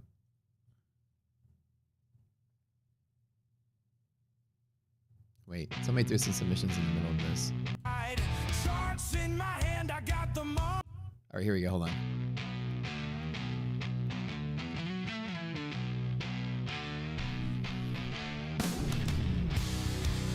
Anime credit songs, yeah, right? Like when I beat Final Fantasy VII, it's like the song that plays at the end.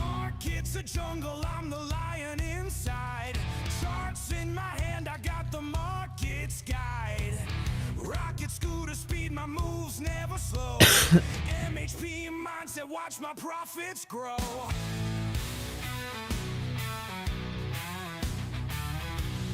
Not bad. This sounds like a theme. And he's not moving now. Resilience is negative on S&P. The stocks are kind of selling a little bit. It'll probably hold tight here and probably rally at the end of the day, though. This is a theme. It's got a theme vibe to it. Like, think of like intro montage with like scenes playing. Is bad trading real funds or paper? Real funds, everyone. He's asking the question. This is real. This is my straight to funded Tradeify.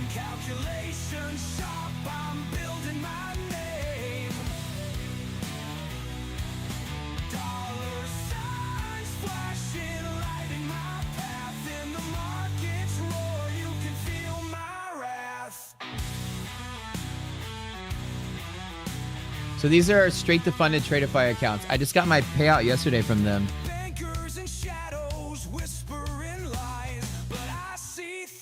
Yeah. That's good. Futures Trader. Amazing theme. It's a theme. Great theme. Great lyrics. Right, a theme. You guys know a theme is just going to have that like hit to it. Okay, we got like 6 or 7 finalists already, which is good. For the final showdown. Okay, y'all know which one this is. I remember this one. Yeah, a lot of futures traders trading paper. Yeah, I do trade real funds, or I'll trade like funded live accounts with any prop firm or whatever. So I'm funded with live funds with ETF, and this is Tradeify. The motorboat, baby.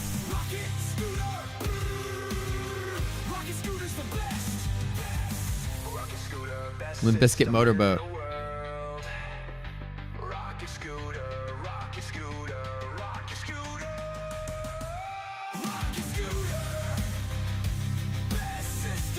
POD, yeah.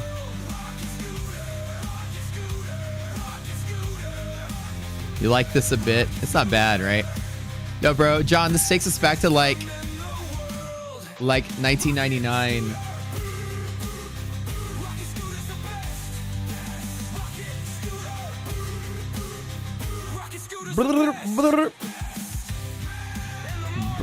Printing that money, baby. The money printer. The Limp Bizkits. Super late 90s, dude. Like literally like 1999.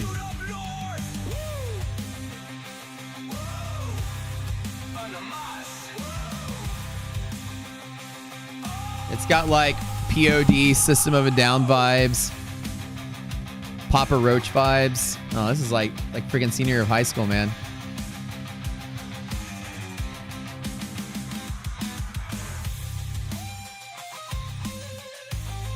All right, we'll vote on the motorboat one more time. All right, yeah, you guys, hit or miss. I don't think that one will make it till the end, but we want to hear the motorboat one more time. Okay, that was good. I like how it's unique. Like all the AI songs start to sound the same. It's rare that you get one that's like, what is this message can't be loaded thing? I don't understand why Discord is doing this. Oi. Okay. It's so weird. Like it's like losing the place. Okay, whatever. We'll get back up. I'll figure it out later. Couple more.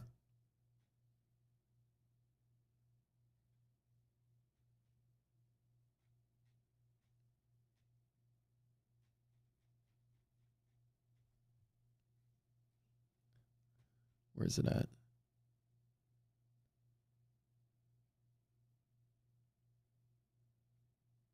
Hold on. Okay. Oh, let me play it over here. Will Steve.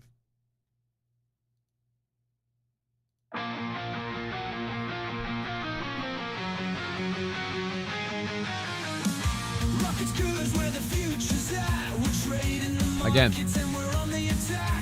do we love it? Is it the one or no?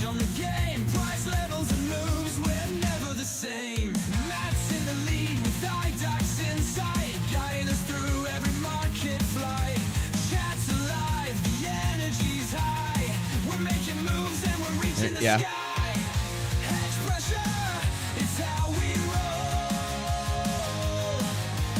My senior high school pick? Oh, I gotta find one. Rocket Scooter, we're on a roll. That's cool.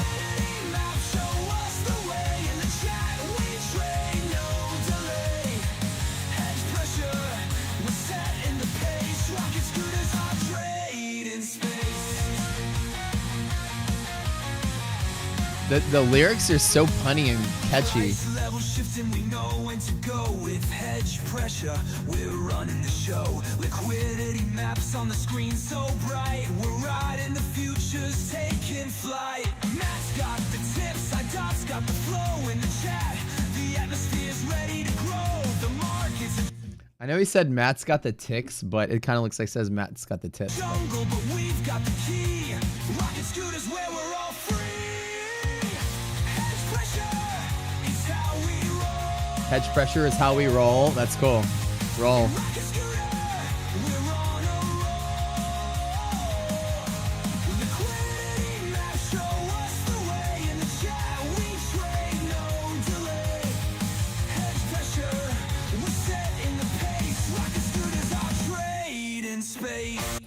Rocket scooters are trading space. Rocket space. It's really AI's pretty good with this kind of stuff. Steve, I love it, man.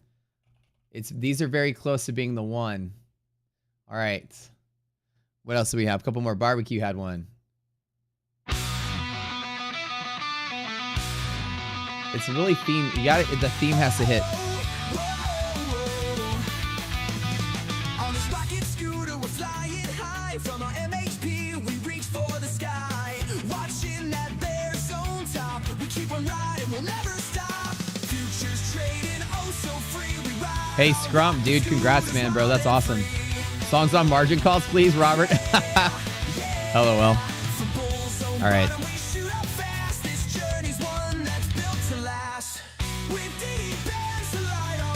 John. It's all right, not for me, pass. Okay. Sorry, Barbecue. It got axed. It's good, but we're at the final stage right now. Oh, I remember this one. Okay. Yeah. Stu. Bro. Wake up, charts of coffee in my hand. This is the hip hop. We're doing two categories. Judge this on hip hop EDM category, not the theme category. Quick scalp moves, profits grown. Breakout hit, I'm taking the ride. Risk on lock. Girl boss, man. Algo signals money vibe. Day trader hustle, we thrive. Sniping levels, no hesitation. Volume flow, my navigation. Margins tight, never respect the tech. I'm collecting checks. Hedge pressure hitting, I'm watching the break. It is definitely Girl Boss song though. Straight up Nicki Minaj over here. The beat's good though. Market sharks lurking, I break their jaw. Nicki Margin. It's no, we said this one was Kesha. Kesha meets Nicki Minaj. Like, you know, like it's like wake up in the morning feeling like P. Diddy.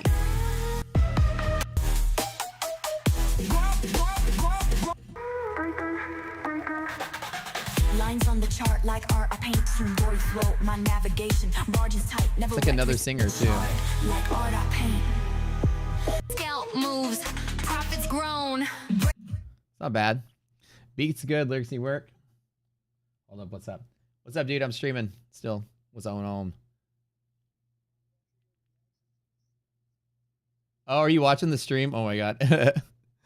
How meta. Yeah. You like this one? Okay. All right. Okay, that's your vote. Okay. All right. I'll talk to you later.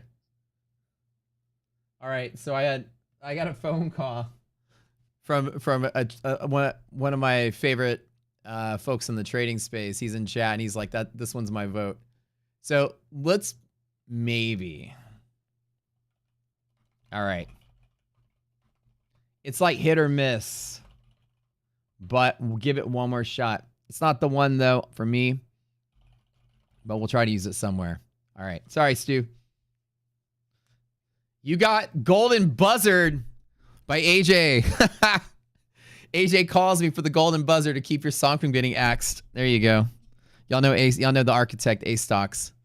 He fucking comes in here with snaps the golden buzzer. He's like, keep it. That's a decent one. The beat is good. The lyrics need some help. But Stu, could you make one with male lyrics? Without yeah, I agree with John. It's very like girl boss.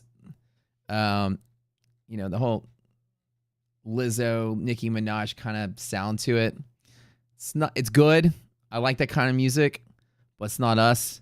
Can you do one with like the same thing, but like a guy rapping like this? What you know what I'm talking about? A little more testosterone to that. That'd be great. All right. He's gonna remake it.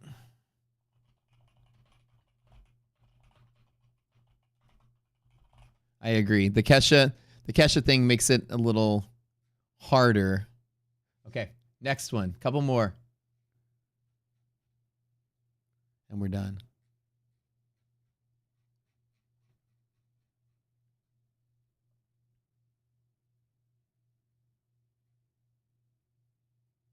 Lifetime membership for the winner here.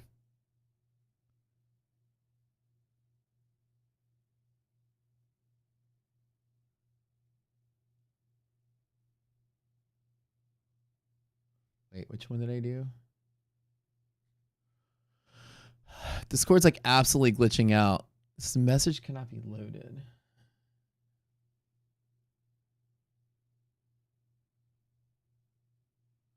Wait, the YouTube has a 40-second delay? Oh, bro, I didn't even know that. Okay, that sucks. I thought I took the delay out, but I'm about to make sure there's like not a big delay.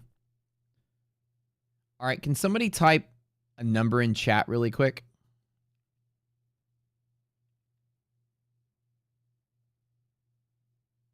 7 seconds. Okay, thank you. All right. What do we have here?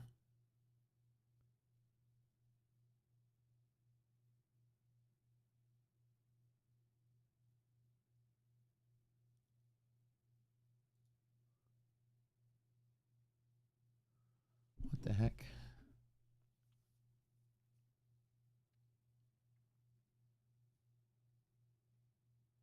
Oh, here we go. Think fast. All right, here it is. Okay.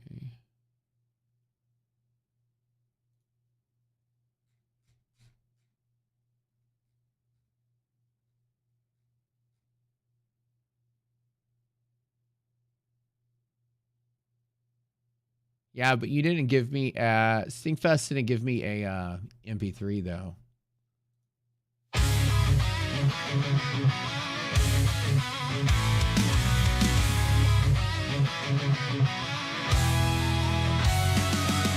Thank you guys.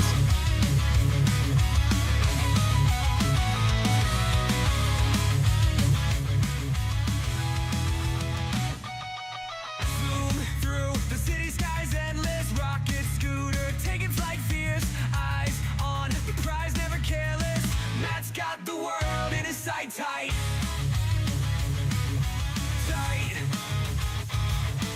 No time for hesitating, bold shout, skip the shorts by the longs, rise. Market King wearing Paul Rudd's face loud. Matt's the genius under skies. Market King wearing Paul Rudd's face loud. Oh, that's hilarious. So good, so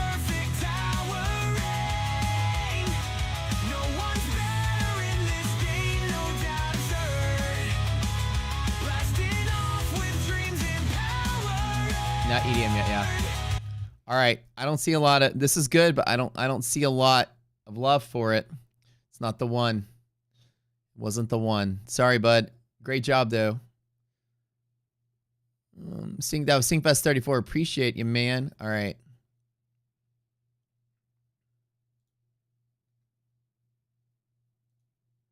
Gift threw in a bunch of them.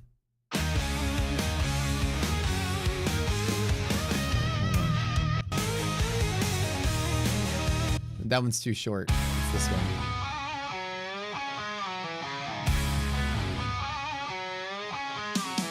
Mad in the morning, screens all bright. Charts and candles, first light side. Rocket scooter guides his hand. Never short, he takes a stand. Climbing up those leaderboards, he won't stop. Every train. Not the one.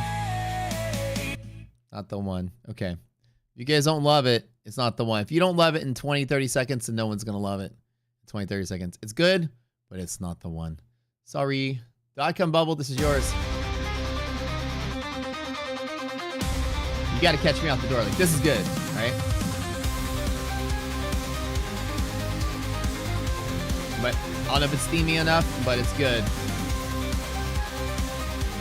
It has a Rammstein-y sound to it. That droning. Scooter, skilled sharpshooter, running this like a supercomputer. Vintage Game Boy katana, Saddle up, baby. crossing Lock all 'em these up. streams. Zap 'em like a taser. Best stream ever. Rocket scooter. Best stream ever. Money printer. Best stream ever. Trading sensei. Best stream ever. Rocket scooter.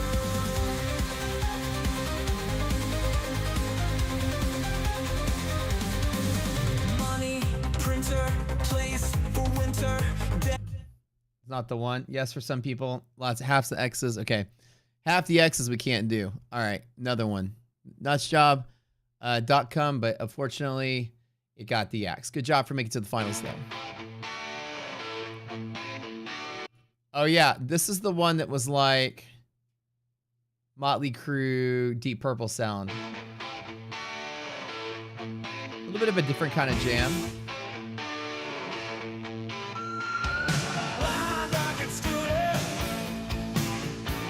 Hairband crazy, baby. Jumping in the market, riding every move. Doesn't matter if the trend flips too soon. It's Whitesnake. Def Leppard.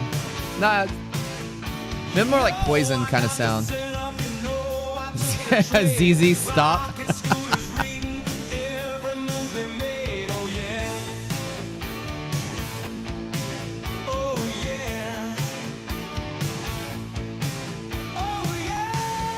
AC Degen. What has 5 arms and sucks? Poison, yeah. Sorry, Ender. You got axed. Good song, but it's not the one. It's a good one, but it's not the one. On through one in after the submission close. Hold on. We said we would give those people a couple of... Rocket scooter flying to the moon now. Hedge pressure, I ain't gonna lose now. Watch Def Shepherd. you drop in your jaw. See into resilience and hope for us all. And we're scooting like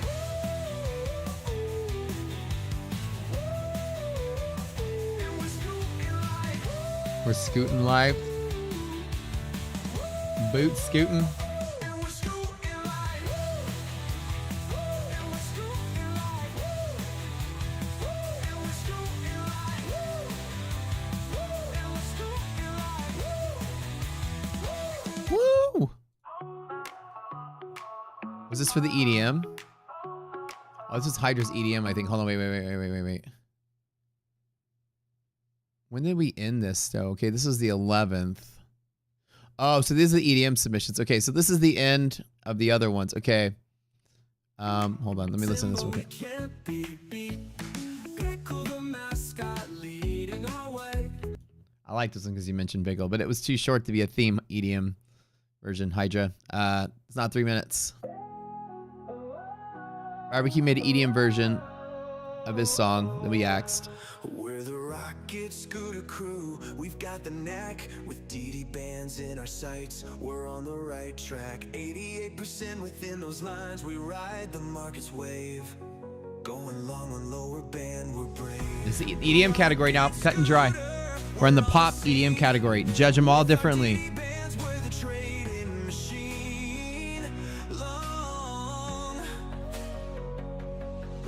Kind of sounds like Axel. It kind of does. On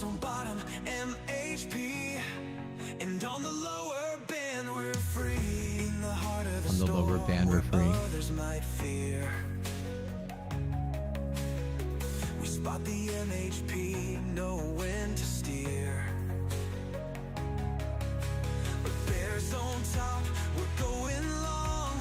Lower band, we're strong and we're calm. It needs to be 3 minutes, yeah, because the intro needs to be about 3 minutes long. That's how long it takes me to do everything that I need to do in the morning. Make a longer version, Hydra. Throw it back in. Because I got to start the stream, tweet everywhere, message everybody. I got to message like 5 different places.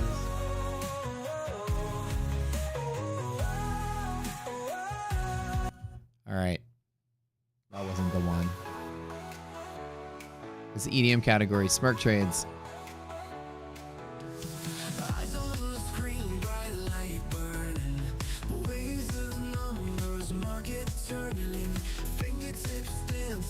Remember, if it's not your jam, don't hate it because it's not your jam. Think of theme song everybody can enjoy. A lot of you guys like metal like me, so don't hate this kind of music, but I like EDM too.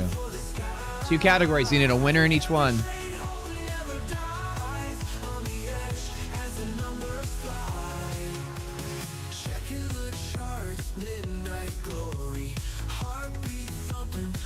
It's catchy.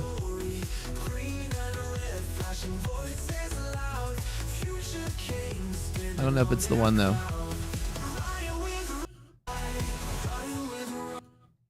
It's cute, but it's not the one. I think we're gonna listen to this one.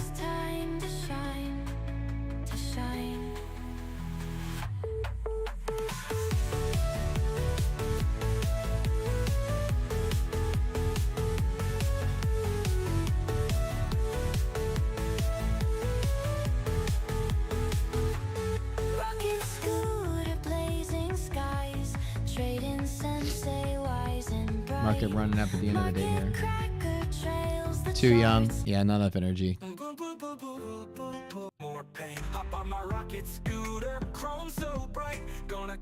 James too short. Sorry. We already listened to this one.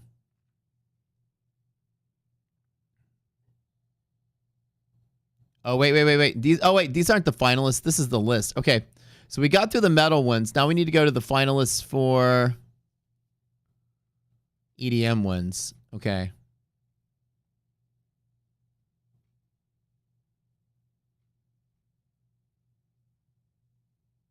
Okay, my bad. I'm completely like, hold on.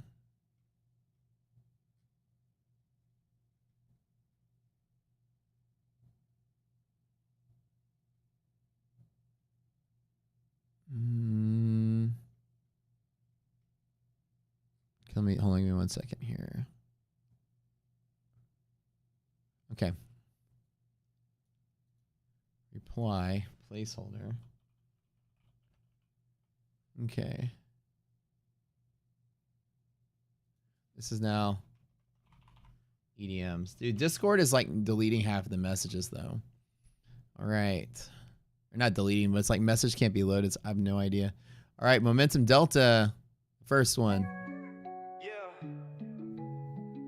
This is now EDM, hip hop, pop category.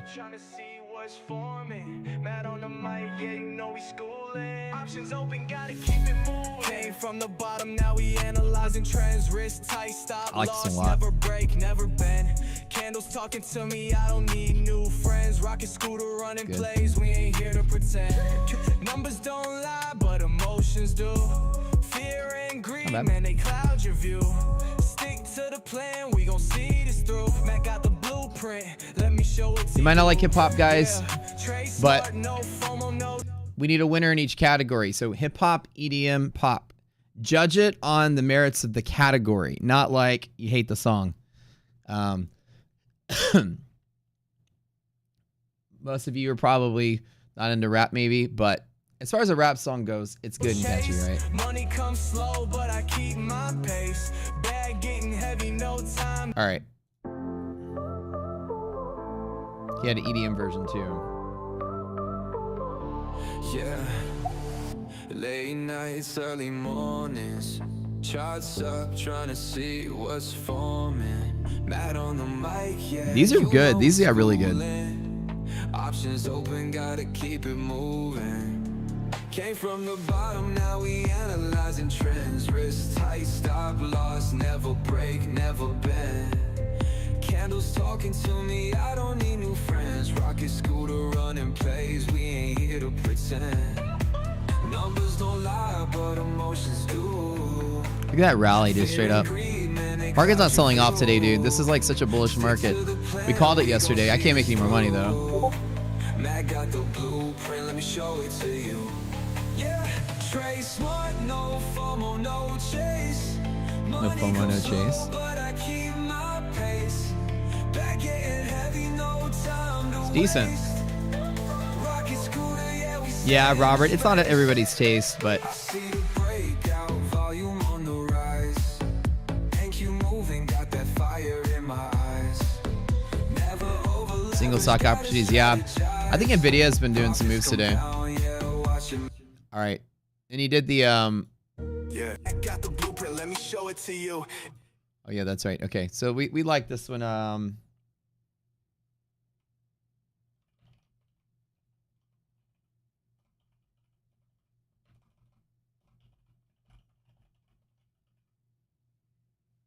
Okay. All right. The placeholder here. All right, couple more.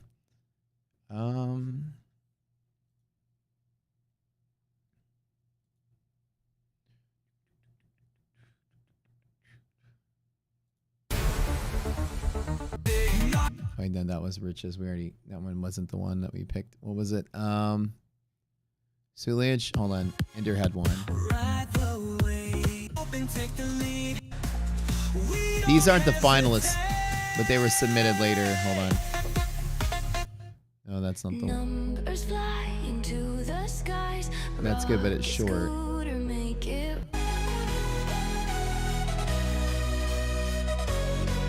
Short though. data streams and flashing All right, that was Eva's. Yeah. That wasn't the one. Add the playlist. Oh, okay, finalists. All right. This is the non-Christmas version. Fires up the rocket scooter. Day trade swings like a wild commuter. Charts dance jig and stocks go higher. Resilience. I'm gonna play this guides every like time I win a stars, trade, though. white fire. The non-Christmas version. Price direction begins to shift. Liquidity maps reveal the twist. I'm telling you, the more you hear it, it's like we love it, right? Market maker hands unseen by day. Trading magic just one play away. Oh, Play it when I win. massive. So instead of ho ho ho, it's now oh oh oh. It's so funny because this is the Christmas. You know, his name in Discord is Santa Claus of the North Pole, so it's funny. So this is Santa Claus. He wrote the song. Where they go. It's a little short though for the theme, but I got to play it when I win a trade. Seeing gains in the starlit light. We're gonna keep this one for sure. Dive with speed of light. Okay, so 100% when I win a trade, that's the song I'm gonna play. Fires up the rocket scooter. Like reindeer. All right, so this is gonna be like, not the theme song, but winner for when I win a trade. We're gonna celebrate. We'll play the song. Okay, I like it. All right. It's too short to be the theme though. Hold on. This is .coms. I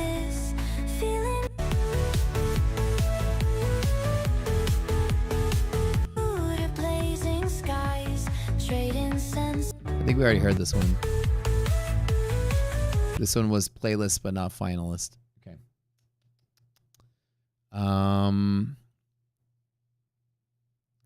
Playlist stereo. Oh. This is a late submission for the rock category.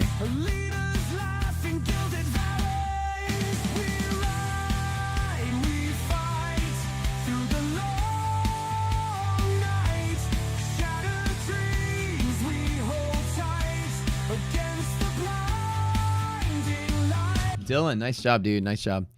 That wasn't a keep. You guys submitted these all like asymmetrically. Y'all were submitting things while I was going through the contest after the submission was ended.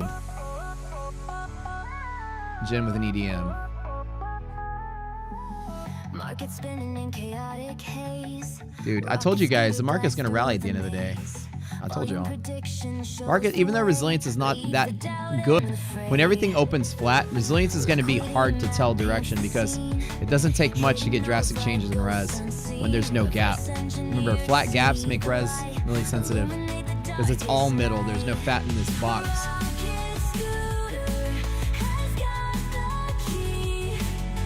Anime sound kind of. It's cute. Jen, I love it.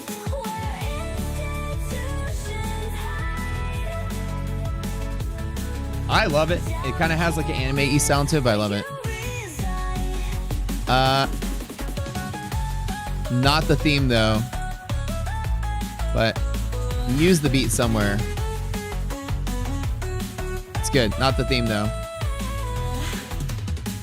Trends we ride with heads held high. Resilience makes the weak ones fly. Future volume crystal clear. Rocket scooter leads no fear. No more guesswork, no more loss. Seeing past the others cross. Institutions will be seen. Predict the flow like a machine. Rocket scooter, you've got the key. Songs like this sound like credits. It sounds like the end. You'd hear it at the end of the stream rather than the beginning. The beginning's got to like hype you up. The end has got to be like romancing you down, like clear. Like, you know, you hear like the credits scrolling when you hear a song like this, right? The end. Watch. I'll prove it to you.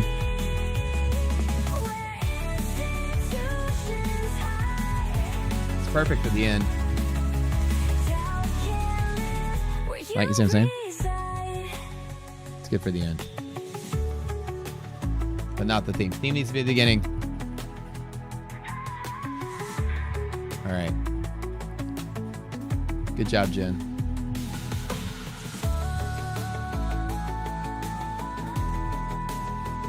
What? Hold on, I can't even find the song anymore.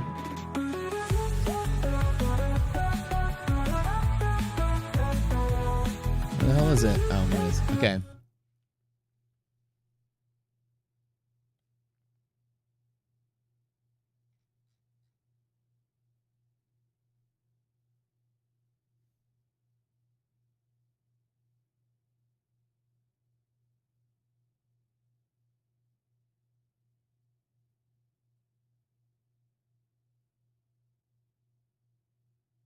One more.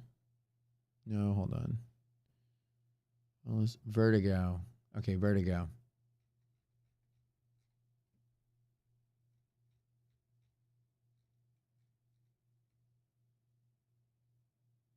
Where was your other one, Vertigo?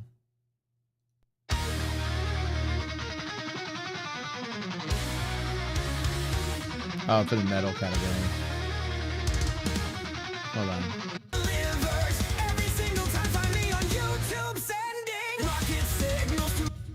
Oh, yeah, wait, that's not the one. No, that's not the one either. Where was I at? I'm completely lost on here. Hold on. Finalist. Vertigo, Shannon. Jen. Okay. This is really messy. From Oh, from Jen. Trying to like.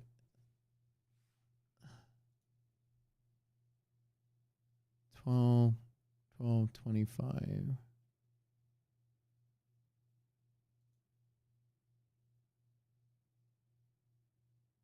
Okay, here it is. Here it is. Here it is. All right, finalist. Multiple minded. Okay, here it is. I'm back.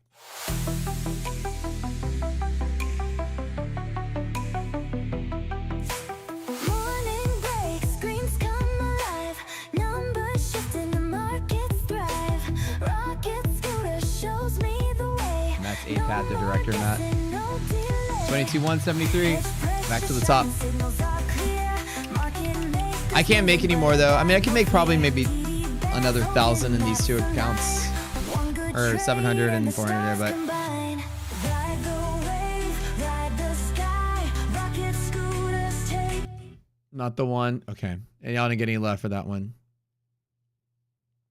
Gift trader.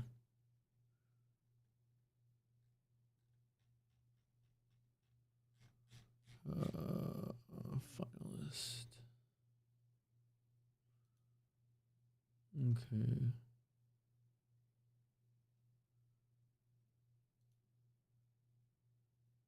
Oh, this one. In the digital dawn, where the market's awake, there's a secret weapon for It's a good those who intro. partake. Rocket scooter, oh, the name on everyone's lips, guiding through the chaos with stylish sharp tips. Feel the pulse of the market, let it sink with your heart. With the rocket scooter, you'll never fall apart. Ride with rocket scooter, let's dance through the charts. Every trade's a rhythm, every move's an art. In sync with the market, we'll glide, we'll groove. With rocket scooter, we've got nothing to prove.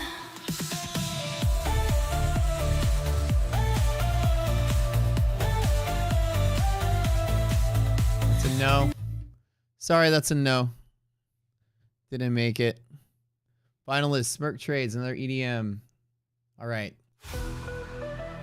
It's too short though. Make it right, rocket, scooter, take me higher.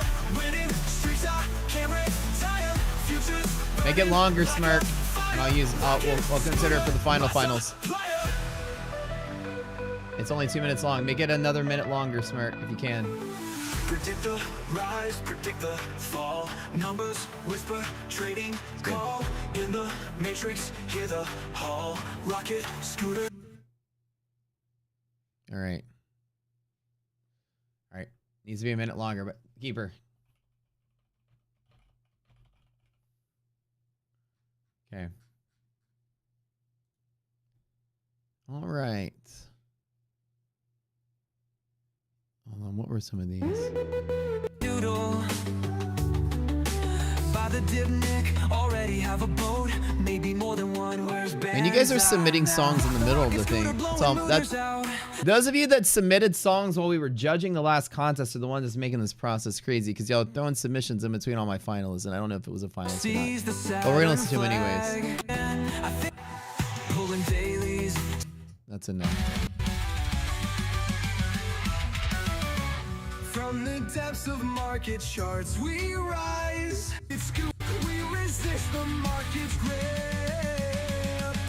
Ride the rocket, feel the power surge. Through futures contracts, we'll emerge. With every tick, our fortunes sway. In this domain, we'll find our way. With an engine.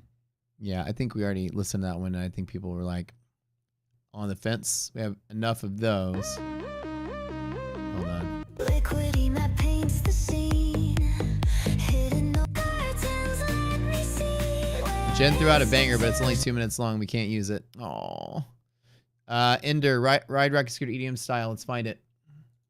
Had to be 3 minutes long, guys. It's a good one. Yeah, Jen's songs are good. She threw out some bangers. Charts move fast that night. Futures flying left and right. Took a risk, no fear, no doubt. Rocket scooter, riding out. Green and red lights flashing bright. Bulls and bears put up a fight. This one's good. Like for intro. Prepping for the market to start. It's just got a beat. It's just chill. Listen to the lyrics though. No time to slow it down. Leverage up, we own the crowd. Yeah, we break through. No stopping now. Our rocket scooter, let's ride. Go by the dip, take it high. Or one more train. It's generic as fuck. It kind of is. We don't break, we just win. But it's not terrible.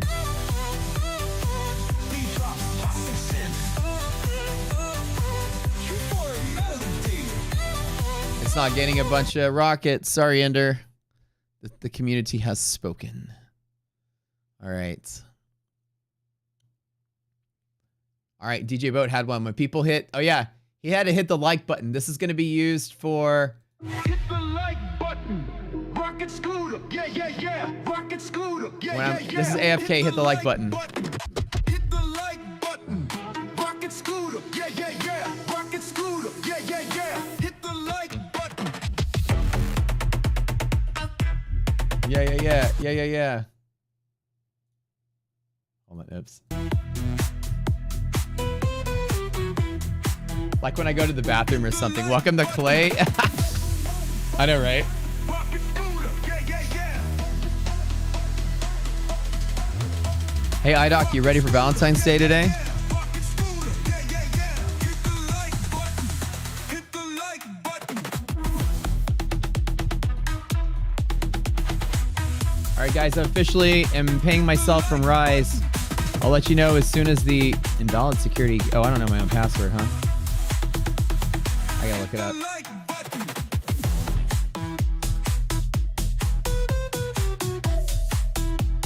Hit the like button. We're gonna use it all the time. Yeah, it's a great intro, but hit the like button is a great place to... At the start, it'll like be the second song we play after the theme. It gets going while I'm sitting there. And I'm gonna be like, all right, guys, we're gonna look at pre-market, get right back, make my coffee. And we're gonna listen to Hit the Like button every single day. DJ Boat with the banger. He's not here because he's hanging out with his wife, but that's a great song. All right. Eva or Eva, the second one. This one was good. Trading screen lights up, we dive in the deep. Rocket scooter in hand, we ain't losing I know sleep. what my Rise password is. Charts and graphs used to twist our minds. Now we ride on wings, prediction ain't blind. Daily grind, now a breeze, no more stress. Rocket scooter guides us, we finesse. Volume forecast, no guess in the dark. In this wild market, we've made our mark. Rocket scooter takes the lead. In the game, we now speed. Stress vanish, carriage clear as day. Trading smart is our new way. All right, what do you guys think? Not a lot of rockets. Is she back? Yeah, she came. She's only gone for a day, and then she's leaving again like this weekend or next week. She went to Orlando for like a single day. Okay. I like it, but I don't think a lot of people liked it. Okay, so officially, guys, I just officially accepted the payment from Tradeify. This is a quick and easy process. Like I said, I got approved within minutes. I submitted the approval. Like 5 minutes later, it said approved. Within like half an hour or less, they sent me the email inviting me to Rise. I had to get them to switch my email in the back end so that I can add it to my other Rise account that I have. Because I signed up with a different email. So instead of having two Rise accounts, it took them about 2 days to get Tradeovate to submit a request to have Tradeovate change my email on the back end. And it took them about 2 days to do it. Then yesterday they fixed everything, sent me the invite again. I signed all the documentation with Rise last night. And then right when I got here this morning, the payment was there. So with Tradeify, had I not messed them up, I would have got my payment within 24 hours. So as far as a prop firm goes, I have to give them my A+ rating. I need to come up with a rating system, but A+ so far. ETF has got an A+, I got an A+. Daily payouts with ETF, I'd get them every day. And never, no fault or nothing. That I hit 550 viewers. Now I got like 480 though. I got close. 476.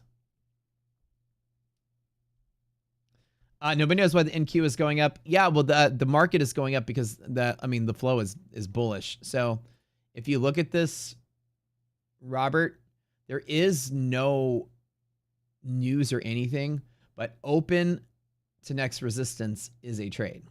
That's it. The flow is up. This is sold calls that are in the money or forcing the seller the calls to buy. Even with no news, it's going to go up. Our strategy talks about this. I've made this trade so many times today, I'm just capped out on profit. I can't make any more because I have to limit how much I make.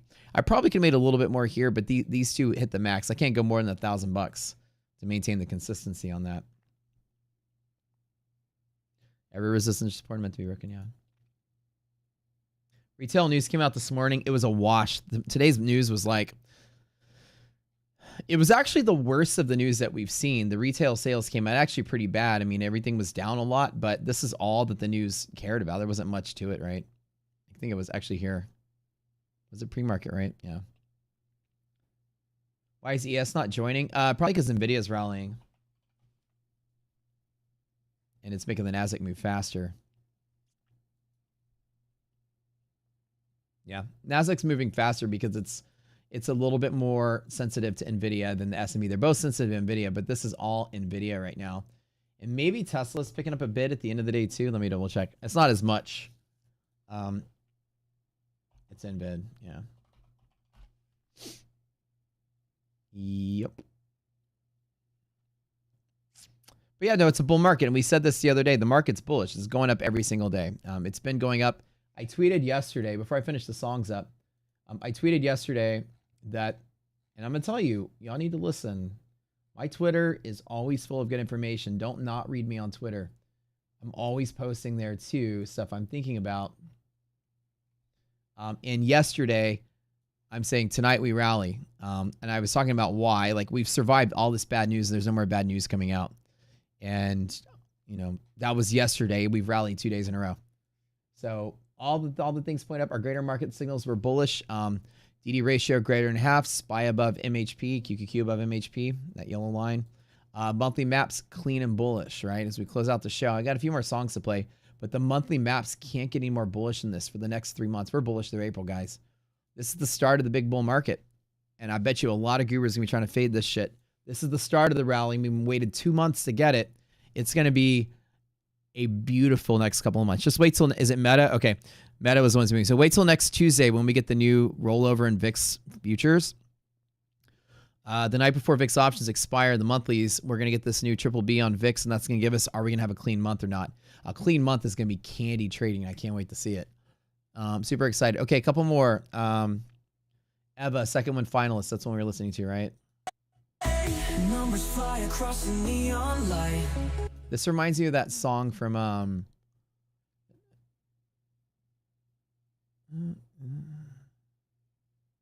Real Human Being. Rocket scooter shows us fortunes That song bright. from Drive, the movie. Stewart already a finalist. Oh yeah. Hold on. Oh, my navigation margin. We already talked about that one. Okay. Smirk Trades.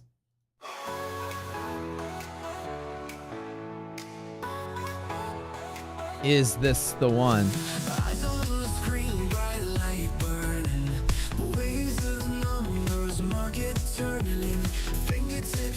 People, Gabriel's right. People understand the market makers need the casino to stay open to make money. Don't short. Yeah, they just need to keep the market liquid. Erratic. By the way, I got some good techno. This is we're voting on the themes music Learn to Trade.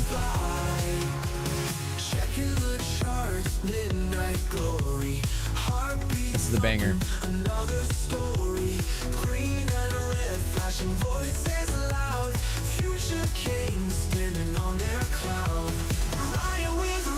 Good one. Good one. Yeah, that's the one. We're definitely keeping that one. Okay.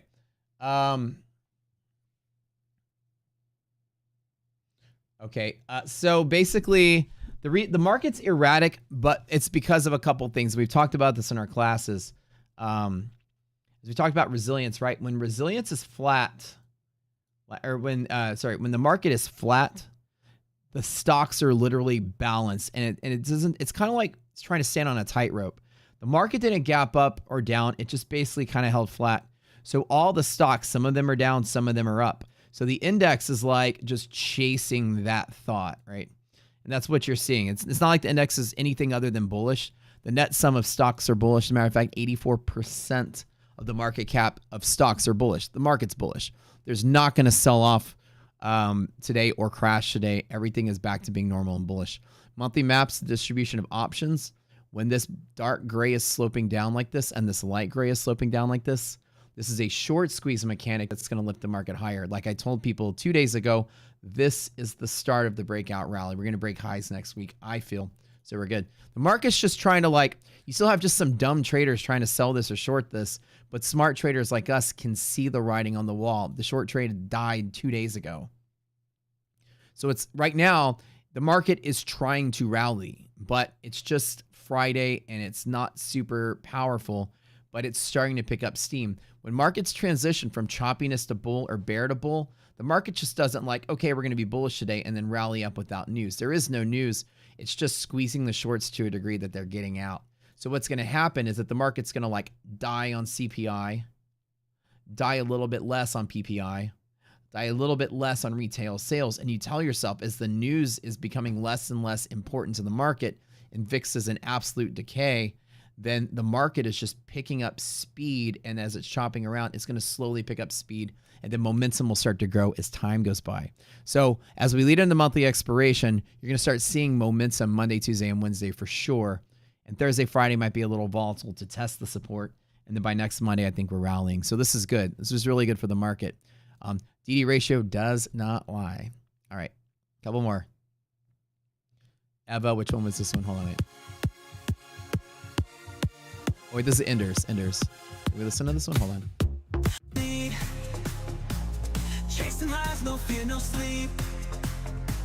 Risk it now, we play to win. Numbers flashing, pull me in. Oh, they watch as we move. Every tick, every groove. No. I think that's good, but I don't feel like you guys are throwing rockets out there. Okay. Numbers fly into the... Oh, you already listened to this one. Hold on. Wait a minute.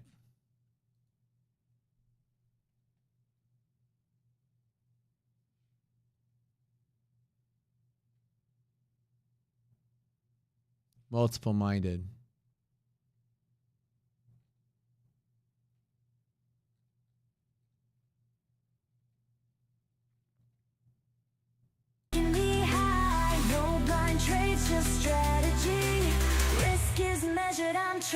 It's too short. We can't use it. Smirk trades. Another one. Oh, here. Another one. Staring at screens glowing in the night. Digits and dreams tangled up so tight. Rocket scooter AI guiding us through. Chasing the future, breaking right on through. Never giving up, always pushing higher. Rocket scooter blazing, trains on fire. Hold the line, we're climbing the peak. Futures in motion, dreams we seek.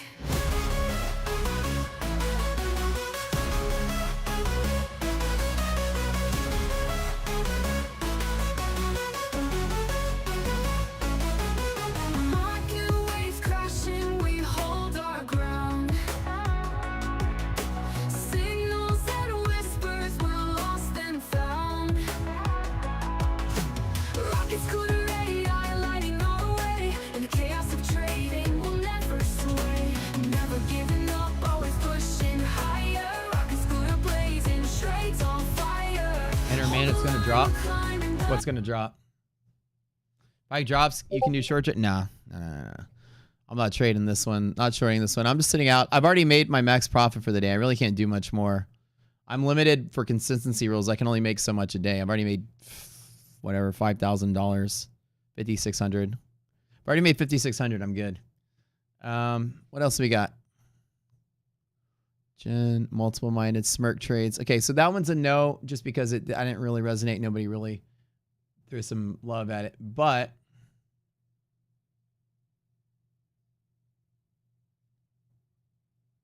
3:70 a.m. Smirk trades.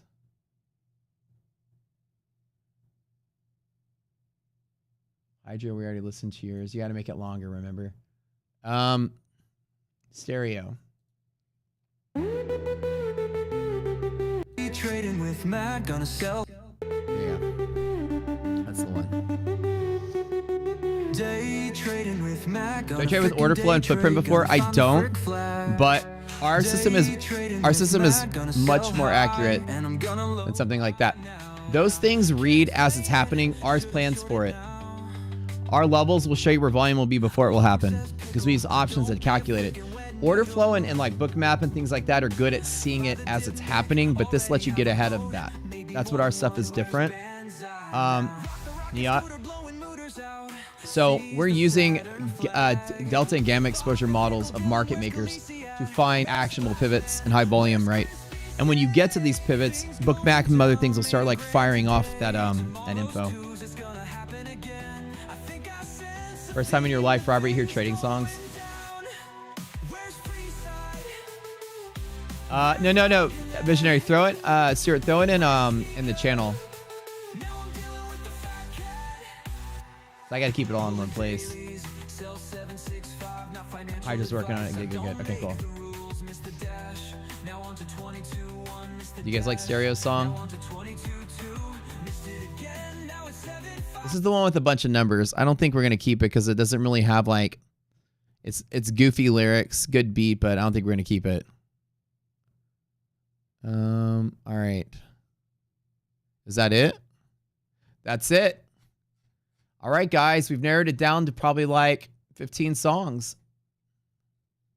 And then a couple of people are going to have resubmissions to make them longer, but that's good. We had fun.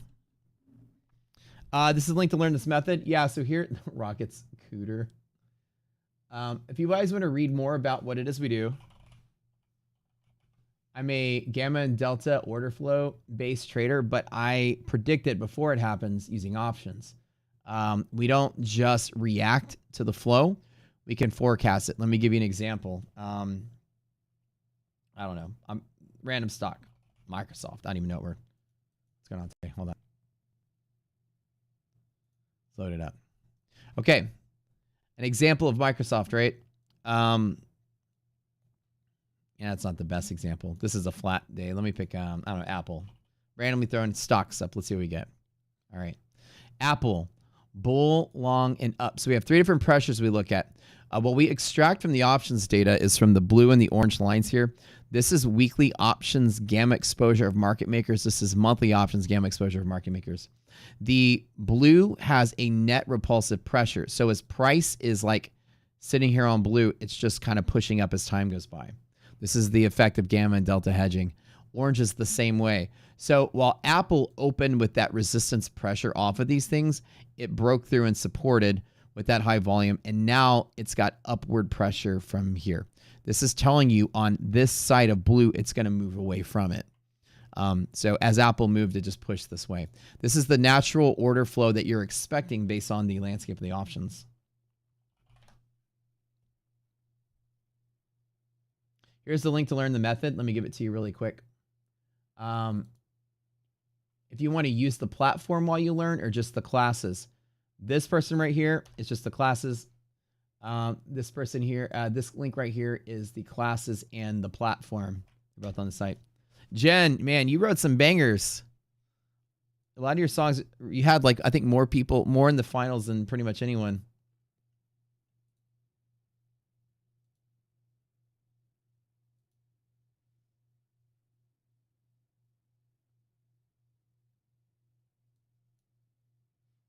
All right. Good job, you guys. All righty. We have a boot camp. The boot camp is literally $20. It's $1 a class. We're going to get out of here. This is the end of the stream, guys. I've done really well today. 50, 600, whatever. I'm not going to risk it. But I'll tell you something. If you guys want to learn what we do, we have the least expensive trader training boot camp on the planet. It's $1 a day. It's not designed to bring in a lot of money for us. It's designed for you to take it seriously. $20, 20 days. Read the reviews on the website. They're all 5-star, with the exception of one is 4. And everybody that took the class gifts the class to other people. Today we gave away 5 free months as members paid $20 to buy you a seat. That's what the members think about the course, and they're telling you to get in. It's not what pays my bills. The trading you see on the screen pays my bills. That just supports Melina, the girl that makes the handouts for you guys. That's her salary, the $20. So at the end of the day, we'd love to have you check out the classes. We teach you 3 principles of trading, position sizing and risk management mechanics, teach you market avoidance strategies, and we teach you how to find the trend and not fight the trend. Why was I bullish 2 days ago? Why was I bullish today? Why was I longing right at the open today? Why did I trust that trade? How did I know the exact target to get out of before it sold off? All these things I did. We teach you these strategies to plan a trade before you make it and know how much you're risking before you do anything.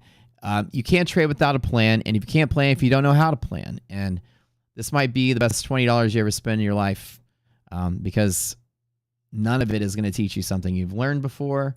And if you don't like it within 3 days, full money back guarantee for your $20. Oh, where's the credits song? My bad. I can't skip ahead and pick a credit song that we haven't done yet, but I forgot to do the song. Doom doom doom doom doom doom doom doom doom bing bing ba dee bing ba da da da down. That's it. I'll just hum some Super Mario World for you guys. All right. I'm out. We'll see you class today at 3:30 Eastern. The Zoom call. The link is posted in the Discord, especially people it's the first time in the Zoom call.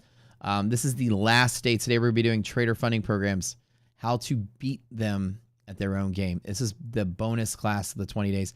And Monday we start over at class 1, so everybody come on Monday because we start all over.